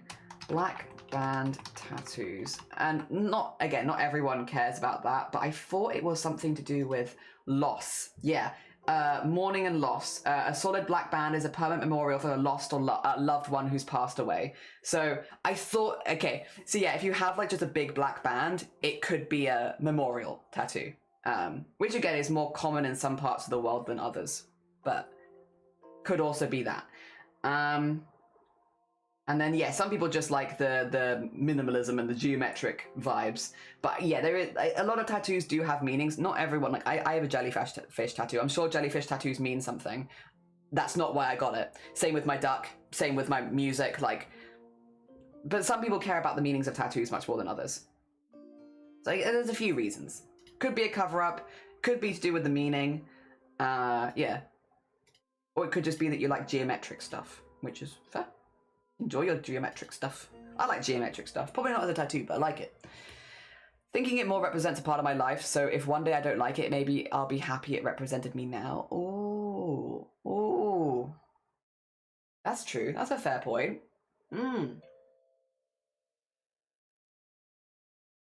I did well for my half sleeve. 3 sessions to 8 hours. Oh. See, I can't do that. I don't have the pain tolerance for it. Like, I wish that I did, because I'm like pretty good pain tolerance for a lot of other things. Like, give me head pain, I'm great at it. But like, there's something about the scratching pain. Like, technically I can sit, but I'll start to get very, very twitchy to the point where it's like, even if I eat something, take a break, my arm will just be like, grrr, and yeah, I can't sit for that long. So I probably would say for arms, I wouldn't want to go more than 3 hours. I'd be worried at going more than 3 hours, because I feel like at that point, I would just be at a jittery level where it's like, even if I eat, even if I take breaks, is it gonna look good? I feel like I'm making it way harder. So I wish I could book like a full day session, and like it would be more cost effective most of the time, but I am not that person, unfortunately. I wish I was. I wish I was better at handling it. But yeah, 3 hours is about my limit, I think, probably. If I had to guess. I haven't had, like, again, my arms are much easier than back anyway, but if I had to guess, probably about 3 hours. Whew. It'll probably just generally be pretty, so I hope that I like it forever. Hell yeah. Hell yeah. For me, it's not the needle, it's the cleaning. It begins to feel like sandpaper. See, I never really felt like that with the cleaning. I don't know. I guess this is just what is it? Different bodies, different brains, isn't it? Because like, I remember when they were like hard, like wiping like my back, for instance, that was like the only relief that I felt like I felt, was them like cleaning as they were doing my back, which I know should be like sandpaper, but I don't know. It was the one bit where I was like, okay, this, like, breathe for a second and then we go back into it. Whereas, yeah, the needle, the needle, like, woohoo, not as big of a fan of, I must admit. But yeah, different bodies, different tolerances for things. Also, I stand by, okay, as much as my back tattoo really hurts, moisturizing my back tattoo, because I couldn't reach it myself, like most of it. I could reach some of it, but like not all of it, and I couldn't do a good clean job of it. So Shiny had to moisturize my back, and it was such a good feeling. And because I had it in 4 different sessions, I got 4 rounds of that. Like, I know normally the idea of like tattoo healing is like, oh, it's very uncomfortable, like it's itchy and stuff like that, and like it was itchy, but the feeling of someone else moisturizing your tattoo, it feels like every single itch getting hit at the same time. It's so good. It's so good. Like, the best feeling. Oh dear. Like, genuinely would consider getting a back tattoo again just for that feeling. Oh dear. And who knows, maybe I'll get it on my arm this time. You also kind of have to have someone around who's happy to moisturize your tattoo for you, though. But in the case of the back one, like, it wouldn't have been a good job. Like, I can reach all of my back, but like, would it have been, like, it wouldn't have been good. It wouldn't have been good. How you doing, Alice Shadow? Welcome back. Phone call went good. Did grocery shopping. GG's. Heading back on Monday about a potential job. Oh, good luck. Good luck. Yes, we are talking about tattoos. Bodies are odd. It's true. It's true. And like what one person can take, another person cannot. Like I feel like, again, in many aspects of my life, I have excellent pain tolerance. But very specifically, tattoos. Not as much. Not as much. I get very shaky. That's okay. I think as long as I communicate that with the artist, it's been fine. And I have, every single time, like, communicated pretty good, I'd say. So it's been alright. It's been alright. Oh dear, it's the best, right? The feeling of someone else moisturizing your tattoos is, oh, so good. So good. Way better than it has any right to be. It's so silly, but so good. Oh dear. I don't think I'll need that for the next one though, because it's not going to be that big. I think it's like a 1 hour session. It's a little guy. It's a little guy. I want to cover my whole left arm in just little guys. Just little guys. Hanging around. I love chatting tattoos with people though. I know it's not everyone's cup of tea, like not everyone likes tattoos, and that is so fair. Again, like we were saying earlier, it is your own body, and you should have, if anyone's gonna get stressed about what you put on it, it should be you. So yeah, no, very normal. I know we have a lot of people here that are not as keen on tattoos, but I really like getting them. I really enjoy it. I have a lot of fun. Oh dear. And then this is a center color. Top tier energy for sure, yeah. I love it. I love it. And I know, I'm gonna get this one. I'm gonna want another one straight after. And I'm gonna have to be like, hold myself back. Do not get another one straight after. I have other commitments. Unless they offer it to me on the same day and I can do them back to back, in which case... If I come back with 2 tattoos, no judgment. Oh dear. But probably not. I think the artist I'm going to is pretty booked up. Which is good. Good artist. Also, this is the artist where like, I was talking a little bit about it the other day because me and Astrid were talking about getting tattoos and stuff like that. And so I was talking about it the other day and I was like, there's been so many green flags in this particular artist. I don't know why I've been nervous. Like, and like even, again, it's been a while since I've booked a tattoo, like a few years, right? And even more than like I was expecting. So in the sign-up sheets, first of all, there's a lot of flags where I'm like, these are like little green flags, I feel like when you see them around. Like, it's probably a chill place. They talk a lot about like their terms and services and all that kind of stuff. And a lot of it is like, if we don't want to do a tattoo, we won't do it kind of thing. You know, make sure you're not doing anything silly ahead of time, all that good stuff. Make sure that you're not drunk. Make sure that you've got ID. You know, all the normal stuff that means, you know, it's above board.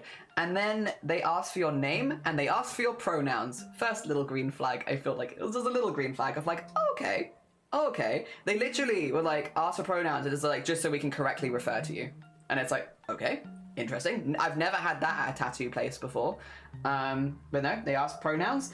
And then they ask if you have any extra, what do you call it?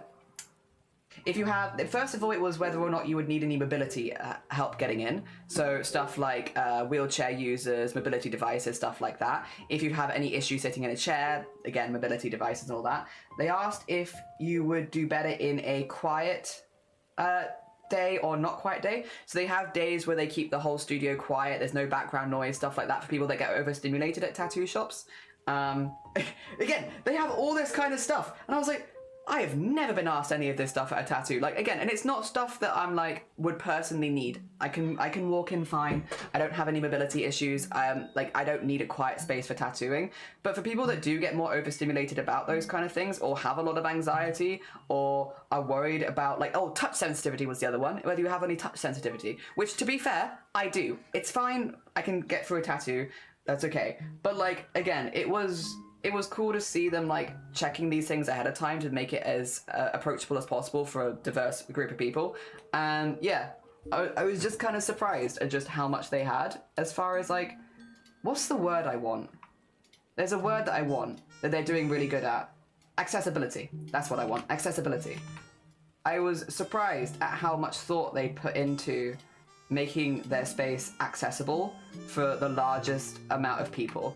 And and also again doing quiet days. So once a week, doing days where there won't be lots of background noise, they won't talk to you, stuff like that, and you can just have a silent tattoo basically.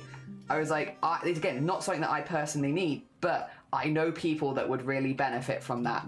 That like the scariest part of getting tattoos is the feeling overstimulated and stuff like that in a new space. And yeah, I thought that was really cool. They also offer noise cancelling headphones and fidget devices. In case you need them. I was like, what? That's so cool. So yeah, I've been getting very good vibes. So I'm hoping that I like this place. Because, I would like to go back if I do. Like to go again. Again, it's another reason though why, like earlier, where I was like, the small talk question that always scares me the most is when people ask me what I do for a job, because I never quite know what to say. I never know how honest to be. But it's also one of the reasons why I'm like kind of edging towards being like maybe being quite honest in this space, because they seem chill.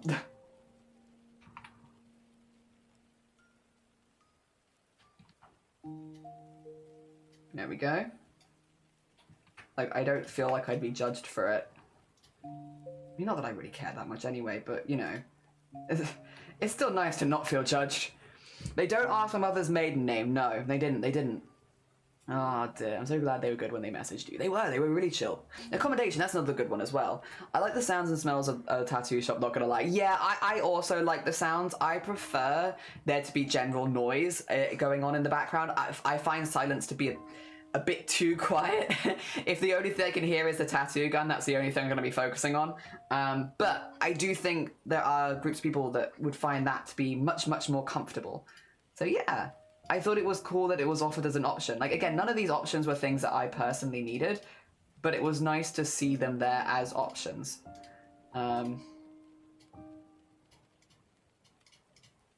We go. Does it smell like...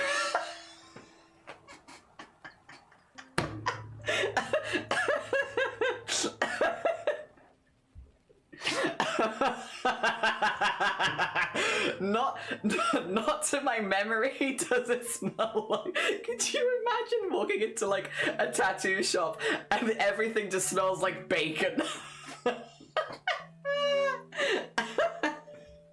Like...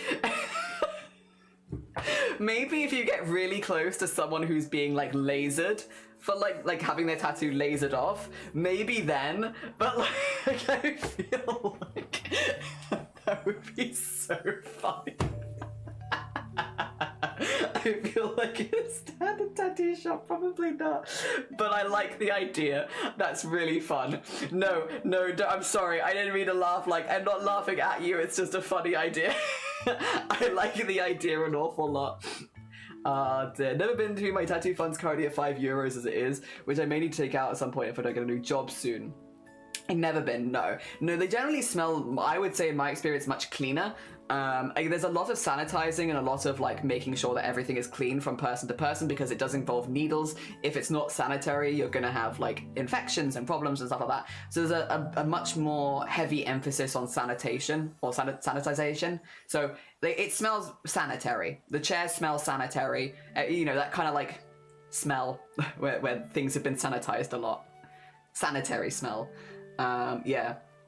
At least the ones that I've been to have been, yeah, a little bit more sanitary smelling. That's why Jelly Cut says this. You can come here and you can see us talking about burnt flesh. Everyone sniff my tattoo. It smells like bacon. It was a legit question.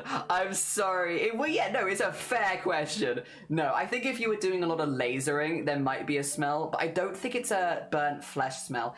There is a smell though, I feel like, with laser. 2 seconds. I'm gonna Google it. It's not, I've never had tattoo lasered, but I've heard of this. Tattoo laser smell. Yeah, tattoo laser removal smell. A metallic smell. Yeah. So, tattoos won't smell when you're getting them because it's just, you know, injecting, it's not burning. But if you get laser tattoo removal, it can smell metallic when it's coming off of you. Yeah. So, and also like there can be a burning smell, but the burning is normally not your skin, it's the hair and stuff like that. Any lint on your skin, any hair on your skin is burning, so it can make like a burning metal smell, but not quite like burning flesh, but like, yeah. But that's specifically tattoo removal, not getting tattoos. So it's not even a stupid question. It's just not one that I'd considered. Because yeah, laser tattoo removal can make a smell.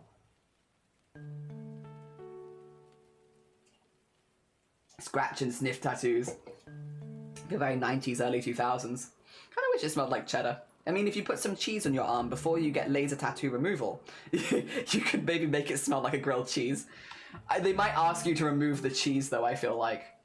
I don't know what the likelihood of them letting you keep the cheese there is. Oh, dear. There you go. I've seen someone getting lasered before. I've never had laser myself, and I'm hoping that I never need to. Yeah, normally for people that regret a tattoo or like want to remove or change a tattoo, luckily I've never been in the position where I love all my tattoos, and I still do. And maybe down the line something will change, but right now I could not imagine getting rid of any of them. Oh dear, thankfully. But I have watched someone getting a tattoo removed, and it looks very painful. I believe getting a tattoo removed is meant to often be more painful than getting the tattoo in the first place. Like the laser removal hurts more. Although I'm sure that also differs slightly from person to person. But I think generally it hurts more to get it removed. But again, I can't speak from personal experience because I've never had that, thankfully. Do the inks smell? Not that I've noticed, no. But different tattoo artists use different inks. Yeah. A lot of people have like an ink preference, right? And that's where they'll order their ink from.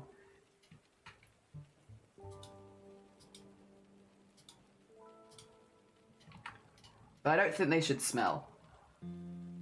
But then again, I've never asked if I can sniff the ink of the artist before they start tattooing me, so I could be wrong. Maybe there is a really strong smell and I just don't notice it once it's in my skin. Oh dear. You're a sensory person when it comes to smells. I'm trying to think of smells.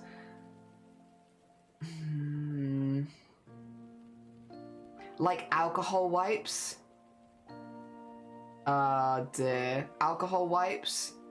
Like, it smells kind of like that around you in the tattoo studio. At least for me, that's the most strong smell I can think of is like, yeah. Again, it's sanitizing stuff. I guess when I had my back tattoo, because my face was being like smushed into the thing, it kind of smelled like plastic. But again, it's not a strong enough smell that I'm like, I think of it, really. Like very mild alcohol, very mild plastic. Maybe if your tattoo artist is wearing any cologne, that smell? That'd probably be the strongest smell, actually, if your tattoo artist was wearing a cologne of any sort. Because nothing else really smells. At least not in my experience. Maybe in other people's experience there's been very strong smells.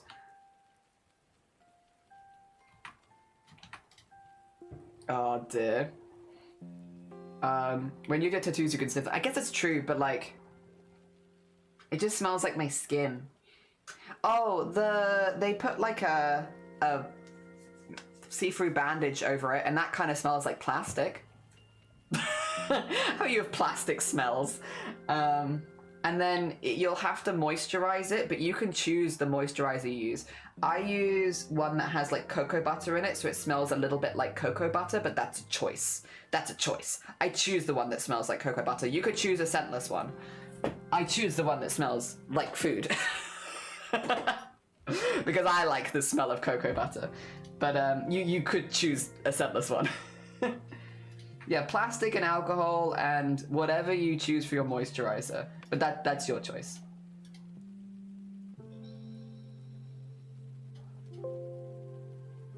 Oh dear. And then bring this down here. There we go. This is looking pretty good. Yeah. Oh dear. Okay, it's all sounding okay. Yeah, I feel like again, maybe, I'm sure there are places where people do like maybe vape or smoke, but that's like the individual and whether they vape or smoke in their studio. None of the places I've ever been, if they do vape or smoke, it's always outside, so it's not in the studio. So yeah, no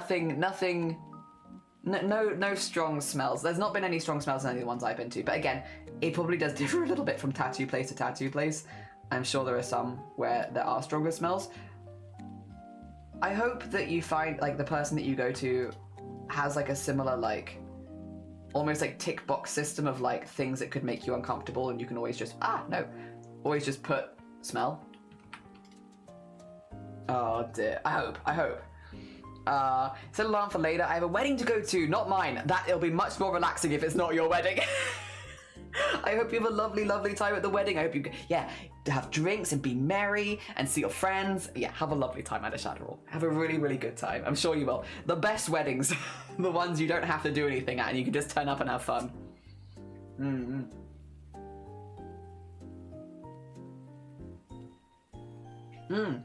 I imagine most inks probably smell more during the mixing and sterilizing. Oh, okay. I have to ask my cousin. She took over my dad's business selling tattoo supplies and they make their own ink. Interesting. Yeah, maybe. Again, I literally know nothing about that, so I am a complete noob with all that kind of information, but like, that would be interesting. Yeah, I don't really remember any strong smells, thankfully, in any of them. What I do remember is when I was getting, again, doing the multiple sessions for the back piece, every single time I went there, they very specifically played, oh no, what's the name of the song? It's the one that goes, beam beam bidim bidim beam, beam beam bidim bidim beam, beam beam bidim bidim beam, beam bidim bidim bidim bidim bidim bidim. Damn it, I've lost it. That song.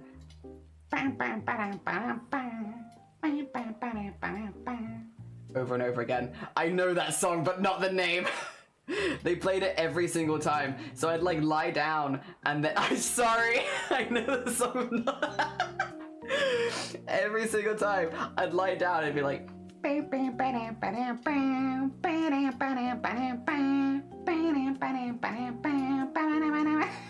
like, there it is again. Like the rest of the songs were a mix, but that song, Take Me Out, yes, that's the one. Good on you, Kestrel, good on you. That's the song. They used to play that every single time I lay down. Like, coincidentally, but I'd lie down and be like, that's the song. Ume, good morning. Can I ask what your back tattoo is? It's a jellyfish. So the reason that my name on stream is a crafty jellyfish is because of my back tattoo. When I was going through names and all the ones I wanted were taken, and I was like, well, what's a name that I won't get sick of? And I was like, I'll put jellyfish in it because I can't really afford to get sick of jellyfish since I've spent all this money getting it tattooed on my back. So the reason I'm a crafty jellyfish is because I have a compass jellyfish covering like half my back, like down the spine with the tentacles going out at the bottom, and then I have a mandala up on my neck behind it. Yeah. And it's all like black line and dot work. It's very pretty. I really, really like it. It's a very, very pretty tattoo. Yeah. Oh dear. I tried to sing the song by phone to recognize it. That's nowhere near right. I've kind of given up on them because every time I try and sing it, it's just like, we just don't recognize this. And I'm like, listen, I know I'm doing a bad job, but I don't need you to tell me. In my head, I can hear it. Decanitra, it sounds beautiful. Yeah. At some point, I will be able to, because wearing binders and all that kind of stuff, it makes it a little difficult to show it, but at some point, I'll be able to wear clothing where I can actually show off some of my tattoos. And I guess by at some point, I mean, probably just next year. Probably just next year at this rate. Yeah. So, and then I can show off more. Yeah. We'll get there, we'll get there. I'd say at the end of this year, but I think I'll be recovering. I have a sneaking suspicion I'm just not going to recover that quickly. I'm just not going to bounce back as quick as other people. I'm a slow recoverer. Dear. I'd have looked, you would have saved me some pain. Yeah, that's the one. Ding, ding, dee, dee, dee, dee. I recall my mum working for my cousin at one point. I went to her instead, and she said the ink didn't have much of an odor. Okay. Even doing creation process. Okay. So just kind of vibey then. Just vibey. Minimal smell, vibey. I've not really thought about like much of the behind the scenes process of how they like make the inks and all that kind of stuff. I would be interested in seeing it. I'd love to see like more of the behind the scenes of that kind of stuff. Just because it's like a kind of an art that I've never really thought about. There we go. Okay, now we just need to do all the lines and details and highlights, but we've got colours in there. It's like, that's colourful. Speaking of things we've waited for, tonight I'm going to a restaurant I want to do, because you couldn't eat the food, yes! Hell yeah, Astrid, yes! Oh, I hope it's worth it, I hope you really enjoy it, I hope everything is as good as you've hoped that it'll be. Hell yeah. Hell yeah. Oh dear, I'm looking around trying to find a place I could do memorial paw print tattoo. It's kind of specific though. I wanted like a paw is pushed into my skin, like a little ghost kitty paw. And we want it in a weird spot because that's where he put his paws. Aww. I guess, yeah, finding an artist that is like, gets animals, even if they don't like do a lot of animal tattoos, that they get animals and they understand what you're asking for. It's tricky. I mean, it's so worth it to find an artist that you like really get along with, but yeah, you want someone who's going to respect what you want. Yeah, that's tricky. Boba, good morning. How you doing? I hope you're doing good. Good morning. We are back on this model again. Back on this model, slowly but surely, making my way through. But it's getting there. I hope it's doing good.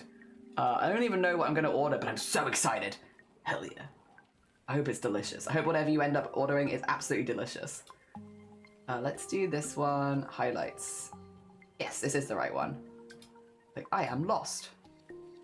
And now I am found. This is what I wanted. There we go. It's only really on the roses, but it's nice to have them at least. Oh dear, it's been a hot minute. How are you?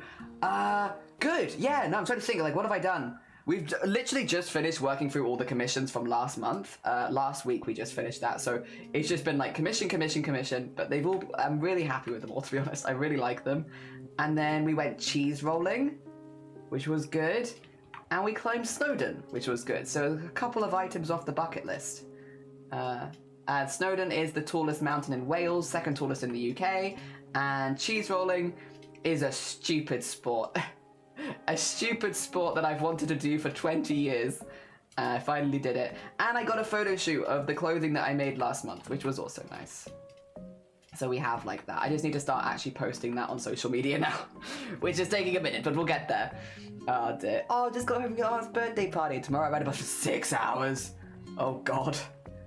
I hope it is a smooth bus journey and that you don't have anyone kicking your chair behind you. I hope you're surrounded by good beans on your bus journey so it's as comfortable as possible.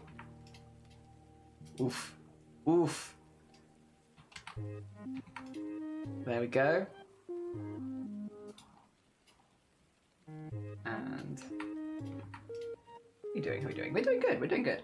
I said I wanted to try and get this one done, the flower, before we finish, and I think we're on track for doing that. I think we're gonna finish the flower crown. I mean, it's only getting us like halfway through the hats, but this one is a particularly detailed hat. So I take that as a win. And honestly, any progress is good progress. There we go. And then multiple key editing. Excellent. And then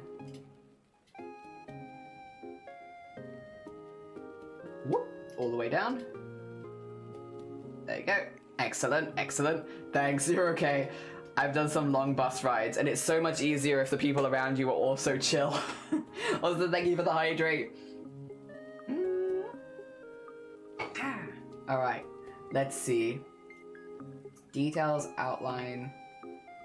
Oh, let's do this shadow really quickly. Oh, the shadow is it invisible? No, the shadow is there. Yes. The shadow is there, I just couldn't see it because I got used to looking at it. There we go. Nice. Yeah, like that. Like so. Ah, dear. It feels so good to finally have a workable 10-year plan. My goal is to have passed the bar and become an attorney in the next 10 years, despite entering the pathway much later than typical. Listen, nothing wrong with that. In fact, if anything, I think it's becoming more and more normal to look at different career paths later in life. Like, sticking to one career path for your whole life is becoming less and less common. Like, it still does happen, of course it does. But I think flexibility, moving around, trying different things is way more common than it used to be. I'm also hoping to retrain at some point. So I'll be there with you. If a bit behind, maybe. Oh dear. I would also like to retrain. Although I would like to retrain as a bookkeeper or an accountant. Yeah. I find comfort in numbers. And it's something that I've kind of been doing anyway for like a long time. It'd be nice to get the formal certification and then maybe go into a role with it. But I'm kind of just waiting to see how my migraines pan out because, yeah, obviously I need to be consistent and it's a little difficult when you're having still having 21 migraines a month. So we're playing it by ear, but it's a goal. It's a goal. One day. There we go.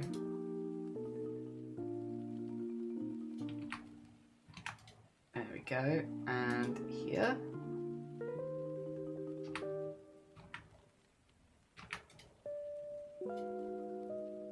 And there. There we go.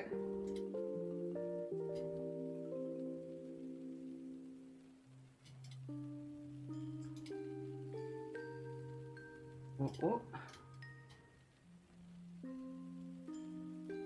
Okay. Nice. Excellent.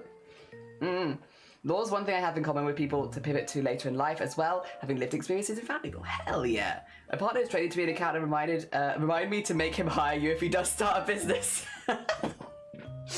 Need someone to come. I kind of want to do bookkeeping and stuff, which I know is a lower tier thing, but that's kind of what I want to do. I want to do bookkeeping. I like it. It might not pay as much as some other accounting jobs, but I think I'd get a lot more out of it. We'll see. We'll see, though. I mean, life could change a lot in a few years. Hell yeah. Hell yeah. I'll take being hired. Oh, dear. There we go. I'm going to start with a community college that translates a pre-law philosophy major. Philosophy majors score highest on the LSATs, which is a law entrance exam, because of the way philosophy, nature sharpens logic, rhetoric, and argument. I see. That's the other thing. If you have a little bit longer to look at it, you can make a pretty good plan. Whereas if you're rushing and stuff like that, it can be difficult to make long-term plans. If you can sit down and work out exactly what it is you're wanting, hell yeah. You can plan for those kind of things. GG to you. There we go. All accountancies, bookkeepers. Yee, I want to be a bookkeeper. There we go. I just need to keep an eye on my migraines for the next year and see how they go. And then hopefully, because even if I can't do full-time hours, if I could get in as a part-time bookkeeper. Not everyone needs a full-time bookkeeper. I wiggle my way in one way or another. Oh dear. I hope I'd still have time to do Twitch and such. Because this really has become I don't know, such a big part of my life in the last few years. It would feel weird to leave it. I don't know. Maybe I am wanting too much. I want to keep doing Twitch, I also just want to also do job. Both would be good. Both would be good. And I still want to organize things like the Breast Cancer Awareness Month and all that kind of stuff. Maybe too much. We'll see. We'll see. Again. It wouldn't be for a while anyway, though. Because I'm still in keeping eye on migraines mode. Which unfortunately have been particularly bad this week, but I think that's because of the heat. This week has been kind of brutal, honestly, for migraines. Oh dear. But I do want to... I assume it's because of heat. I'm assuming it's because of the heat. With it being so warm, it'd be weird to assume that it's anything else, I suppose. And heat does always make me more tired. There we go. That's so bright. It's so bright. Red. Red everywhere. Ugh. Stretch. So much red. So much red. Alright. He's also getting a little warm in here again. What temperature is it right now? It says it's only like 17. Okay. Maybe it's because of the program. Who knows? Well, again, it could just be residual heat. Really could be anything. Doesn't matter. Aircon on. There we go. And then after we've got this, we'll look at doing a Discord art share. As I said, I wanted to get this done, and we very nearly got it done. So once we've done this, Discord art share time, have a little look at what everyone else is doing. Next week should be a relatively normal schedule, thankfully. Back to slightly more regular schedule. I think we're skipping 1 week of Resident Evil for charity fundraising. That's it. That's it. It's the only unusual thing coming up. And to be fair, we don't normally do horror games while we're fundraising just because, or like we don't do the same horror games we've already been playing just so that people don't avoid the fundraiser because of horror. It wouldn't be very good advertising to drive people away. Although I will say I am still really enjoying it. Really, really enjoying it. I know Zero said the current section that we're on for Resident Evil was not his favourite. I'm actually quite liking it. I don't know. I like Grace's section more though, I suppose, because so far they have been more like traditional horror for me. But I've quite enjoyed Leon's section. The one that we're doing at the moment, it's quite a long section, but I'm quite liking it. I don't know. I'm having fun. I'm doing all the little puzzles and killing everything and getting points and then trading my points in for more guns as I don't know, I'm having kind of fun with it. It does feel like a pretty well balanced game. Alright. There we go. Cool, cool. That then is Flower Crown. We will have to do a little bit of rigging on it, but what I wanted to do was get the colours in, and actually, wait a minute. Let me, how do I want to do this? I do need to do, left and right, and then I need to do that. Okay, 2 seconds actually. Let me do the left and the right. Oh. Ah. Wait. Why is it mad? Okay, there you go. I was like, I must have had more than one thing highlighted. I was like, why is it upset with me? And then... Okay. Let's pull it in this way a little bit.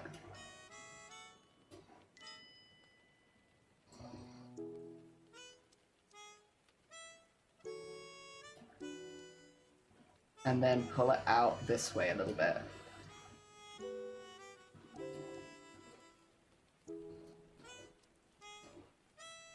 And then we can move this across. And like so. I think that looks pretty good.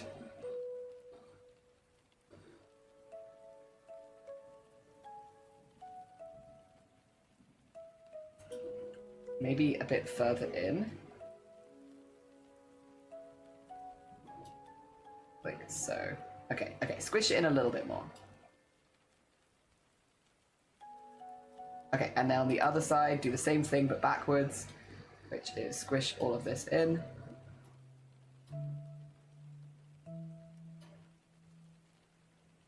And then, oh, no, don't do that. And then on this side, pull it out a little bit. And then move this along to here.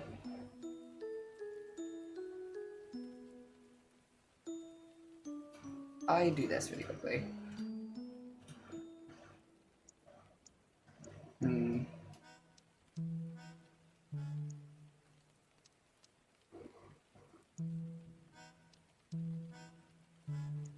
Okay, that'll do for now. It's turning. I might move that down a little bit actually though. There you go. And then do this. And do this. Just down. Maybe extend it slightly. And shrink it a little bit.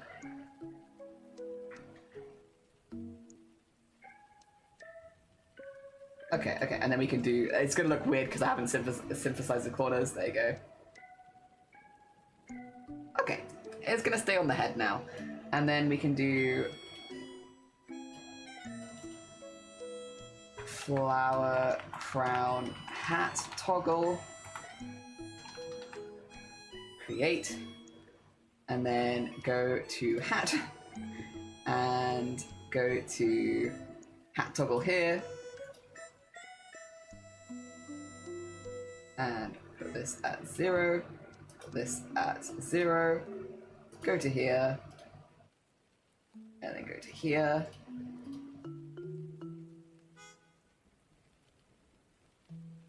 Put one there.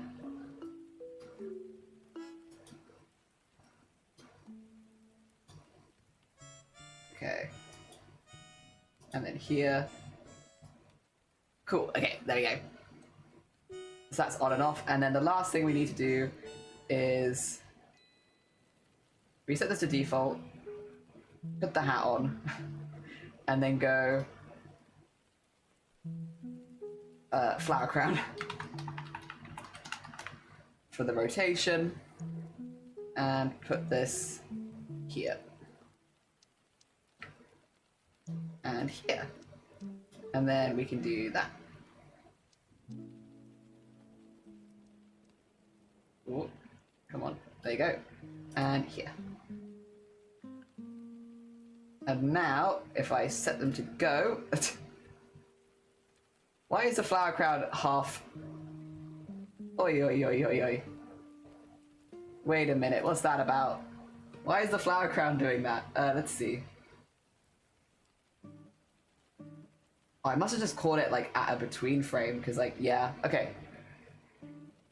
Yeah, it's not doing that otherwise, alright. Let it keep going, look at it keep going. Should probably wash yesterday off before I really start my stay. That's so fair. Very, very fair. If you need to nip off and go look after yourself at any point, definitely go do it. There we go. It's not colouring the new hats at the moment, by the way. It doesn't seem to like to do it between. Why is it doing that? Putting it in a weird in-between. Well, I guess it's fine. Look at them cycling through everything. In every colour. You know what? Cool. I'm pretty happy with that. I'm pretty happy with that. With the flower crown and the horns. I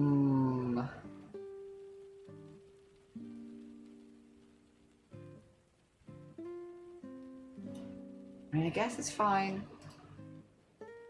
The branches, I do think, should go behind here. Just so that if we had them on, sorry, I know it looks a little weird right now, but just if we had them on, we had, because I feel like the branches go really well with this one, they should be behind. Yeah. Those ones feel like behind as well.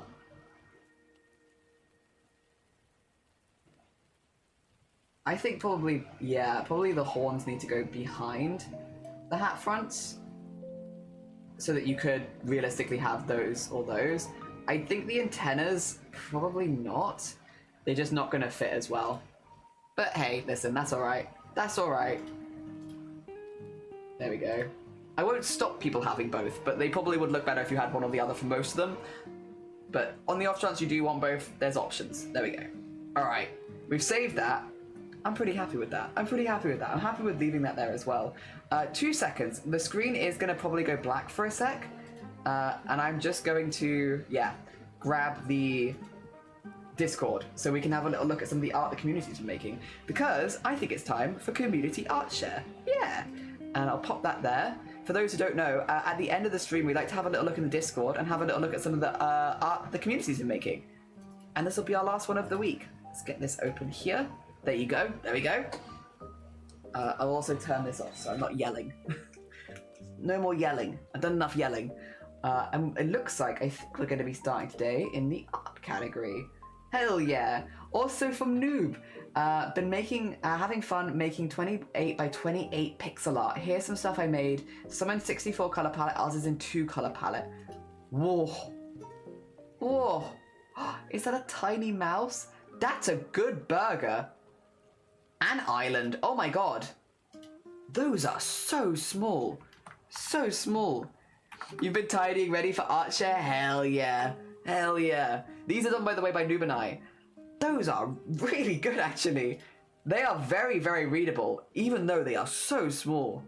GG's, Noob and I. That burger. And the tiny rat as well. But the little burger? That looks so good. Well, heckin' done. Incredibly impressive. GG's. Then we have... from Starry, new cute stickers I'll be giving out at TwitchCon. If you're going and see the black and white dragon cosplay or a pink and blue monster hoodie, that's me. Welcome to say hi and get a sticker. Oh, hell yeah. All right, if anyone then hasn't forgotten and followed Star, go follow Star. He's going to be at TwitchCon this weekend, and if you find him, you too can get one of these adorable stickers. Look at them. Look at them. They're so cute. Oh dear. Hell yeah. Go find Star. Go find Star. Claim stickers. I actually do have some of Star stickers. I have them on my sewing machine. Lovely stickers. Lovely stickers. TwinkCon. That next year. Hell yeah, Star. Hell yeah. Oh dear. And then we have from Zomboti. Ooh, okay, we got a few things from Zomboti. Hi Dana as well. Good morning. Welcome on in. We're just having a look through some of the community art before we end for the day. Starting with Zomboti here.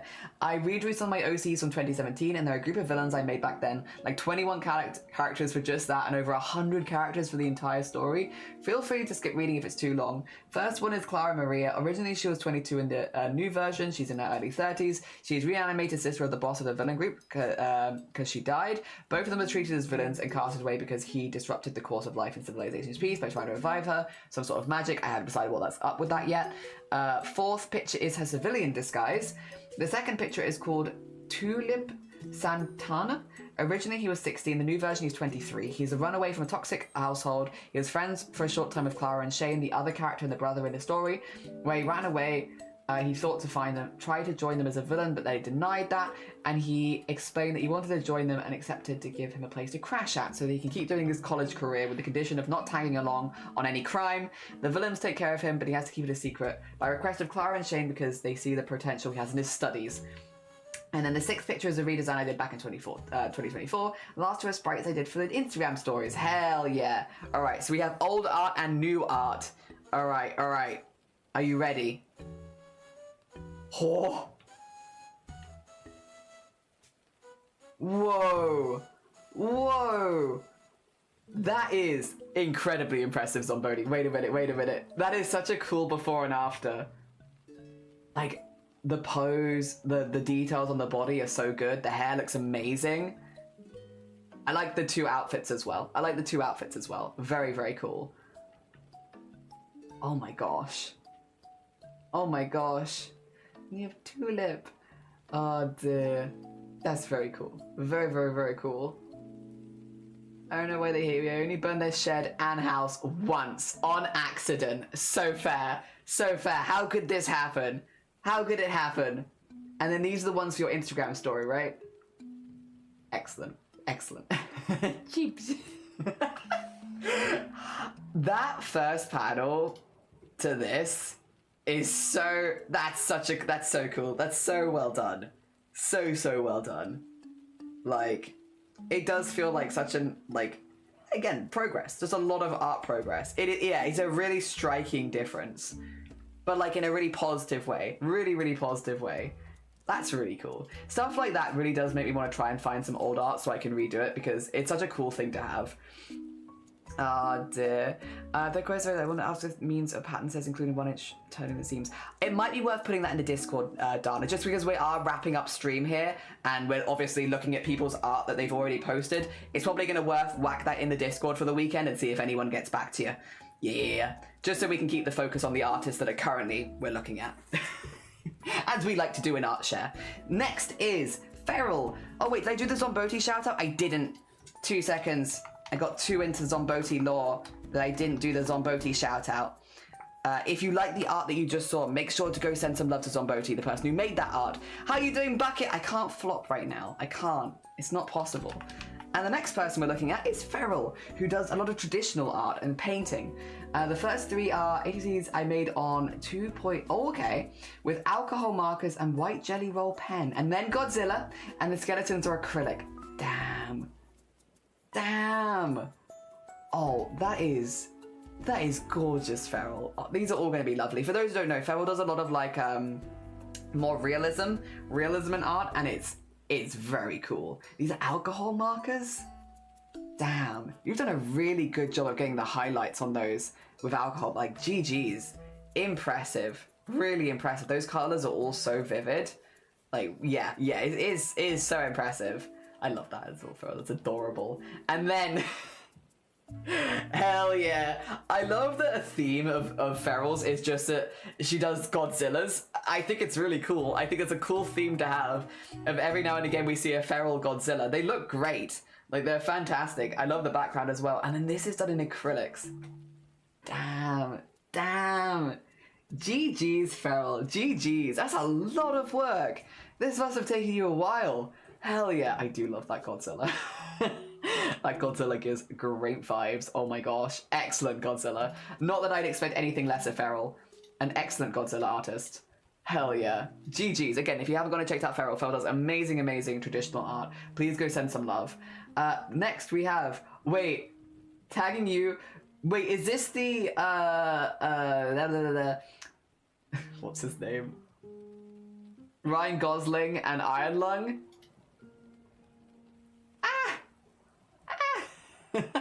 Wait, oh my god. Wait, has Level seen this? Good, excellent. Let me just make sure that has Level seen Project Hail Mary, that's the one. I was like, Ryan Gosling film. Ryan Gosling film. Oh dear. Hell yeah. Project Hail Mary and and Iron Lung. You're so serious. It's okay to smile. Like this? See, you look nice. Scary. Oh no. All teeth. Hell yeah. 100% teeth smile. I love 100% teeth smile, so they do spark a lot of joy. 100% tooth smile. Wait, Slero did his... Okay, drew my own sillies like Simon and Grace because they're so iconic and I love their vibe. Oh, hell yeah, Slero. I love that we're having all the character interaction art today. All the character interaction art. 1,000 character interaction art. If you've not gone and checked out all these amazing artists, please go send them all lots of love. They're very talented people and look at... Like, they do such cool things. They get inspired and they just make stuff on the fly. And it's wild, but impressive. Hell yeah.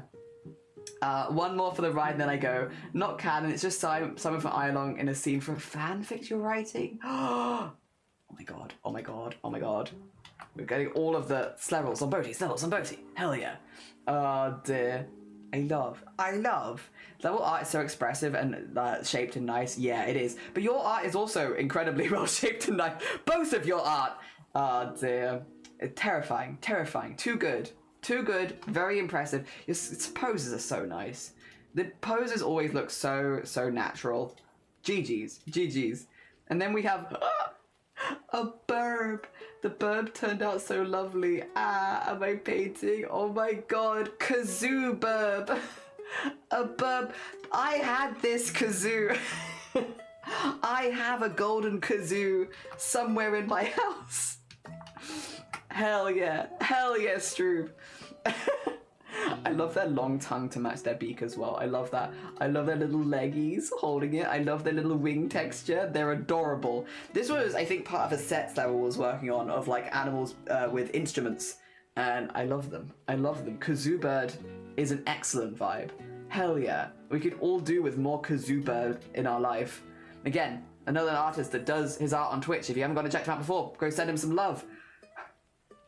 It's been hot as Satan's armpit this week, so I've been in hiding. I have created some things. 2 seconds. Let me get the feathered shout out. You need to bring the golden kazoo next week. I don't know where it is. It's in memorabilia somewhere. I don't know what bird it is, but it reminds me of a bandurius. They live in the country. Oh, hell yeah. Do they have very long tongues? Also, are you ready for something? I gotta mute this, apparently. Okay, it's muted. What makes you happy?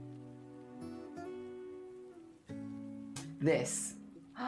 Oh, wait. Wait. Oh, I like this. Is it all the art that you've done? Hell yeah. That's really nice. I like that. Is this like an art trend that's happening at the moment, maybe? Like posting art that makes you happy? Because that's really nice. That's a nice art trend. Oh dear. Actually, for eating bug, I think I remembered. I think I don't remember now. That's fair. Okay. No, you're fine. You be sleepy. You turn them into bookmarks. I love that. Feather's art is always so cool. Like dang. The highlights on that are so gorgeous. The shading and the highlights are absolutely stunning. Absolutely stunning, Feathered. One day I will not be able to resist one of Feathered's pieces. Yeah. So true. So true. One day we will all fall victim and be like, ah, shoot. I gotta get it. I gotta get it. Oh, that's really lovely, Feathered. Really, really lovely. I love that. I think that's a really nice thing. Really nice. All of my younglings would say aura farming. Yeah. Feathered aura farming. Right now there are too many I fall into, but not too many options, and I can't afford them all. I shall attempt to make you one day. You are unable to resist. Hell yeah. Whoa, glittering. I took moon photos on the 27th and learned that my phone camera is more powerful than I thought. This is with your phone? God, all of you youngsters and your technology, that's wild. That it with your phone? I really like that one. I don't know, the clouds around it are really, really cool. Oh, no, I changed my mind. I like this one. What kind of phone do you have? It's got Galaxy in it, and that makes sense. I like this one. That's really cool. That is a very cool photo. Oh, no, I like this one. Every next photo. Actually, this one's my favorite. But for real, this one's my favorite. No, I still think this one's my favorite. I really like that one. That's really nice. The fact that you can get that much, that's wild. That's very, very cool. Takes pretty nice photos, but not like that. Of the moon. Jeez, dang, like, wow. Phone cameras these days are so good. Like, yeah, really, really cool. Sorry, I'm gonna use this space. I'm gonna use some space.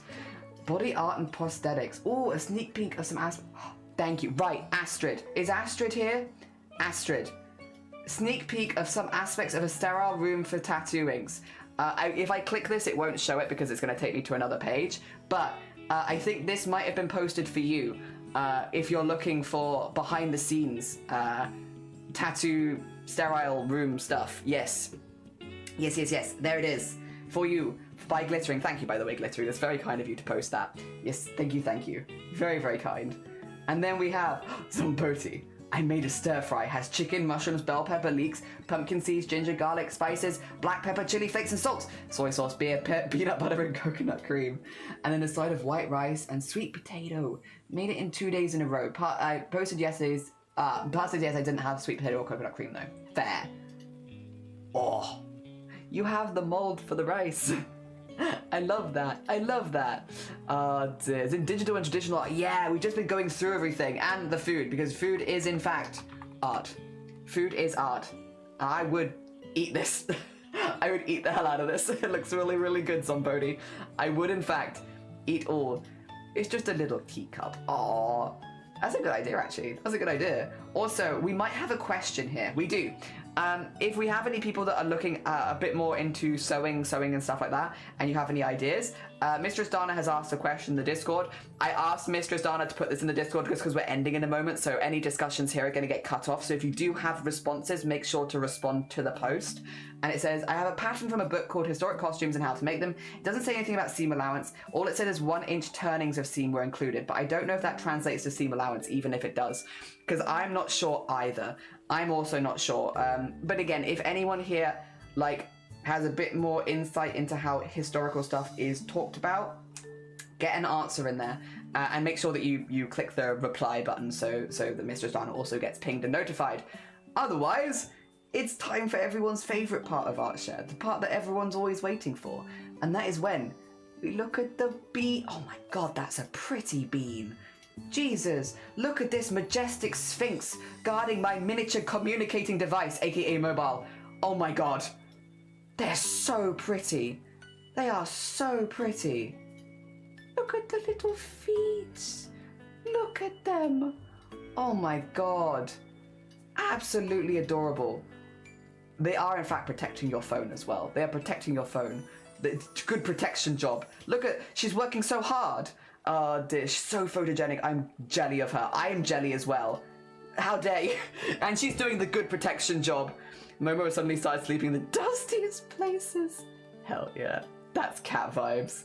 Also, speaking of photogenic, he's too photogenic. I need more space on my phone for images. The power of eclipse. Oh, the little head tilts. Oh, so many floofs. Oh dear, so many floofs. Oh my god. Oh. I'm so jealous of all of your floofs. Such a pretty void. Like, look at those eyes. Look at those eyes. Oh, and you got more trail cam. Wait a minute. Yeah, because Glittering has trail cam stuff. These are mockingbirds. Whoa. The camouflage on the wood, I know it's kind of like a coincidence, but the camouflage on the wood is pretty good. Like, that's pretty good wood camouflage. She's 80% floof, 20% cat, and has gorgeous eyes.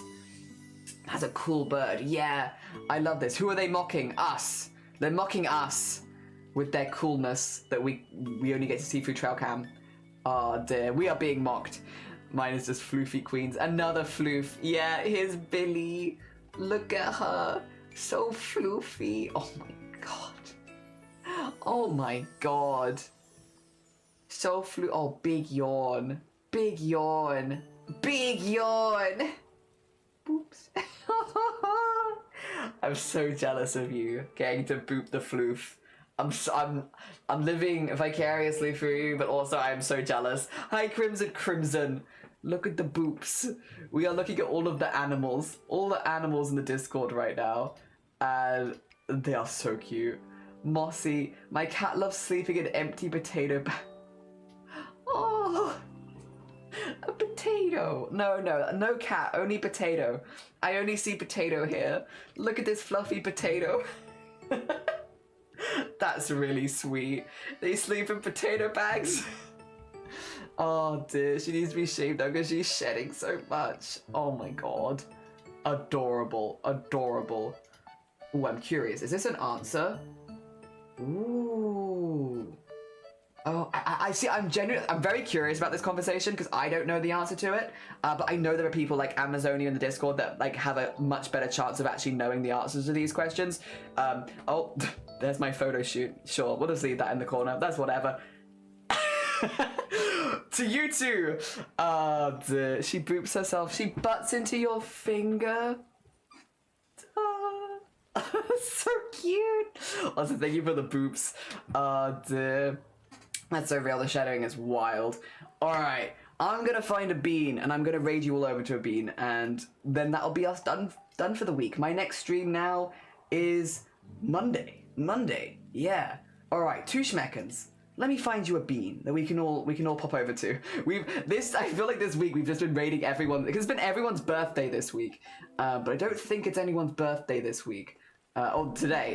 It's been several people's birthday this week. Not today. Not the people that we follow, at least.